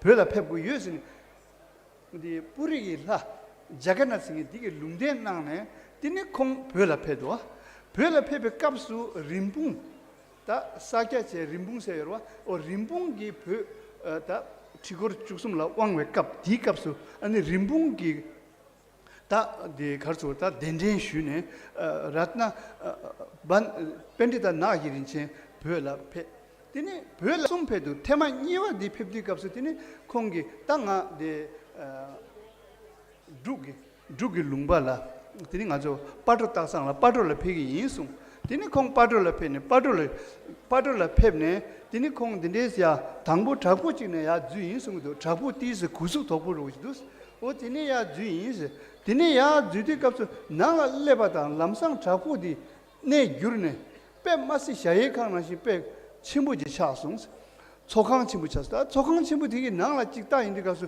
길들라 구르는 붙였더니 코르라더니 빼 마시베 파오당 카르데 망보지 콩 넘버 상마 초코르 숭에 시도 슈두스 디네 콩양 델라 페네 델라 슈네 초코르 난데 제인스 어다디 콩기 로마딘 저기 콩기 로마디 콩 빠르르 페디 가서 콩기 로마 냠디 여바 된저기 콩라 간디슈네 데 빠르디 구르르부지기 네레 시기도 케라 구르르부지기 싱나나데 개 중송에서 갔더니 콘제 텐데 지원더니 단다 펜디다 나기린제 콩기 나 구름부지 제송 초콜 남기도 초콜 데이스 딘데 송소 되니 야 딘데 있나더니 구름부지 마임베기 아니 라마당 줍줍 짜친부들이 신다게 빠르기 잡고 난 제송에 송데 가서 되니 콩기 구름부지 태망부 제송 초콜라 데바이 빼마시베 진압 친부당 까바상부 시라 중송 딘데 송도 딘데 가서 다 되게 가르땡이 됐으나 지스 거라고 되니 야가르기 펜디타랑 디양 오리사기 펜디타 임바 콩라 되니 구름부친기 아니 가르스부터 시나데데 빠돌라 시나 중화 디 거지레도 다 디다 냠도 양 단다 스카마직 뜻이 카마직 상계 공부스 단다 부다 굽다 시도 상계 베바 스타디 야가르기 디 판디타 지레도 줍톱 지레도 콩 두랍 줍드인 게 까브리샤 콩야 아니 네골라 도네 만조 카르나타카네 데파 방갈라 페디 가서 람가네 디데 추 윤디 가서 뿌리라 렙도 콩 뿌리라 페디 가서 디니 콩 남라 시기네 게문데 쇼 락바게 디데 락다 디데 방구치 디데 지어서 콩 디치데 가서 디니 콩을 로마드기 라마키 간지만주 기자시에 디데 방구치 키 가리 제기도 키 가리 남기 위해서 디니 시디 가서 디니 콩게 나 남칼라 구르를 붙여 당한테니 둡톱 루이바다 구르를 붙이니 남칼라 제송다 콩 남냐마가 까뮤시기 예스 기자시기 예스 오 딘데치니 된다 디니 디 루이바당 구르를 붙이니까 오리사랑라 제바디 가르땡거 그랬으나 콩니가 오리사단 제와 예바다 오리사단 디니 디 빼마스베 가르스고 마사 제와 친구 예바지 땡기도 삼고다 네기 탑쇼들라 가르시에서나 the last conclusion what I would like to say is when we talk about the Odiyana as a land of Guru Rinpoche according to the Tibetan way when we say the Madhya Desh the central India what we call as a noble land of India. We consider this central India geographically and spiritually. So in the same way, when we talk about the Odiyana land, we cannot say Odisha is Odiyana, not other. We can't say, because many of the travelers who went there, if we look at their record, the way they went, they say Jalandhar, they say Taxila, they say Peshawar, they say Kashgar, all is record. We cannot ignore to say, no, this is not true. We cannot say this is not in the dream. We cannot say this is in the vision. They give very detailed way how they went into the land of, which is the Swat Valley. So in this case, in my case, through my approach, what I understood is geographically, Swat Valley could be a Odiyana, according to the traveler record from Indian master, from the Tibetan master and all. And then this Orissa place, we can consider Odiyana place spiritually.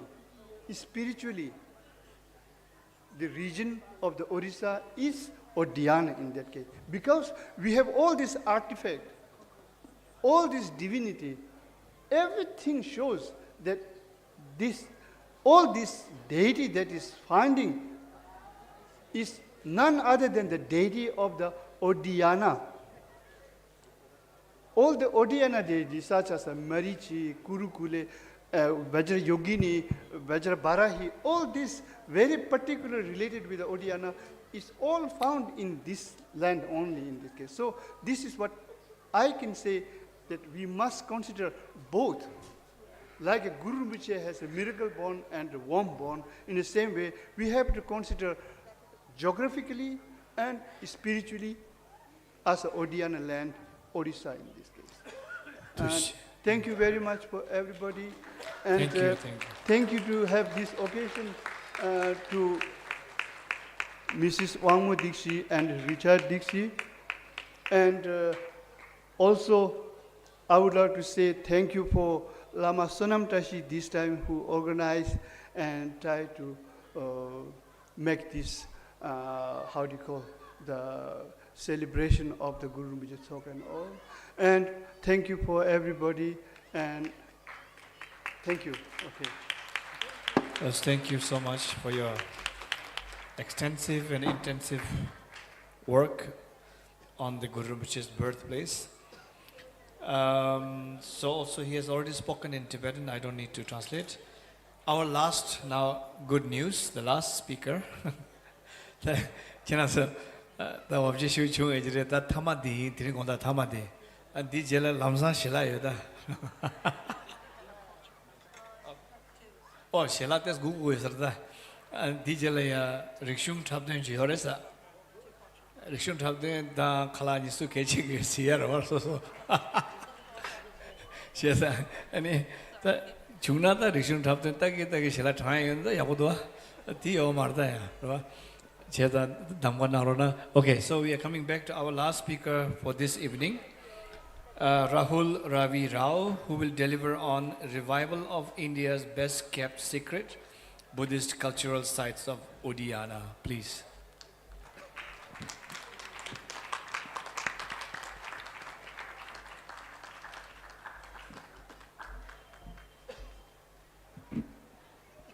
Namo tassa bhagavato arahato samma sambuddhassa Om Mani Padme Hum.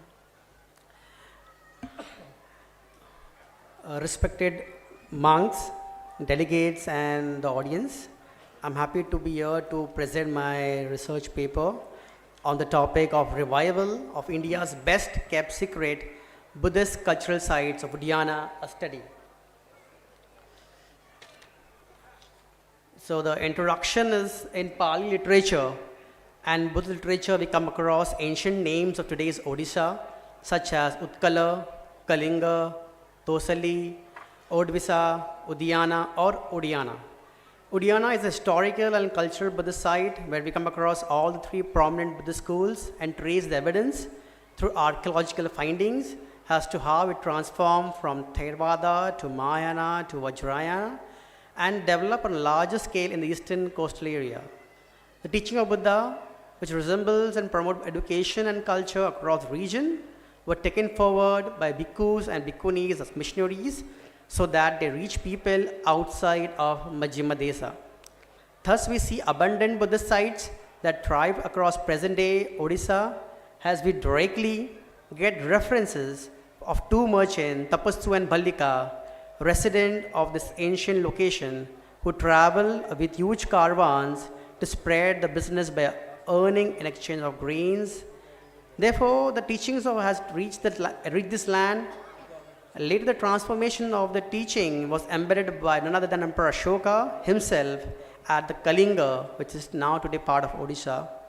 This region is a blend of all religions. Therefore, we see huge development of Vajrayana schools and their subsects imparting the education and bringing out a new culture that was born in the land of Odisha.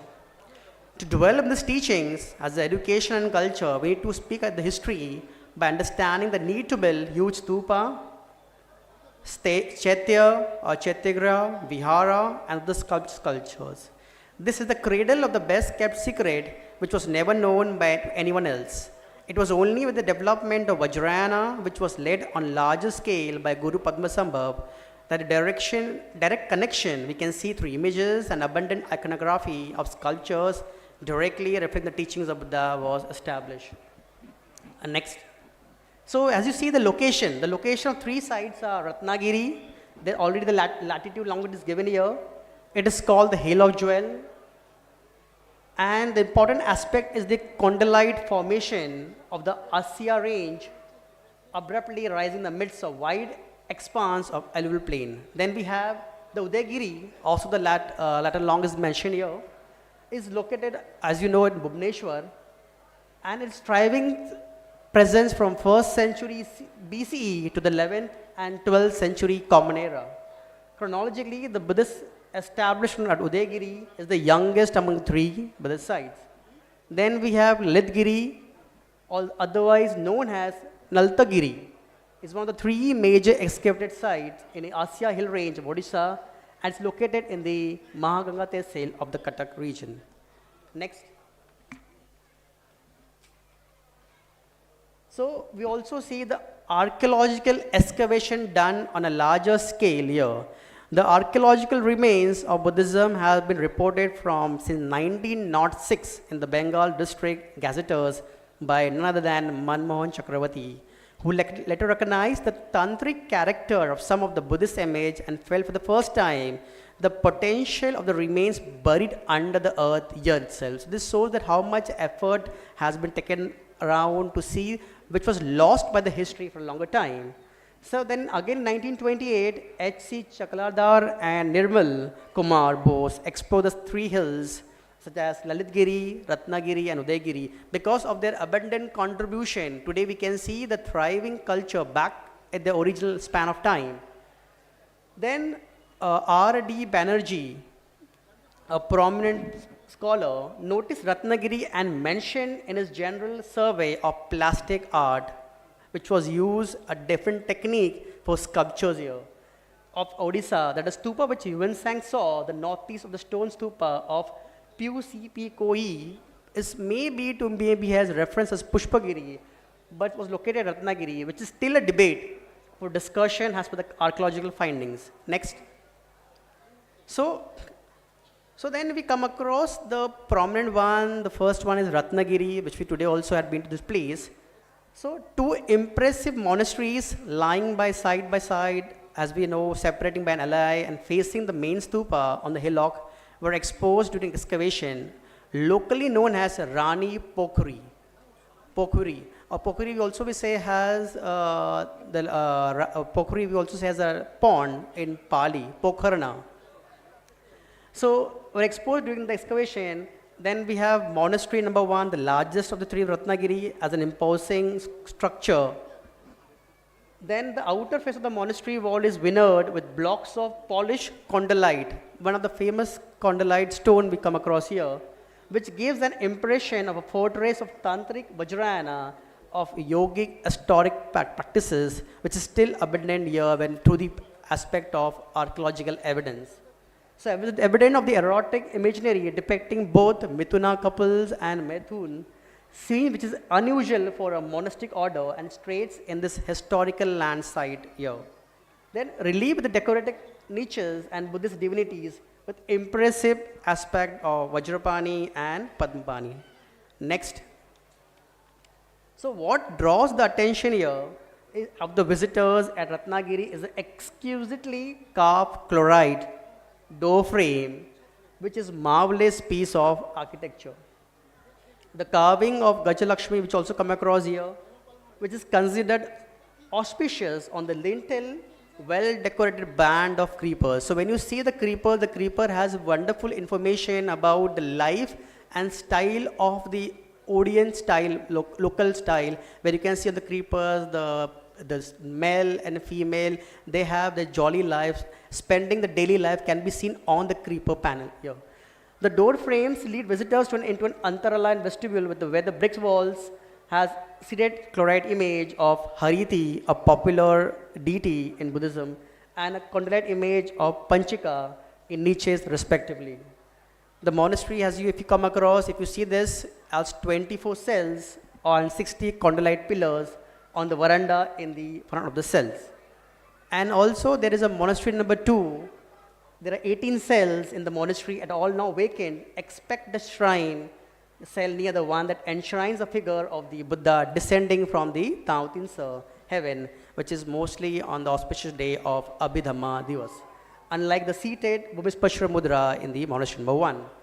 So recent excavation which has been come across in the past 6 months extensively happening in Ratnagiri, where they have come across 2 monolithic stone Buddha head, which is very precise and pristine, which has not been damaged. It's one of the successful archaeological expedition of Odisha archaeology and state government, and protecting those ancient Buddha head, and more Buddha head needs to be excavated on this site without any crack on the nose is a masterpiece finding in today's archaeology. If you come across in the Ratnagiri Museum, you might be seeing the Buddha head or might be seeing in Udayagiri also, but the one which is still in Ratnagiri, which will give a glance to the world of the complete intact Buddhist art of Odisha itself. Next. So what is the observation of this Ratnagiri? I want to add it here. So we said, taking into account the style of the image of Buddha and other Buddhist divinities, the sculptures of Ratnagiri can be grouped into 2 phases. In the early phase, dating to the 8th to 9th century, dominated especially by the Mahayana Pathan, and the later phase, dating to 10th to 11th century, as represented images of the Vajrayana school of art.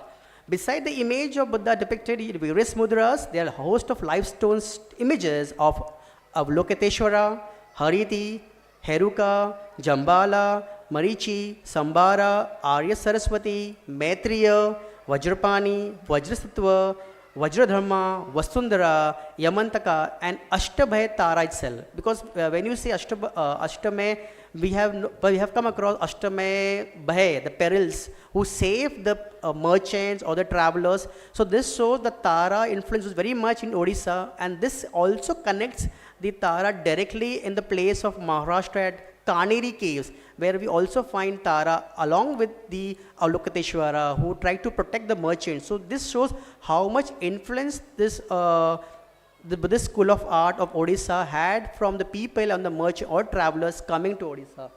So Ratnagiri also yielded several bronze images. It's not only the rock stone, but also the bronze images made in the lost wax technique called Saira Pidu method has been displayed in numerous museums across the region.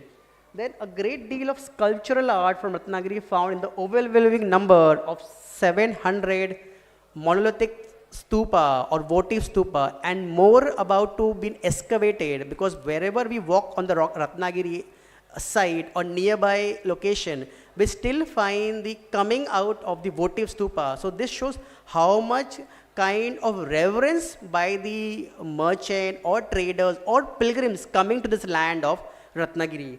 That is our diamond triangle. Next. So I'll just go to the pictorial you might have already seen, but this is also gives the touching life of the diamond triangle. Next. Next. Next. It's wonderful smiling Buddha, two bothly clapped. So this shows that what kind of art as Odisha has produced, especially from the region of Odiana. Next. Next. No, downstairs. Next. Next. Go behind, go behind. I think so. Keep going, keep going. Keep going. Keep going. Keep going. Keep going. Keep going. Keep going. So now we come on a the second aspect after Ratnagiri. So now this site was explored by the several scholars such as N.K. Bose, R.P. Chanda, R.D. Banerjee, Debla Mitra, the female Archaeological Survey of India director, and N.K. Shaw before the major excavation.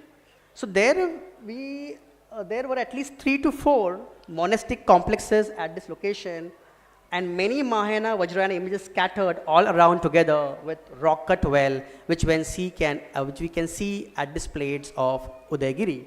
So the Archaeological Survey of India conducted excavations in 2 phases from 1985 to 1989 and from 1997 to 2003 in 2 different locations of the site, and brought to the limelight 2 magnificent Buddhist monastic complexes named as Mahadavpura Mahavihara, that is called the Udayagiri number 1, and Simha Prastha Mahavihara, that is Udayagiri number 2, as known as the monastic seal. Special the seals are recovered during this excavation from this site. How we know when we get a seal, especially such as Nalanda, Terala, or Moghalmari, so we come across this is the school where the monastic discipline, along with the Vinaya, Sutta, Abhidhamma, all the practices, other teachings were also formulated here at this place of Udayagiri.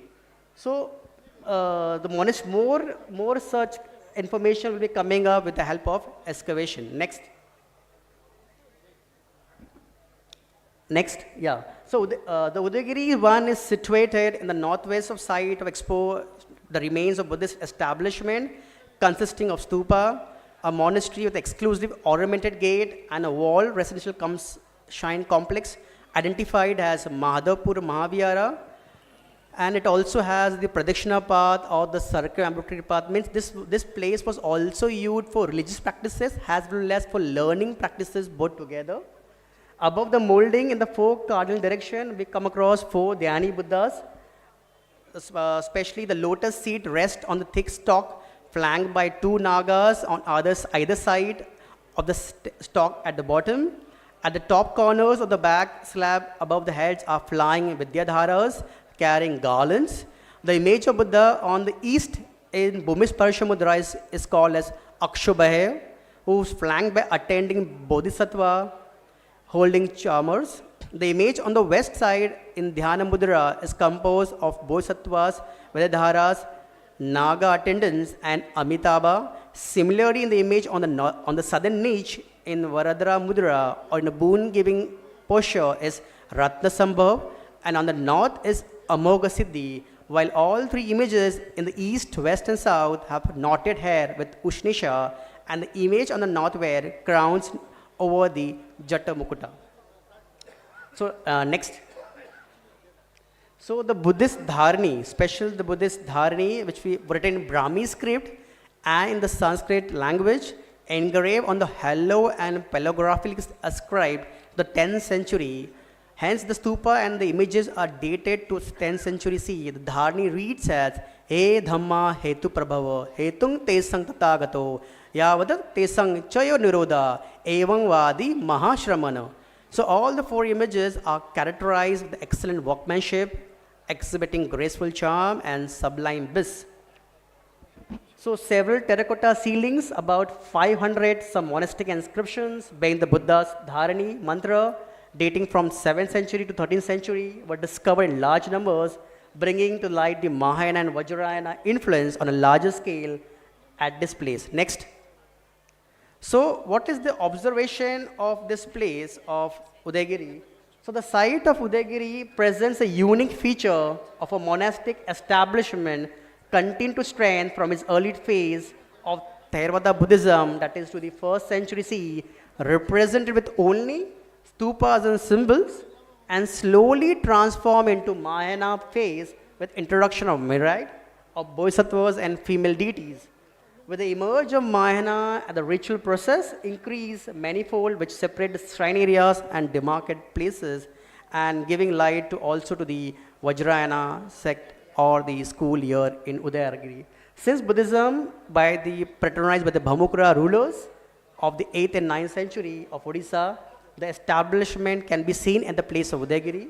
The site reached its climax with all the several monasteries and worship of several god and goddesses, both in Mahayana and Vajrayana.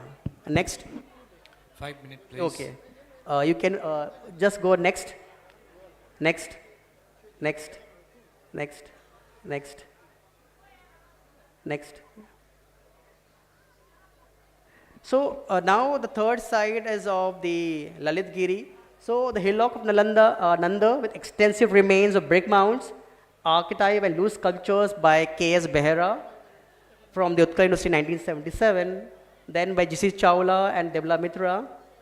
And one of the seal found from Lalitgiri bears the name is Sri Chandraditya Vihara Samagra Arya Bhikshu Sangha. So this is the information of this site which we come across from this region. Also a school specially for the Bhikkhu Sangha come across in here. And a masterpiece of the U-shape, Apsala Chatyagra. Next. So the hemispherical structure measuring up more, and we come across 3 small cascades of relics has been found at Lalitgiri.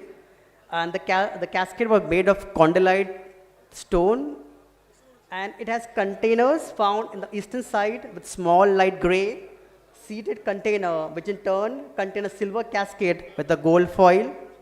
Then more excavation brought more cascades in the region of Lalitgiri, and similar cascades have come across. If you see in the museum, you will see this cascade. Next. So the apsidal structures, as mentioned, of the viharas there, and it's worth mentioning the discovery of brick built stupa of an earlier date, apsidal structures, then the Kushan Brahmi characters inscription at this place. Next. Next. So you can see, you already might have seen the relics of this cascades in Lalitgiri Museum. Next. Next. Next. Next.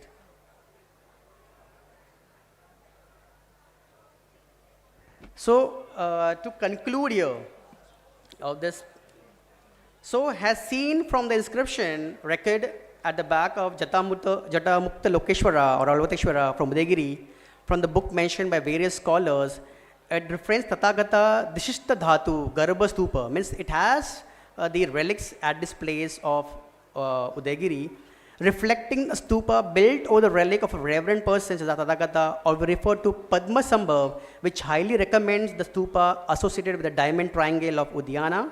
To understand Buddhism, impact and legacy in Odisha, we must visit the places of Diamond Triangle. These Mahaviharas and sculptures testify to Odisha's rich architectural heritage, comprising and practicing of Vajrayana Buddhism. Vajrayana involves tantric and esoteric practices to achieve enlightenment. It originated in erstwhile Bengal and gradually spread to other parts of India and East Asia. Vajrayana is also known as a diamond or thunderbolt vehicle. So the name Diamond Triangle is very much associated with the Vajrayana of this site. So as I also want to inform that almost 100 students from Mumbai University and Opal department had visited this place to study under, and we had opportunity to meet Dr. Pravi Patnaik sir guidance and Sunil Patnaik sir guidance under this place, and Garnayak during the site of. Next. So also want to add this, if the pilgrims take an opportunity to visit and see the cultural significance of Udiana, it will be a remarkable impact on the revival of this best kept secrets of India. The Diamond Triangle has the potential to become a globally recognized and thriving hub for the Buddhist and cultural tourism, contributing significantly to the state economy and promoting cultural exchange across the globe. A major Buddhist circuits need to be promoted or aligned with Mahaparinibbana Express, giving pilgrims the opportunity to witness the revival of best kept secret, Buddhist historical secret of Udiana on this spiritual journey. Thank you. Thank you so much, Ravi. आप हिंदी में बोलते हैं या नेपाली में? हिंदी में बोलते हैं? थोड़ा सा प्लीज, थोड़ा सा जी, 3 मिनट में कीजिए प्लीज. सॉरी. जी मुझे वापस से मौका दिया है 3 मिनट बताने के लिए कि मैं यहाँ पे क्या कह रहा हूँ.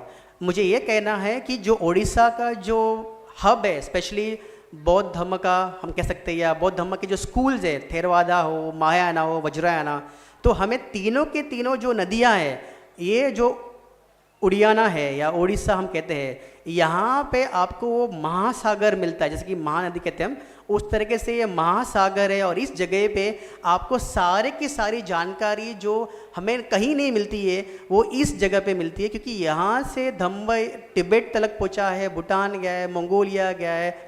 सो यहाँ से जो वज्रायना का स्कूल है कितना डेवलप हुआ है. तो हम सौभाग्य होना चाहिए कि हमारी जो धरती है, हम यहाँ ओडिशा से बिलोंग करते, ओडियाना से, जहाँ गुरु पद्मसंभव का जीवन यहाँ पे उन्होंने बिताया है, जिन्होंने जो वज्रायन को स्कूल को इतने अच्छे तरीके से समझाकर यहाँ पे सिखाया. तो मुझे ये भी कहना है कि ये इस जगह पे एक तरीके से जो टीचिंग है बौद्ध धर्म की, या फिर जो स्कूल की, थेरवादा की, महायाना की, वज्रायना की, वो शुरू होनी चाहिए वापस से, जिससे कि यहाँ के लोकल जो बच्चे हैं या जिसको इंटरेस्ट है बुद्धिज़्म में, टीचिंग में, वो भी यहाँ पे सीख सकते हैं. और ये जो महाविहार था, जो शिक्षा का केंद्र था उस समय, केंद्र बिंदु था जहाँ से शिक्षा पूरे दुनिया में फैली थी, तो उसको वापस उसकी शुरुआत इस स्थान पे होनी चाहिए. और आप जो भिक्खु संघ है, भिक्खुनी संघ है, उपासक उपासिका, वो भी यहाँ के यहाँ पढ़ सकते हैं और अपना जो अस्तित्व है धम्म का, जो गुरु पद्मसंभव ने अपने विजन में रखा था कि ये जो धम्म सबको मिले, तो हम इस चीज़ को अपनाना चाहिए और हमें इसको सीखना चाहिए और अपने जीवन में आगे बढ़ने के लिए ये धम्म का सहारा लेके हमें आगे निब्बान की ओर प्रस्थान करना है. साधु साधु साधु साधु. धन्यवाद, धन्यवाद Ravi ji. So now tanda khong soya di chobu di de gi ta nganzo ne tawasum yede ba tinzo nang la ya nyama ta turap sumba ne ta tene ngaba ne pa je turap ta chugni chusum ba du ya ta tha je bo shebu chi tho ne gönde kha mongbo ye ba ta di gönde kha nang la ya sheda da dubra se shidu niga ki tho ne ne tine pe mese cha chim bo ye ba ma se be gi nalenda da Vikramashila la so wakap thi gita samyo kha keda chimbo sole ya den soba gi digi chung yob res da da simju chene da da chedan ri yonzo ngoju shini re nganzo chi langa la do di ina peje ko ne gi nyema chakshu gang do di yob peje insa re dindi indi kanta da hal lebe gi cha chimbo di re sha se chik da ni ne ane nanglo gi ko ba chedan da so da ani 지기 잘라 규제 커리토니 소요 받다 딘디기 십자돌란 공기야 가면시라 나서 아시 페펜도 친구도 아니 지단 대기 아니 sob주 sob다다 지 갱고에 든서 가는 때에 이내야 먼저 파 비유라야 되네 아니 속고 군배 속고 되네 친비기 sob다 세부 두세지 시부지 망부지 시에서 되네 파 아니 비유네 파 별라야 친벌을 제다 먼저 별 군박이 아니 지기 낭이다 지기 속고 지금 간대지 차 샤바이네야 디 로조다 수nye 온거도 봐 야가 로조 콩디 제디 비크라마실라레 오단다 부라레 아니 단다 대추다 우리사 초네 주 예부 차용 되고서 건자바 시부지 요사래 되고라데 공개 십자 시부지 송송 안다 드링 다 간저 가서 그래 손시 나경아 게 가면 단 죽뒤신 두신 두베이. And so now the conclusion is that first I would like to thank all the 5 speakers for their wonderful presentation, incredibly well documented. And but of course a conclusion is not a conclusion, so to speak, because we will still go on, and that there's absolutely no doubt that Odisha was and still can be the cradle of Vajrayana Buddhism. There's no doubt about that. You see, all the artifacts that we discover is the living proof to that. Now, when we talk about that, of course, Odisha is in a cradle of Vajrayana Buddhism that also produced incredible number of Mahasiddhas. When we talk about Vajrayana Buddhism, we cannot leave talking about Mahasiddhas. And among the Mahasiddhas, the greatest of them all is, of course, Guru Padmasambhava. So there's no doubt about that. The Guru Padmasambhava is related to this place, absolutely. Now, the birthplace of Guru Padmasambhava, we are still going on. We will not arrive at any conclusion any soon, but there are many evidence coming to that conclusion, I hope so. And because Guru Rinpoche is the figure, actually, is beyond our mental reach or mental imagination. So it is sometimes quite a child's play in trying to measure the sky or measure the space. We cannot really bring that figure, that personality into our toolbox. Yet, we have to be also applying the modern procedure, what is the established procedure of scientific and material evidence and oral traditions and all of this putting together. I think sooner or later we would come and arrive at a more agreeable point. So it's been a very wonderful talk this evening, and tomorrow we look forward for other speakers to really talk about the cradle of Tantra of Vajrayana Buddhism, which is Odisha and India at large. So again, thank you all, everyone, very much. Good evening. So I'll give back to you, please, madam. Thank you, His Excellency. Thank you, our eminent speakers, for their valuable experience sharing and giving insights. Ladies and gentlemen, when we are formally concluding this conference for today, it will be continued tomorrow. Time has arrived that we would be showing a token of gratitude and love in the form of souvenir. So I would be requesting Ms. Wangmu and Mr. Richard to present souvenirs to our eminent speakers.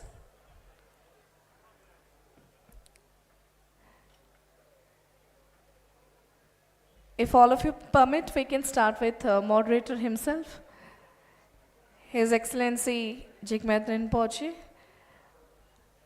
Kwan, I was expecting, मैं उम्मीद कर रही थी थोड़ा सा जोरदार ताली आएगा अभी. We need some good energy because अभी कुछ cultural performances भी है. Dr. Frederick Morenwald.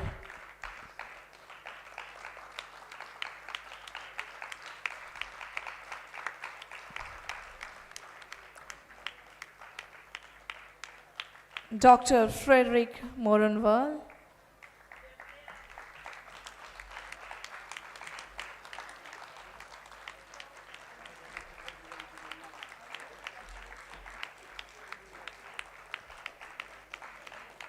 Prabir Kumar Patnaik ji. Prabir Kumar Patnaik ji.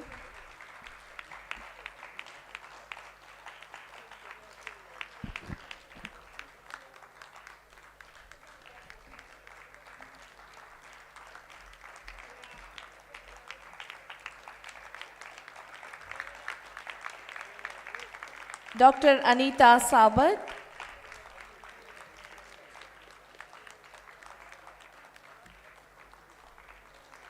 You can come to the center for a good capture. Excuse me. Lama Tenjin Samphil.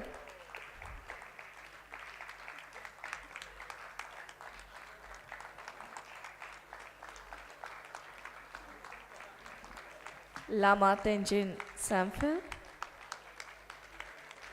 Last but not the least, Shri Rahul Ravi Rao. Shri Rahul Ravi Rao.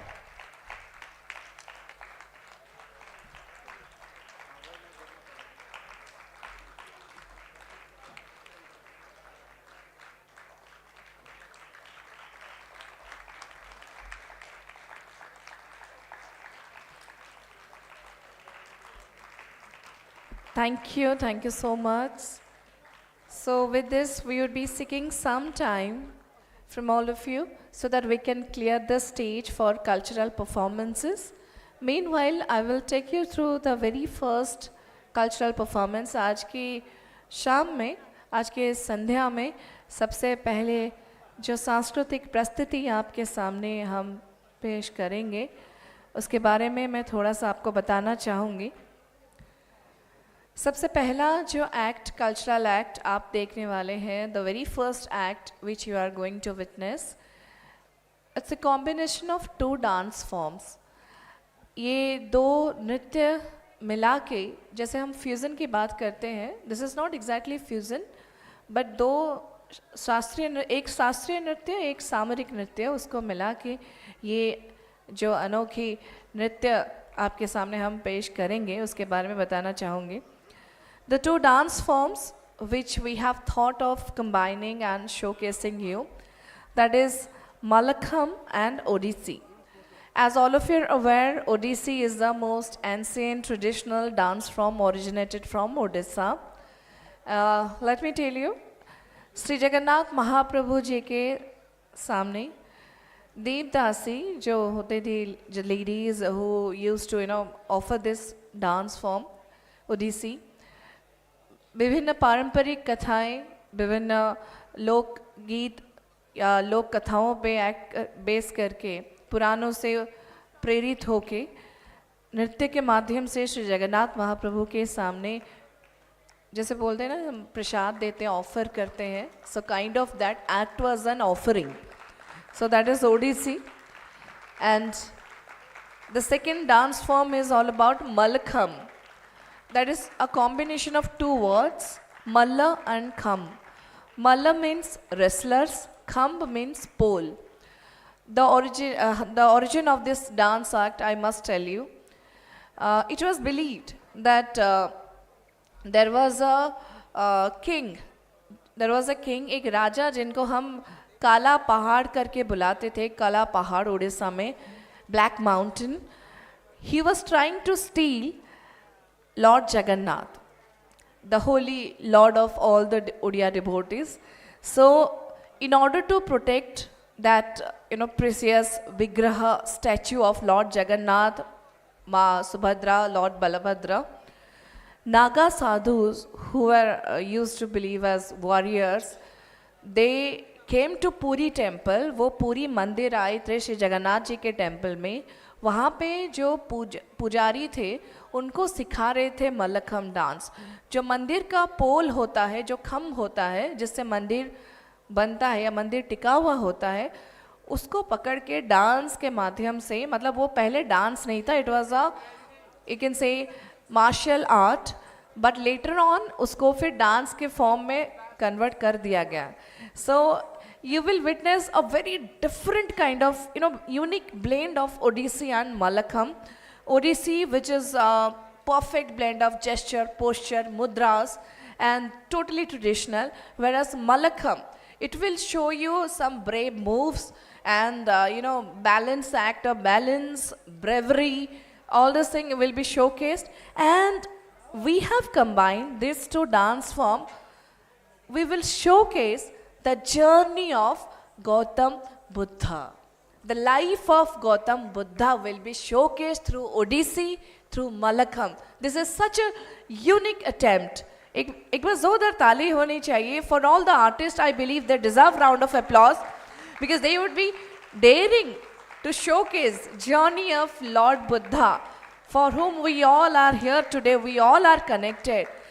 So on that note, 2 institutions. First, Nritya Naivedya and Fit Fighters. Nritya Naivedya belongs to Bhubaneswar, a traditional group, and they usually show Odissi dance form in Odisha, India, and in other countries, bags, kind of accolades and lot of appreciations. And about Fit Fighters, I must mention, they are the trend setters, Fit Fighters, the name combination of fate and fighters, who do not believe in fate, rather they fight to achieve what they deserve. And I must mention that they are winner of reputed reality shows, various reality shows pan-India. And of course, they are here today. They got this platform. They got amazing audience like you. So I'm sure you will enjoy this tale, this dance tale, the life journey of Lord Buddha through Malakham and Odissi. You can see the young wrestlers. They are bringing the properties. Can we encourage them with more, round of applause? थोड़ा सा और ज़्यादा तालियाँ. छोटे छोटे बच्चे हैं जो आपके सामने एक अनोखी नृत्य पेश करेंगे अभी. So let's enjoy this. And the choreography has been done by Shri Prabhat Kumar Swain. Over to Nritya Naivedya troupe and Fit Fighters. Thank you.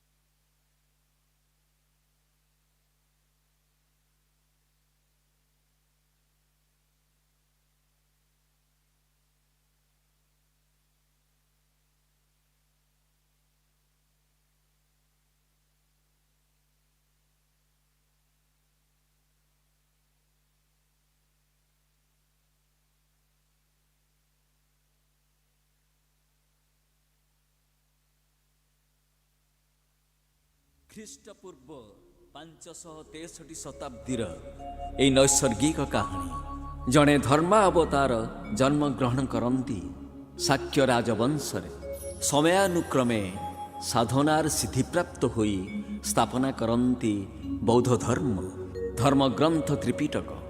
ଜୀବନର ପ୍ରକୃତ ସତ୍ୟ ଯେ ନିର୍ବାଣ, ଏହାକୁ ସେ ପ୍ରତିପାଦନ କରନ୍ତି ତାଙ୍କର ଧର୍ମ ଓ ପାପ ପୁଣ୍ୟର ପରିଭାଷା ମାଧ୍ୟମରେ। କାମନାର ବିନାଶରେ ଦୁଃଖର ବିନାଶ। କୋଟି ସୂର୍ଯ୍ୟ ସମ ତାଙ୍କରେ ମହତ୍ତ୍ୱବାଣୀ ଜନମାନସକୁ ଆଲୋକିତ କରିଥିଲା। କରୁଅଛି ଓ କରୁଥିବ ଯୁଗ ଯୁଗକୁ।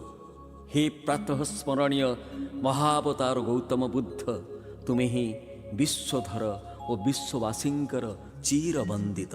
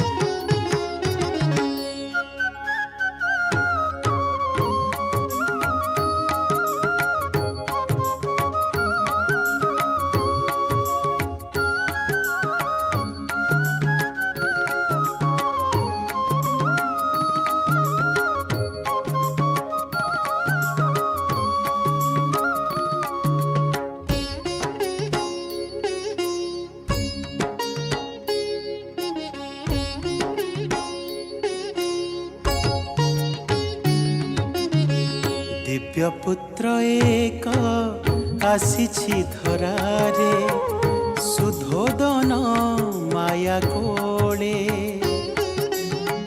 ଦିବ୍ୟପୁତ୍ର ଏକ ଆସିଛି ଧରାରେ, ସୁଧୋଦନ ମାୟା କୋଳେ। କପିଳ ବାସ୍ତୁର ଲୁମ୍ବିନୀ ପ୍ରାସାଦେ, କପିଳ ବାସ୍ତୁର ଲୁମ୍ବିନୀ ପ୍ରାସାଦେ, ଆନନ୍ଦ ଲହରୀ ଖେଳେ, ଆନନ୍ଦ ଲହରୀ ଖେଳେ।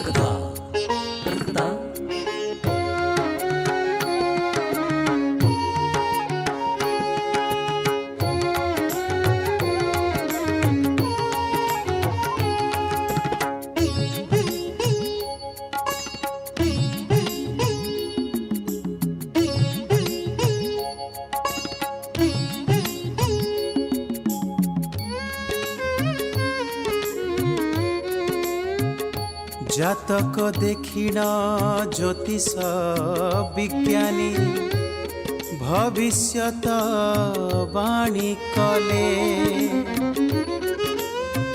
ଏହି ଶିଶୁ ଦିନେ ହେବ ଚକ୍ରବର୍ତ୍ତୀ, ଜାଣି ରଖିଥାଅ ଭଲେ।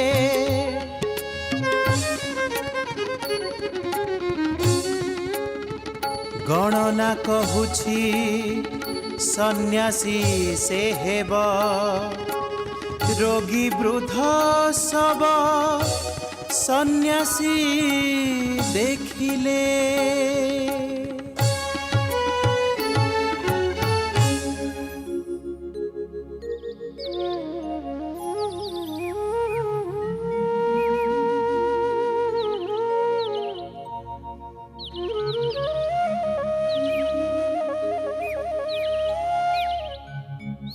राजा शुद्धोदन पुत्र सिद्धार्थ निमंते विलास व्यसनर समस्त आयोजन करती।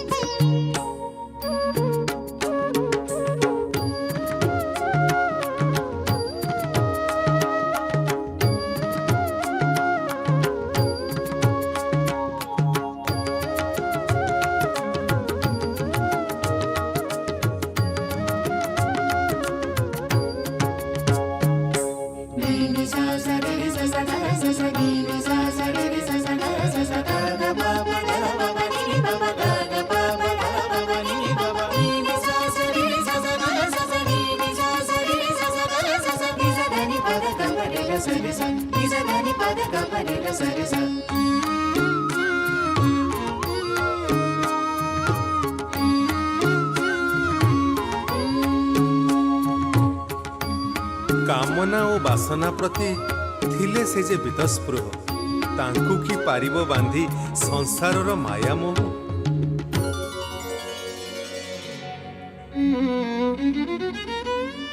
अमणे नाना चिंता घेनी व्यथित पराणे नाना चिंता घेनी व्यथित पराणे।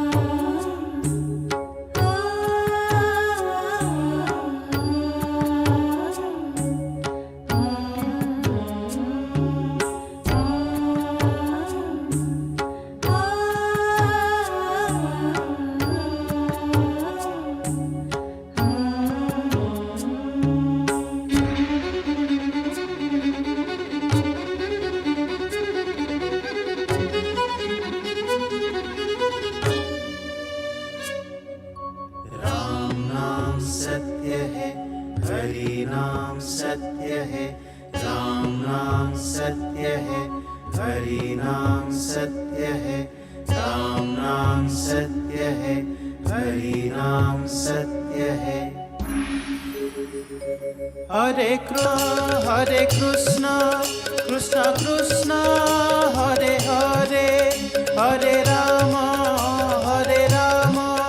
राम राम हरे हरे। हरि बोल हरि बोल हरि बोल हरि बोल हरि बोल हरि बोल हरि बोल हरि बोल हरि बोल हरि बोल हरि बोल हरि बोल हरि बोल हरि बोल हरि बोल हरि बोल हरि बोल।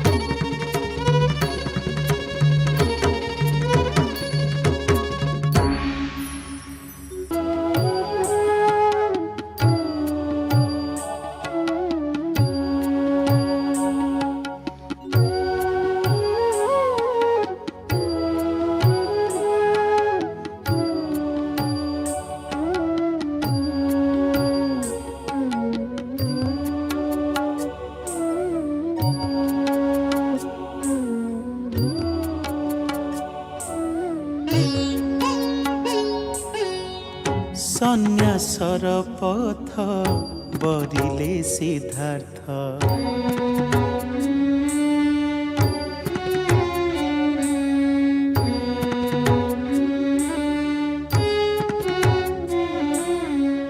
ସନ୍ନ୍ୟାସର ପଥ ବରିଲେ ସିଦ୍ଧାର୍ଥ, ଜାଣି ସଂସାରଟା ଦୁଃଖମୟ।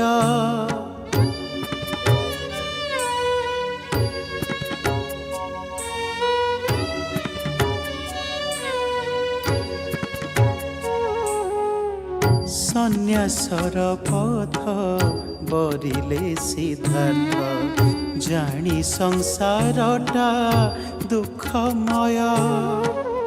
ନିରଞ୍ଜନା କୂଳେ ଓସ୍ତ ବୃକ୍ଷ ମୂଳେ, ନିରଞ୍ଜନା କୂଳେ ଓସ୍ତ ବୃକ୍ଷ ମୂଳେ, ଖୋଜି ନେଲେ ଦେବାଶ୍ରୟ, ଖୋଜି ନେଲେ ଦେବାଶ୍ରୟ।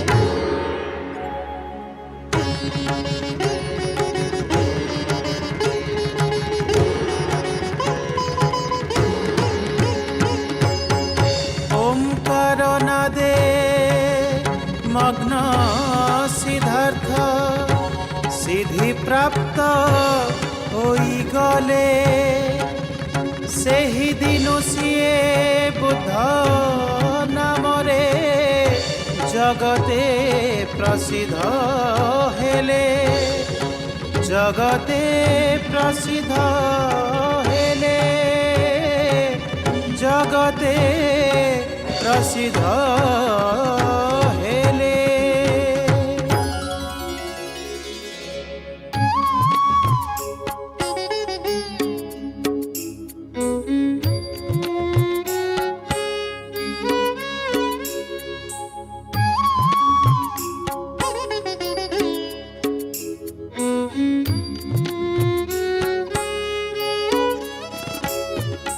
पंचशीला अष्टमार्गर दर्पण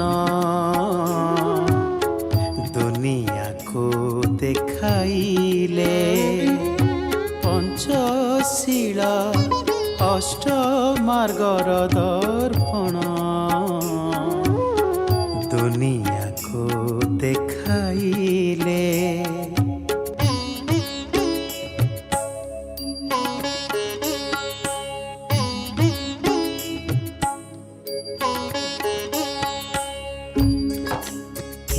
ଦୟା କର। ଚୋରି ବ୍ୟଭିଚାର କେବେ କର ନାହିଁ। ମାଦକ ଦ୍ରବ୍ୟରୁ ଦୂରେ ରୁହ ସଦା। ସତ୍ୟ ବଚନ ତୁଣ୍ଡେ ବହେ। ପଞ୍ଚଶୀଳ ଅଷ୍ଟ ମାର୍ଗର ଦର୍ପଣ ଦୁନିଆକୁ ଦେଖାଇଲେ। ନିର୍ବାଣର ଅର୍ଥେ କେତେ ନର ନାରୀ, ନିର୍ବାଣର ଅର୍ଥେ କେତେ ନର ନାରୀ ବୌଦ୍ଧ ଭିକ୍ଷୁ ହୋଇଗଲେ, ବୌଦ୍ଧ ଭିକ୍ଷୁ ହୋଇଗଲେ।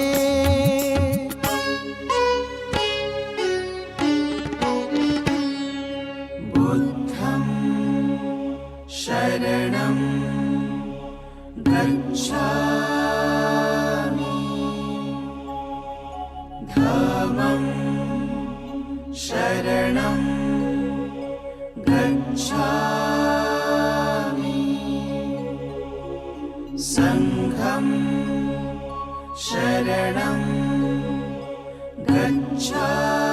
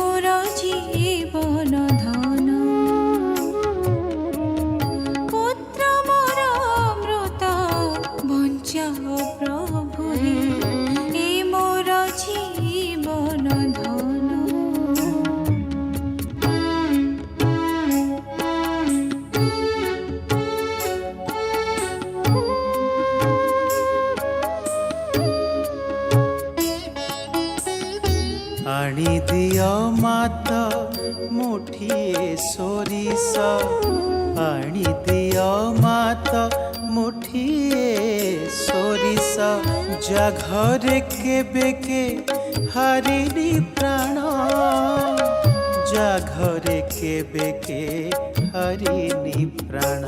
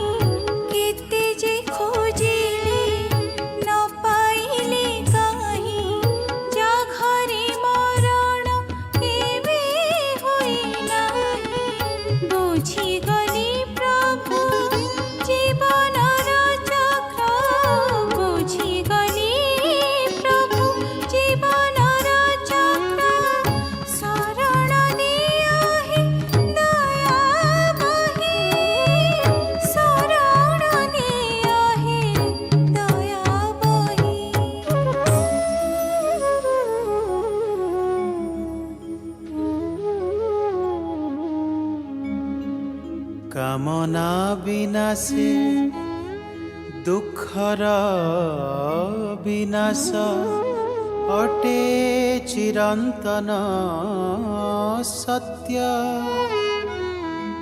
জগতর হিতে হে মানব জাতি মনে রটুথা অবিরত মনে রটুথা অবিরত মনে রটুথা অবিরত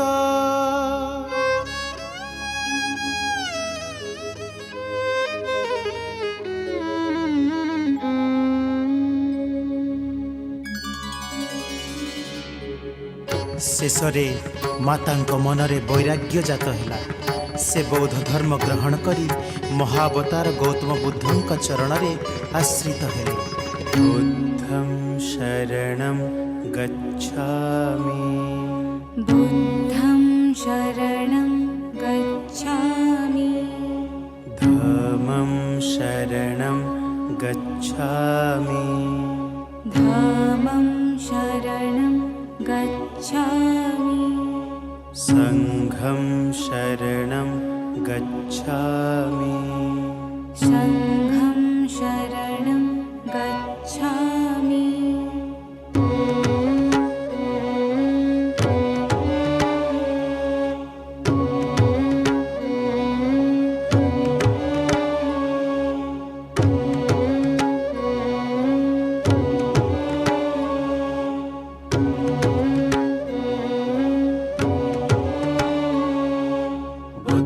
शरणं गच्छामि धम्मं शरणं गच्छामि संघं शरणं गच्छामि बुद्धं शरणं गच्छामि धम्मं शरणं गच्छामि संघं शरणं गच्छामि बुद्धं शरणं गच्छामि धम्मं शरणं गच्छामि संघं शरणं गच्छामि बुद्धं शरणं गच्छामि धम्मं शरणं गच्छामि संघं शरणं गच्छामि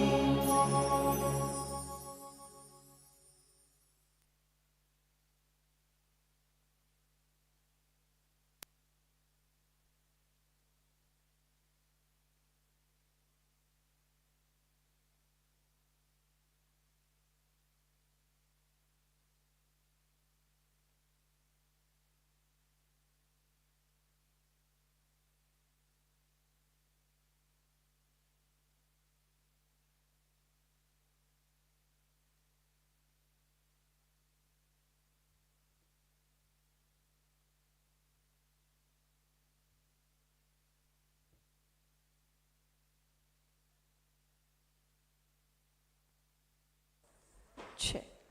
कैसा लगा आप सबको? I hope the act was really good and touched your heart.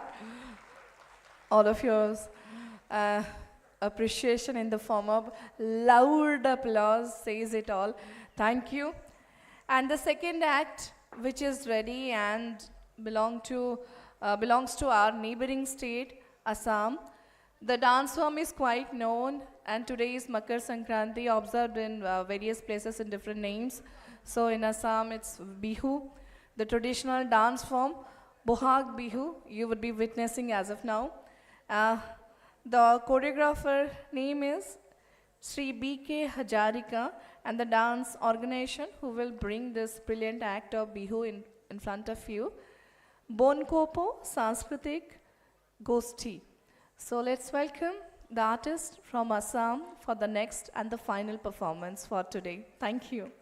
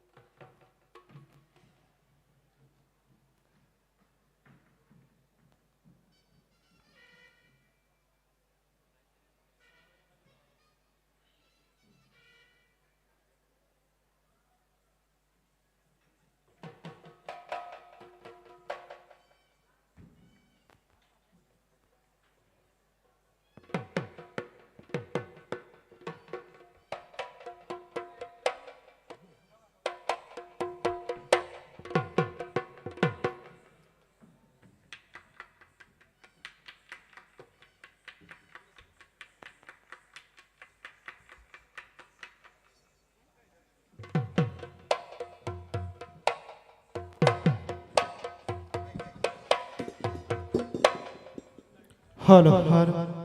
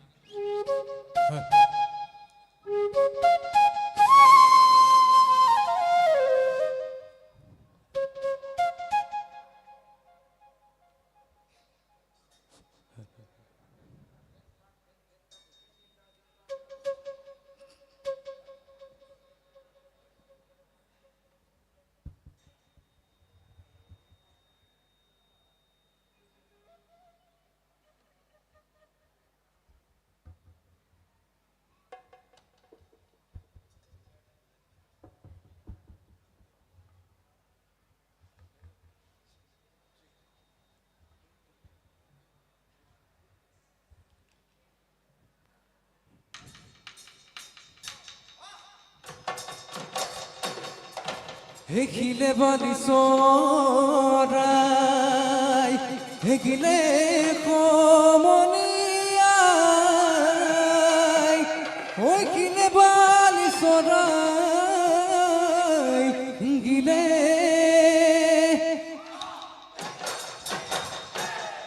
হে যোৱা বেলি বিহুখন হে গাবলে মই নেপালো হে মতা মৰখীয়া দিলে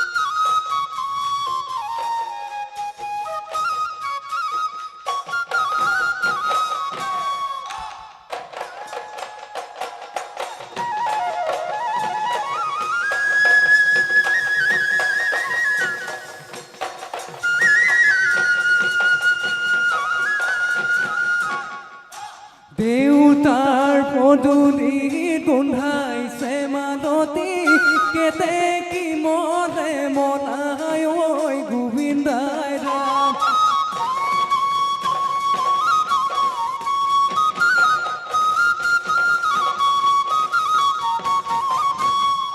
সৰু সূতাৰ চেলেং খৰিবই দিয়া সৰু ভনী বিহু মাৰিবলৈ যাওঁ ঐ গোবিন্দাই ৰাম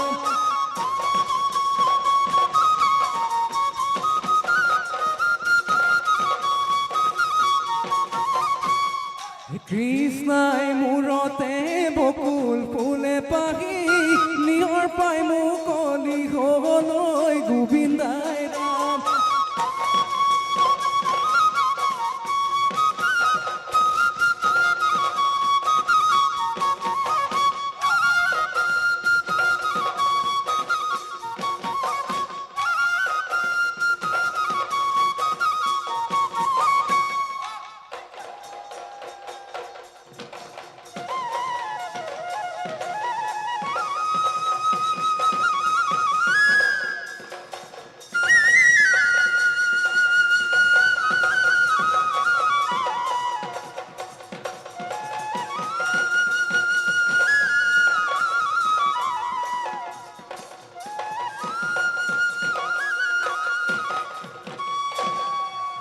ও দেহিও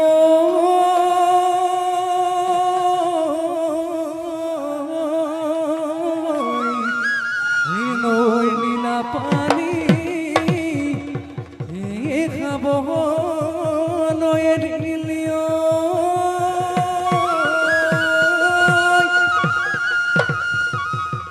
ববন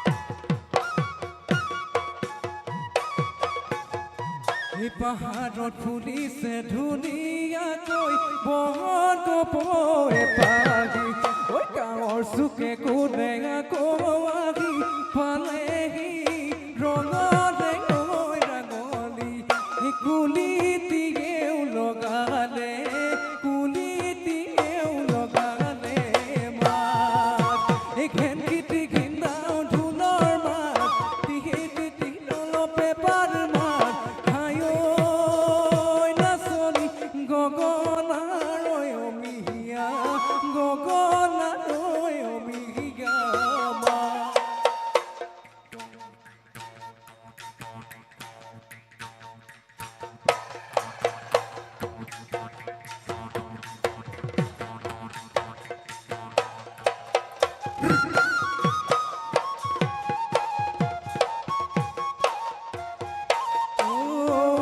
ঐ কপৌ চৰায়ে খালে কুটা গোটাই খনে কুটা গোটাই খনে সোমাই সাজিবলে দুয়োৰে সাজিবলে দুয়োৰে বজা তোকেনো মই পাবলে বনেনো মই খুজিছো এই ঈশ্বৰকে খুজিছো সোমাই দুয়ো মিলি থাকিমে দুয়ো মিলি থাকিমে বজা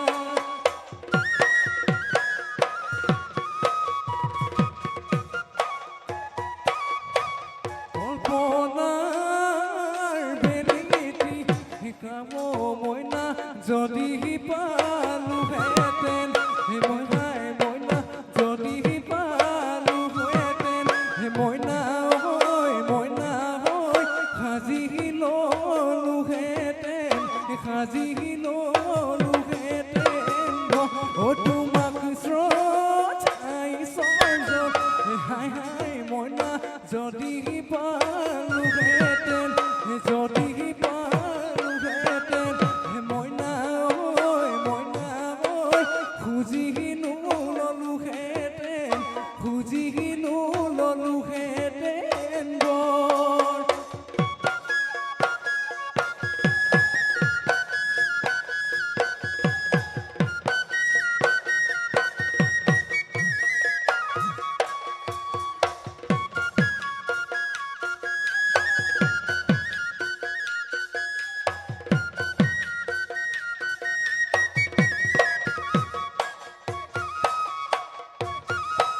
বৰ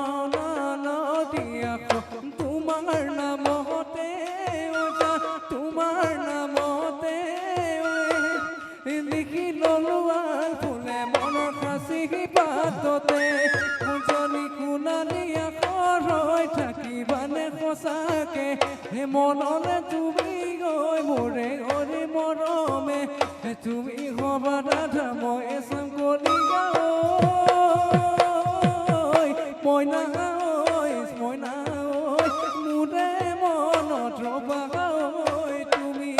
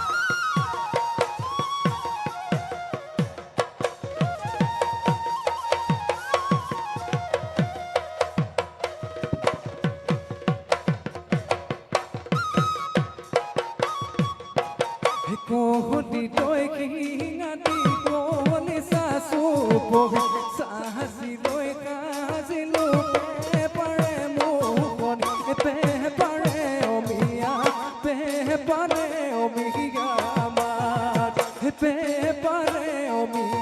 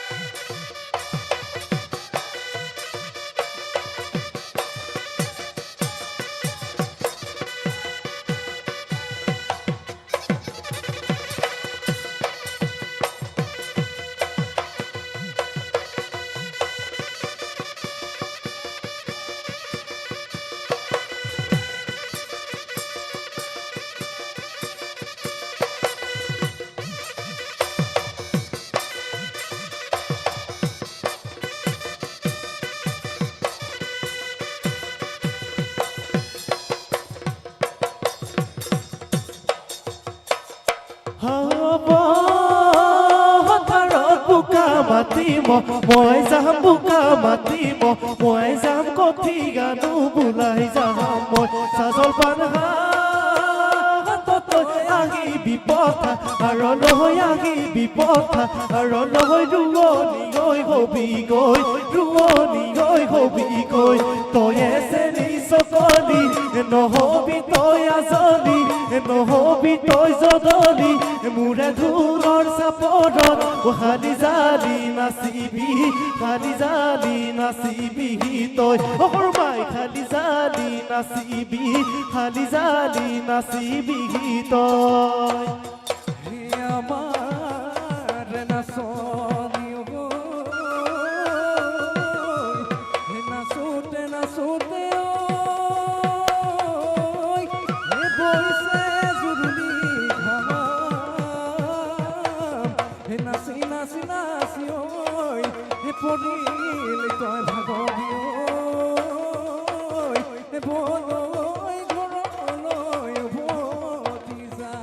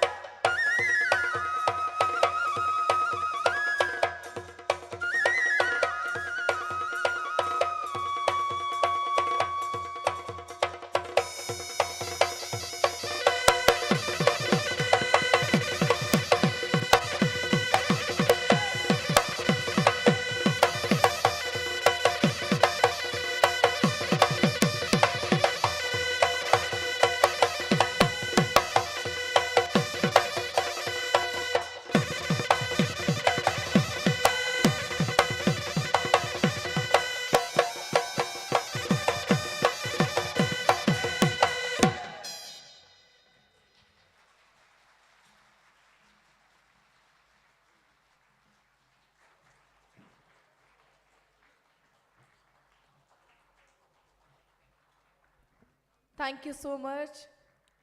What a beautiful act. Thank you for this amazing presentation. Live music, live vocal artists and live dances. So with this we have completed for today's all arrangements. Thank you for your kind cooperation, patience. We have witnessed the inaugural session and thereafter an insightful discussion where different speakers shared their valuable insights, and we have witnessed two beautiful acts. So with this, we are concluding for the day. My name is Munman Singh, and I'm indebted that I got this opportunity to interact with you all and got this beautiful stage, beautiful program to be a part of the same. And I believe that if at all any sort of flaw is there from my end, please do forgive me. Buddhaya Namaha. May Guru Padmasambhava bless you all. Thank you. Once again, Happy New Year to all of you. Namaskar.